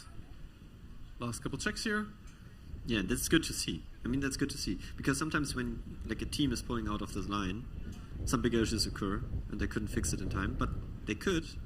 And they still have some minutes left, 20 minutes left. And it's a very good timing. That's very good timing. Because also now the queue is starting to build up. And you know what? I'm just thinking, we have seen TU Graz, but we haven't seen the other Graz team. No, you're right, Christian. The winners actually of the last year overall. They also mentioned that they wanted to post the fastest SKIDPAD times, so maybe they just have another weather information than we do, and are banking on tomorrow being in better conditions here. But yeah, EU8 now at the starting line. Green flag is being waved. Rather slow start, I would say. A lot of wheel spin, but going through.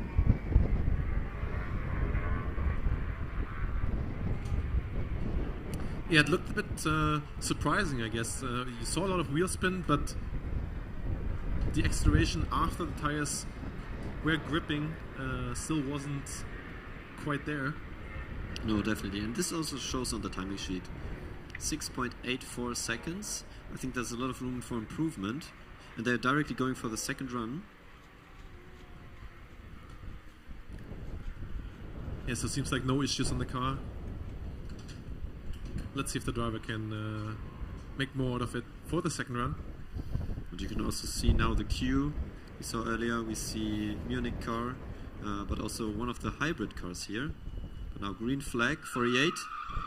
Again, a lot of wheel spin.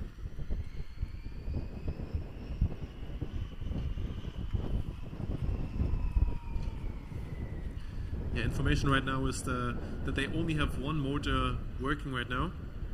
So they only power one wheel, which is, of course, not as much power as two wheels, but also tough for the driver to balance, right?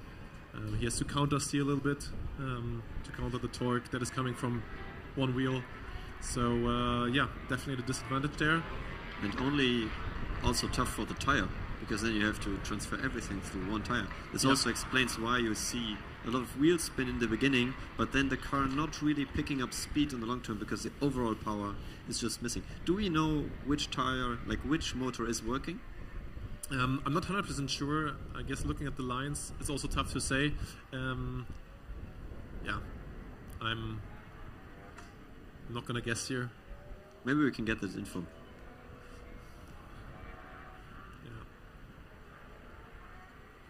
Suppose the left motor is the information that I got is working.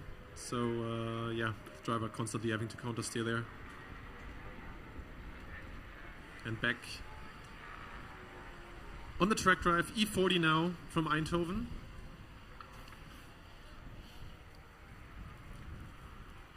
Car from PWR is being moved away, and they got the whole space for themselves. Team members already left the car. Won't be long until they can get going. Yeah, and for Eindhoven also right on time, 15 minutes roughly before end of the session, or 16 minutes to be more precise.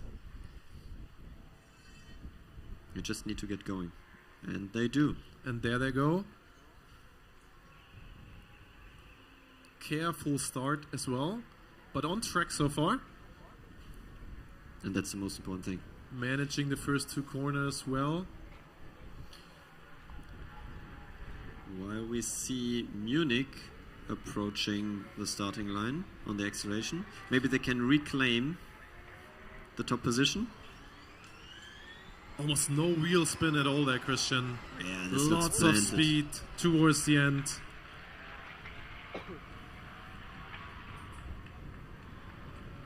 Yeah, TU Munich here with their third run. Unfortunately, on the track drive, Eindhoven came to a stop here just before finishing their first lap. Unfortunate for them, that will be a DNF for them. And now, of course, also the walk from the track drive to any of the manual disciplines is rather long. so I'm not sure that we will see them today anymore on track. But of course, ideally tomorrow in the SKIDPAD and acceleration. Yeah, it's disappointing. And Too Fast Racing could not improve. 3.59 seconds. But now directly going for the second run. Yeah, let's see here, Christian. Tires warmed up, they're going right away. Again, no wheel spin. That launch looked really strong. Yeah, the car in the acceleration phase looks so planted. Yeah. I think this is, I mean, not even the Graz car with a faster time looked that planted. And the time, 5.5, 3.55. Yeah, slight improvement here, putting themselves, at least timing-wise, into third place. They couldn't keep up with the time from Fast Tube or Graz here, but still 1/10 of a second difference.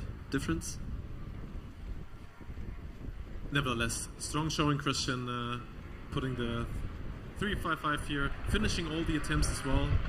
So of course the focus now on SKIDPAD. Yeah, I think their overall goal was to post 3.2. And we have Jonas, right? Yeah, I did some spelunking again, specifically car EO8 from Resso. They are only on their left motor this time around. And the car that's pulling up to the starting line soon, car number C82, the hybrid car, I was able to confirm that it is actually hybrid. Some of the other hybrid cars that we've seen around don't actually have their electric system installed. So the HY label can be deceiving, but this one is at 3.5 or faster. Yeah, thank you, Jonas. I'm actually really excited to see them on track now. They got their four-cylinder, they got a lot of power. Additionally, the electric power from the hybrid system. This can really at least compete with CF12 from ART. Jonas, did you just say 3.5 seconds or faster? Yeah, indeed. The team was really confident. Oh, wow. I hope that translates into on-track performance. Yeah, that's exciting. Let's take a look. This would put them up like on the overall timing sheet on top.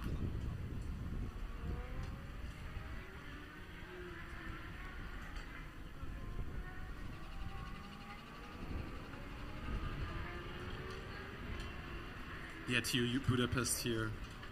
Consistently at FS check. Mostly with their combustion car, of course. That has been hybrid for quite some years. And now rolling to their first acceleration run.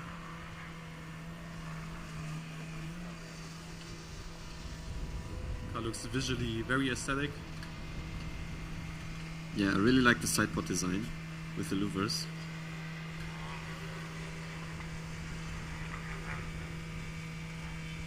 I don't think it's, maybe it's not needed right now, but last year, man, 35 degrees Celsius outside.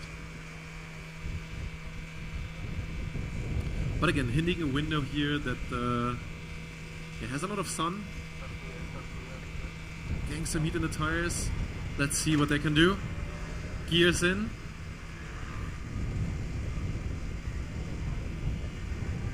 It's about getting the revs up.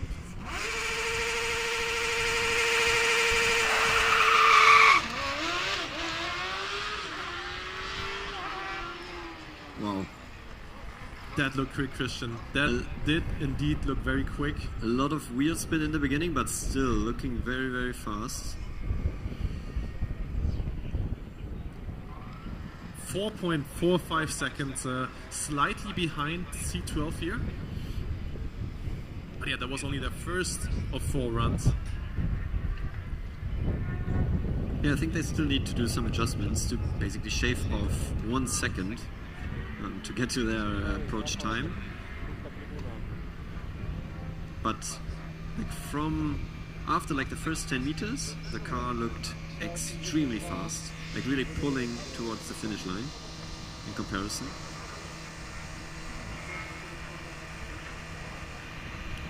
question in chat whether this is hybrid. Yes, that is what we are told. They actually do run the hybrid system.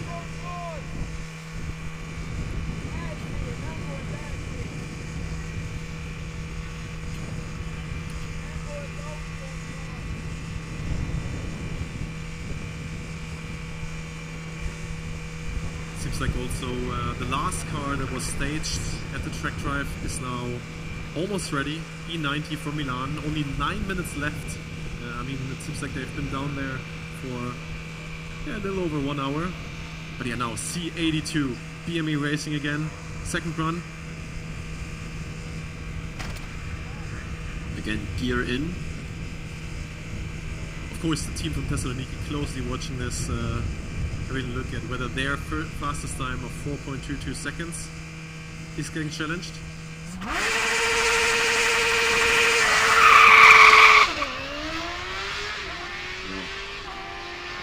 And a lot of wheel spin there, Christian. But better. I think it was better than the first one.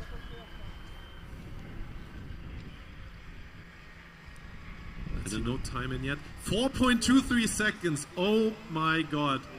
That is incredible, Christian. That is 1/100th of a second off of ART Racing. It can't possibly get any closer than this. No, I mean, if it's closer, then it's equal timing.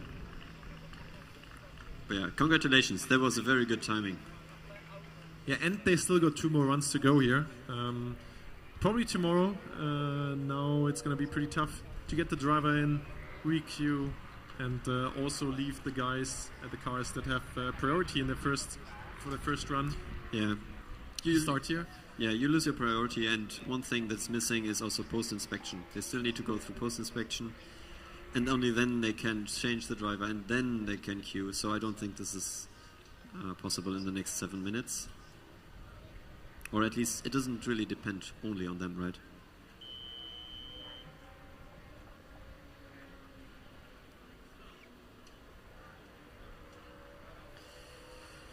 Bruno on the starting line. Yeah, Bruno, we saw them earlier. 3.62 seconds is what they posted. They were in second place for quite some time. But of course, since then, TR Graz and Fastip also posting times here. But yeah, 3.62 seconds. Indeed, a great starting point here to improve on.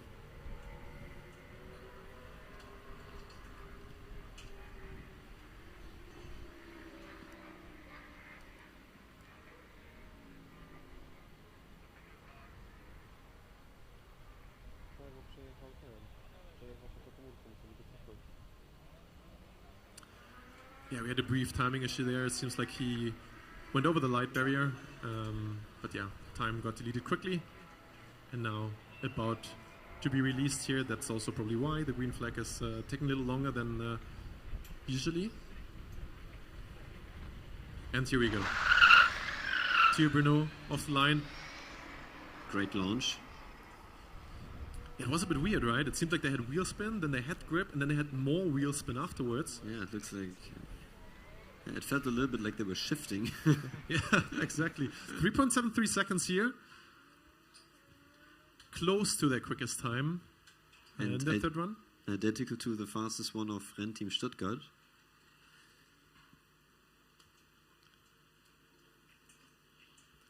But I think they are directly going for the next one. The last attempt. Yeah, if I'm not mistaken, I think they posted the exact identical time as well in their first run of the first driver. They were also on par with Stuttgart there. Yeah, you're right.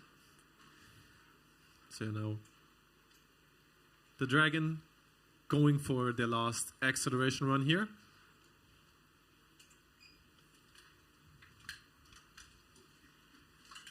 A little more careful this time with the light barrier. Green flag is being waved. Yeah, this sounded more consistent in the traction phase.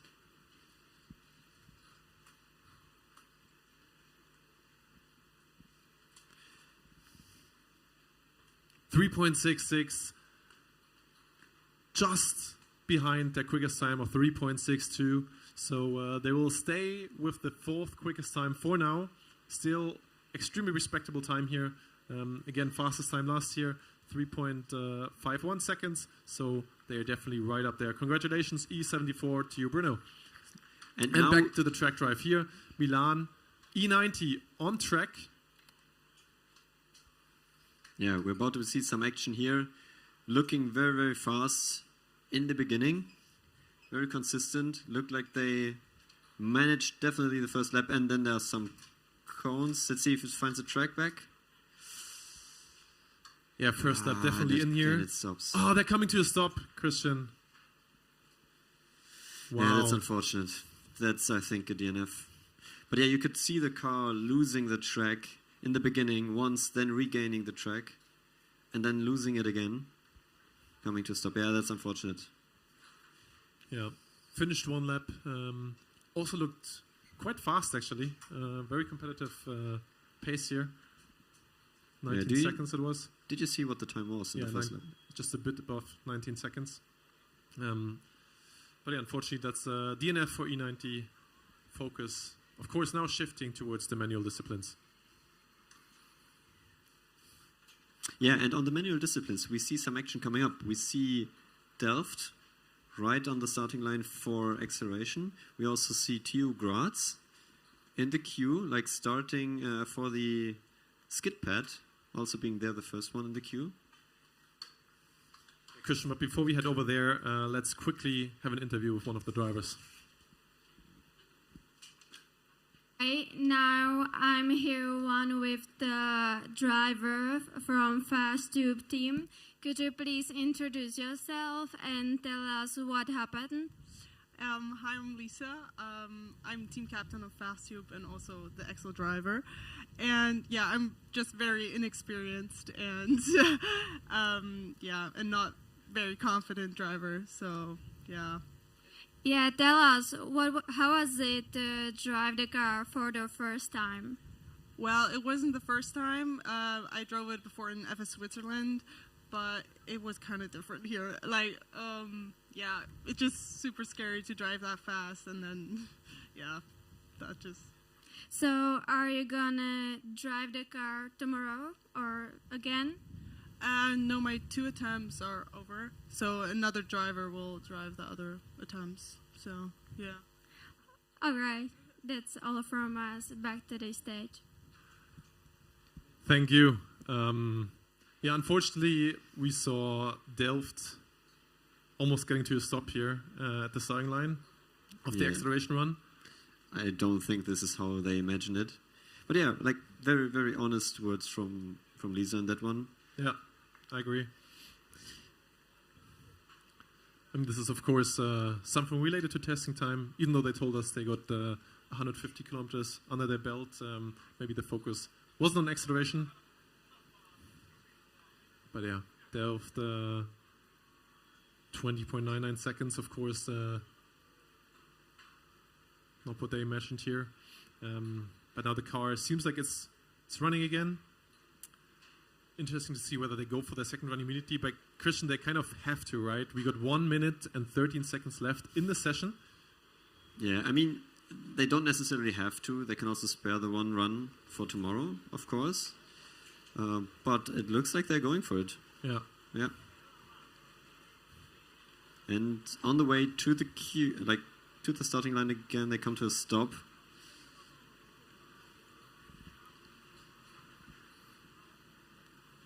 But still approaching the starting line. And it will definitely be the last run of the day on acceleration. We don't see any cars in the queue. I don't know how it looks for SKIDPAD. We still see the same queue. We still see Graz. Here we go. That's fast. Yeah, this looked smooth. We will drive, of course, clean run. Yeah, I think the team will be happy, right? 4.845 seconds. Compared to the all-wheel drive, obviously a bit behind, but nevertheless posting their first somewhat competitive times here. Yeah, and for them, with the goal they have, I think this is the best way they can approach it, right?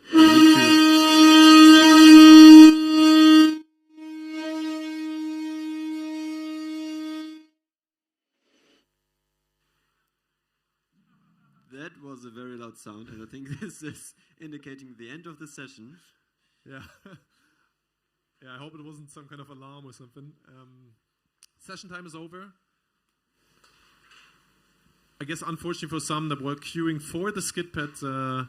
I don't know, I still see like red light flashing for the Graz car. Yeah, usually sometimes the scrutineer lets people pass that passed the pre-inspection, the pre-scrutineering, so maybe they can still have a run at least. But it seems like the track marshals are waving the red flag as well. That would be unfortunate timing, but nevertheless, I think they were standing there for a long time, actually. I don't know what's going on. Maybe we can find that out and give the info to you tomorrow, but I don't think they will drive. Yeah, Christian, seems like this was it for this afternoon, for the Wednesday session. We didn't see that many cars driving, actually, so there will definitely be a lot of action tomorrow. I agree. To be honest, I think the expectations were a little bit different when we started here in the afternoon session. We were thinking, okay, a lot of teams will look into the weather forecast and come to the conclusion that today might be the better day. Well, at least, it's also about risk mitigation, right? They will also try to, not have the risk of rain tomorrow. When there is that risk of rain tomorrow, they can easily mitigate that by at least having 1 or 2 runs in today. Some did it. Some did not. So different approaches here on every side. And the problem also with rain is, like, it doesn't even need to rain the moment you're driving. It also affects you when it rains earlier, right? When it's, like, very, very wet in the morning, it can also, like, just get the track dirty again. You still have some, like, smoothie things on the track. So, let's see if it's actually raining tomorrow or not. Yeah, you're right. It not just takes the rubber off the track, it puts dirt on. Of course, also cools down the track a little bit. So, will be very interesting to see what the approaches are of the teams tomorrow. And especially after having seen many teams last year not being able to do all their runs, it will be interesting to see if all of them that want to get runs in will also be able to. Yeah. So we see some discussion on the TU Graz car. I don't know what they're discussing about. But if you compare like the situation last year with this year, even under similar conditions, we had like basically every day the same condition. Even there, the afternoon session was the better one compared to the morning session. Like it heats just up. And I think for tomorrow, I think it's in general worse. The projection is worse than today. And it's even in the morning. So, yeah, we will see. Maybe we are wrong. Yeah, lots of speculation, obviously. But that's the beauty of it, right? That we will also be surprised tomorrow once we find out. It will be a very exciting day.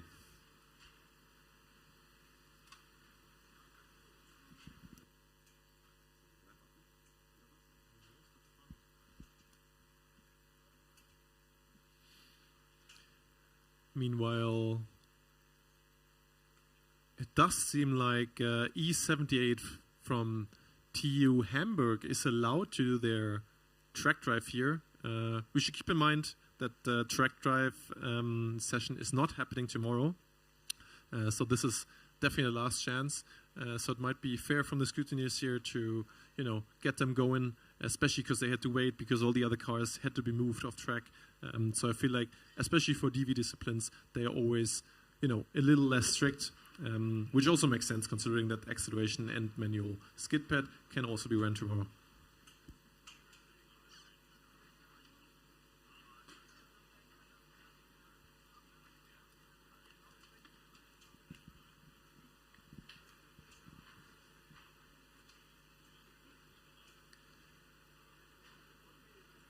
Yeah, but honestly, I'm not even 100% convinced that the SKIDPAD is over. There's still a bunch of track marshals standing around the area and not leaving the track yet.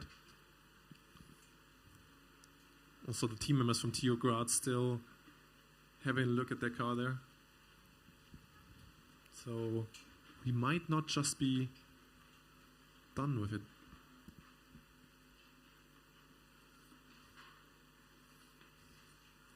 Yeah, that's to be honest, it's very surprising to see also. I mean, everything here is getting packed up except for SKIDPAD and the TRACKDRIVE.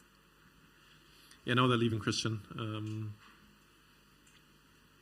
At least the guys with the red flag are leaving. So it seems like TRACKDRIVE is the focus here now.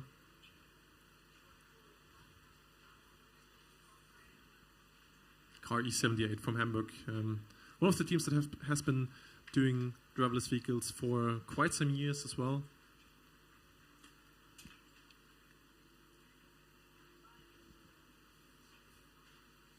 Great to have them here on track.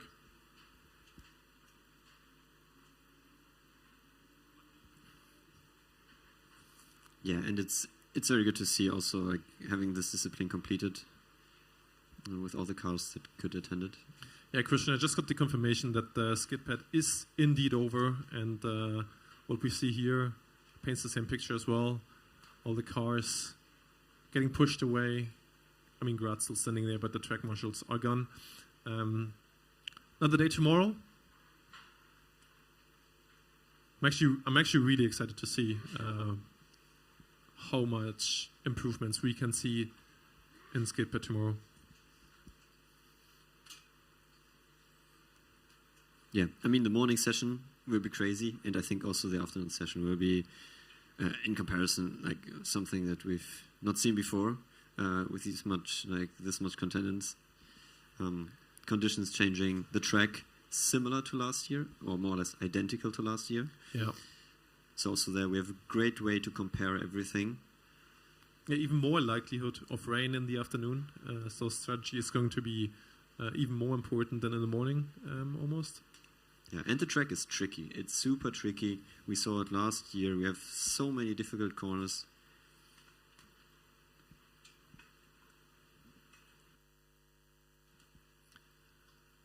DJ off track here asking whether there will be a stream for Yeast Beast. As far as I know, there won't be a stream for Yeast Beast, unfortunately. Whoever's here, of course, can have a look. Yeast Beast is a race, newly introduced race with beer crates. But yeah, we won't be streaming at this point.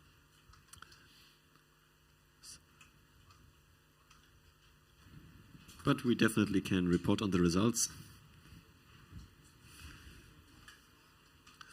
Got another update here, Christian. E78 is allowed to run, but their run will not count towards the official scoring, which is, I guess, a fair compromise. I mean, they had the whole afternoon to get the car ready. Didn't quite manage it, maybe, but now they got it ready. So it's quite nice of the judges to at least let them run here and display, and obviously gather some data as well for the driverless vehicle. Yeah, that's important for the team. It's definitely important for the team. And yeah, as you said, we had a lot of not downtime, but like empty track time today. Basically everywhere, like on manual disciplines, but also on the driverless track drive. So yeah, I think it's a fair compromise. It's a little bit unfortunate for the team, and it also looks like they're not really, going to start it. Team seems to be a little bit disappointed.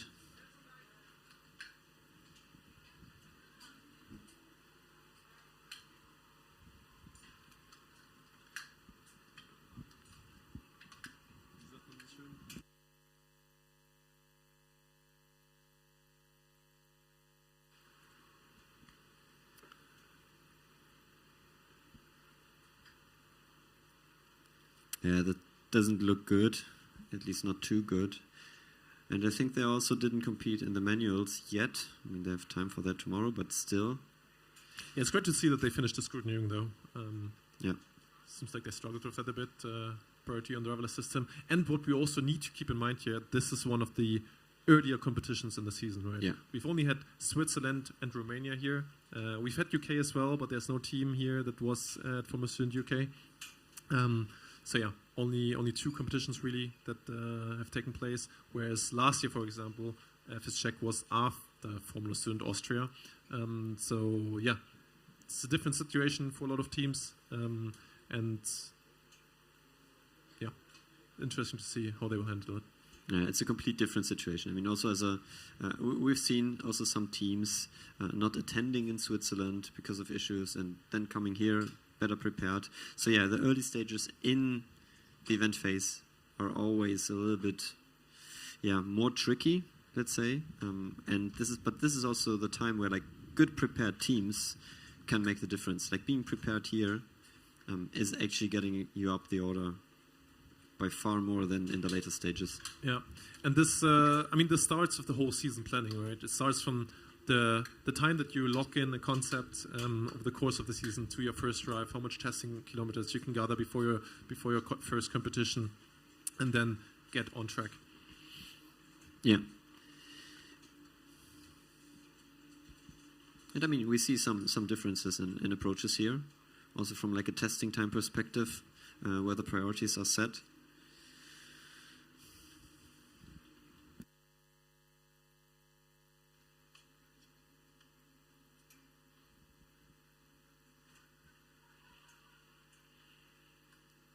Yeah, the car from Hamburg stationary right now. No driver in yet, so it doesn't seem like they are pulling out just yet. But of course, the track marshals here have infinite patience.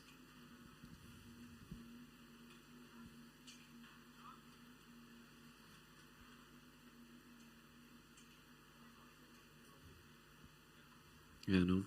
I mean, everything here is packed together. It's really only the TRACKDRIVE that is, it seems to be at least for E78 still open.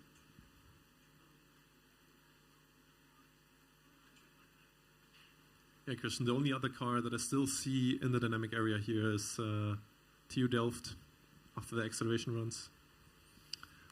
Yeah, and it seems that there are some discussions. Don't know what exactly is going on, but one of the officials is actually laying under the car. Yeah. Which is never really a good sign when you have to lift up your car to let an official go underneath your car. No, this is not making a super good impression, but let's see. Yeah, let's hope for them. Speculating at this point. Yeah, let's hope for them they pass the post-inspection. But as one comment in the chat said earlier, the only thing more scary than scrutineering is post-scrutineering. Yeah, this is correct. I mean, you have the emotional high, right, of like finishing everything, and then you're getting there and potentially getting dragged down again. Yeah, it's that oh wait moment. Yeah, to go through still that. But it's also like one of the things that you need to manage from team perspective, technical perspective, but also expectation perspective, right?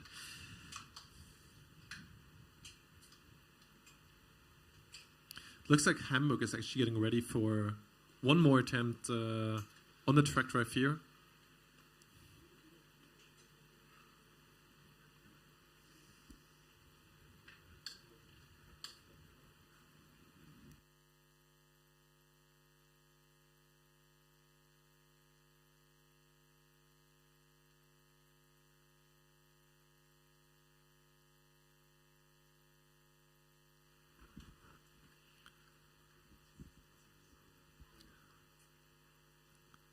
Red light is flashing now. All team members and track marshals left the car. But we've been at this point just about 5 minutes ago.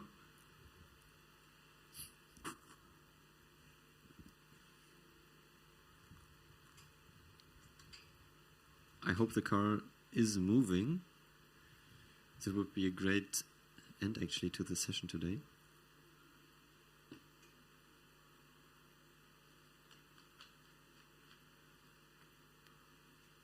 Can't see anything yet.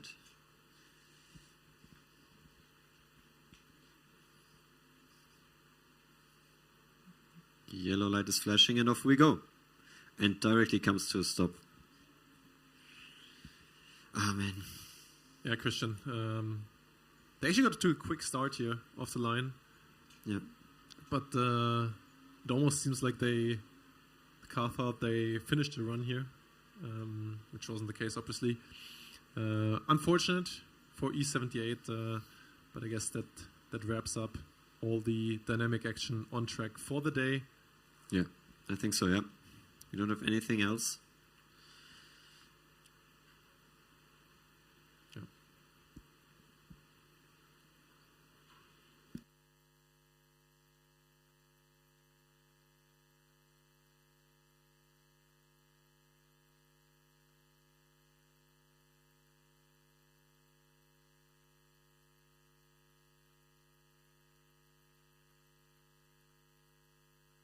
And I guess as you see this beautiful view of Autodrome Most here, we can get to wrapping up the session, Christian, and I guess our autonomous commentators as well. What a day it was. It was different than what we expected. We didn't see as much track action as we had liked. But yeah, overall, some really quick times posted already. Tallinn so far leading the SKIDPAD, the manual SKIDPAD, and TU Graz with 3.44 leading the manual electric SKIDPAD. Yeah, and I think we didn't see that much action on the track that we had expected beforehand, but I still think the competition is very, very close, and it's we're up for exciting tomorrow. We saw a lot of action on track, and to be fair, also off track in some cases, which was unfortunate. But nevertheless, very tight competition, and looking forward to it. Maybe towards like the morning session, you also want to give your impression.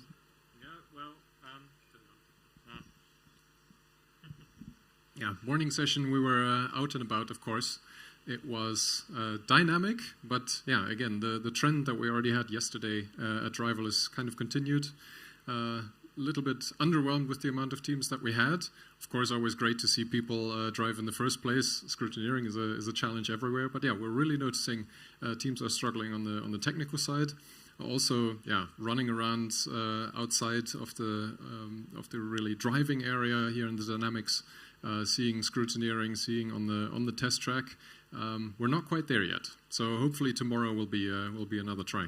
Yeah, I also believe that I think most of the action we saw today was on the test track, which of course I guess that teams just want to be sure that what they're going to drive on the events actually is the right stuff. But it was a bit of a shame that we didn't see as much action on the track for points that we saw on the test track.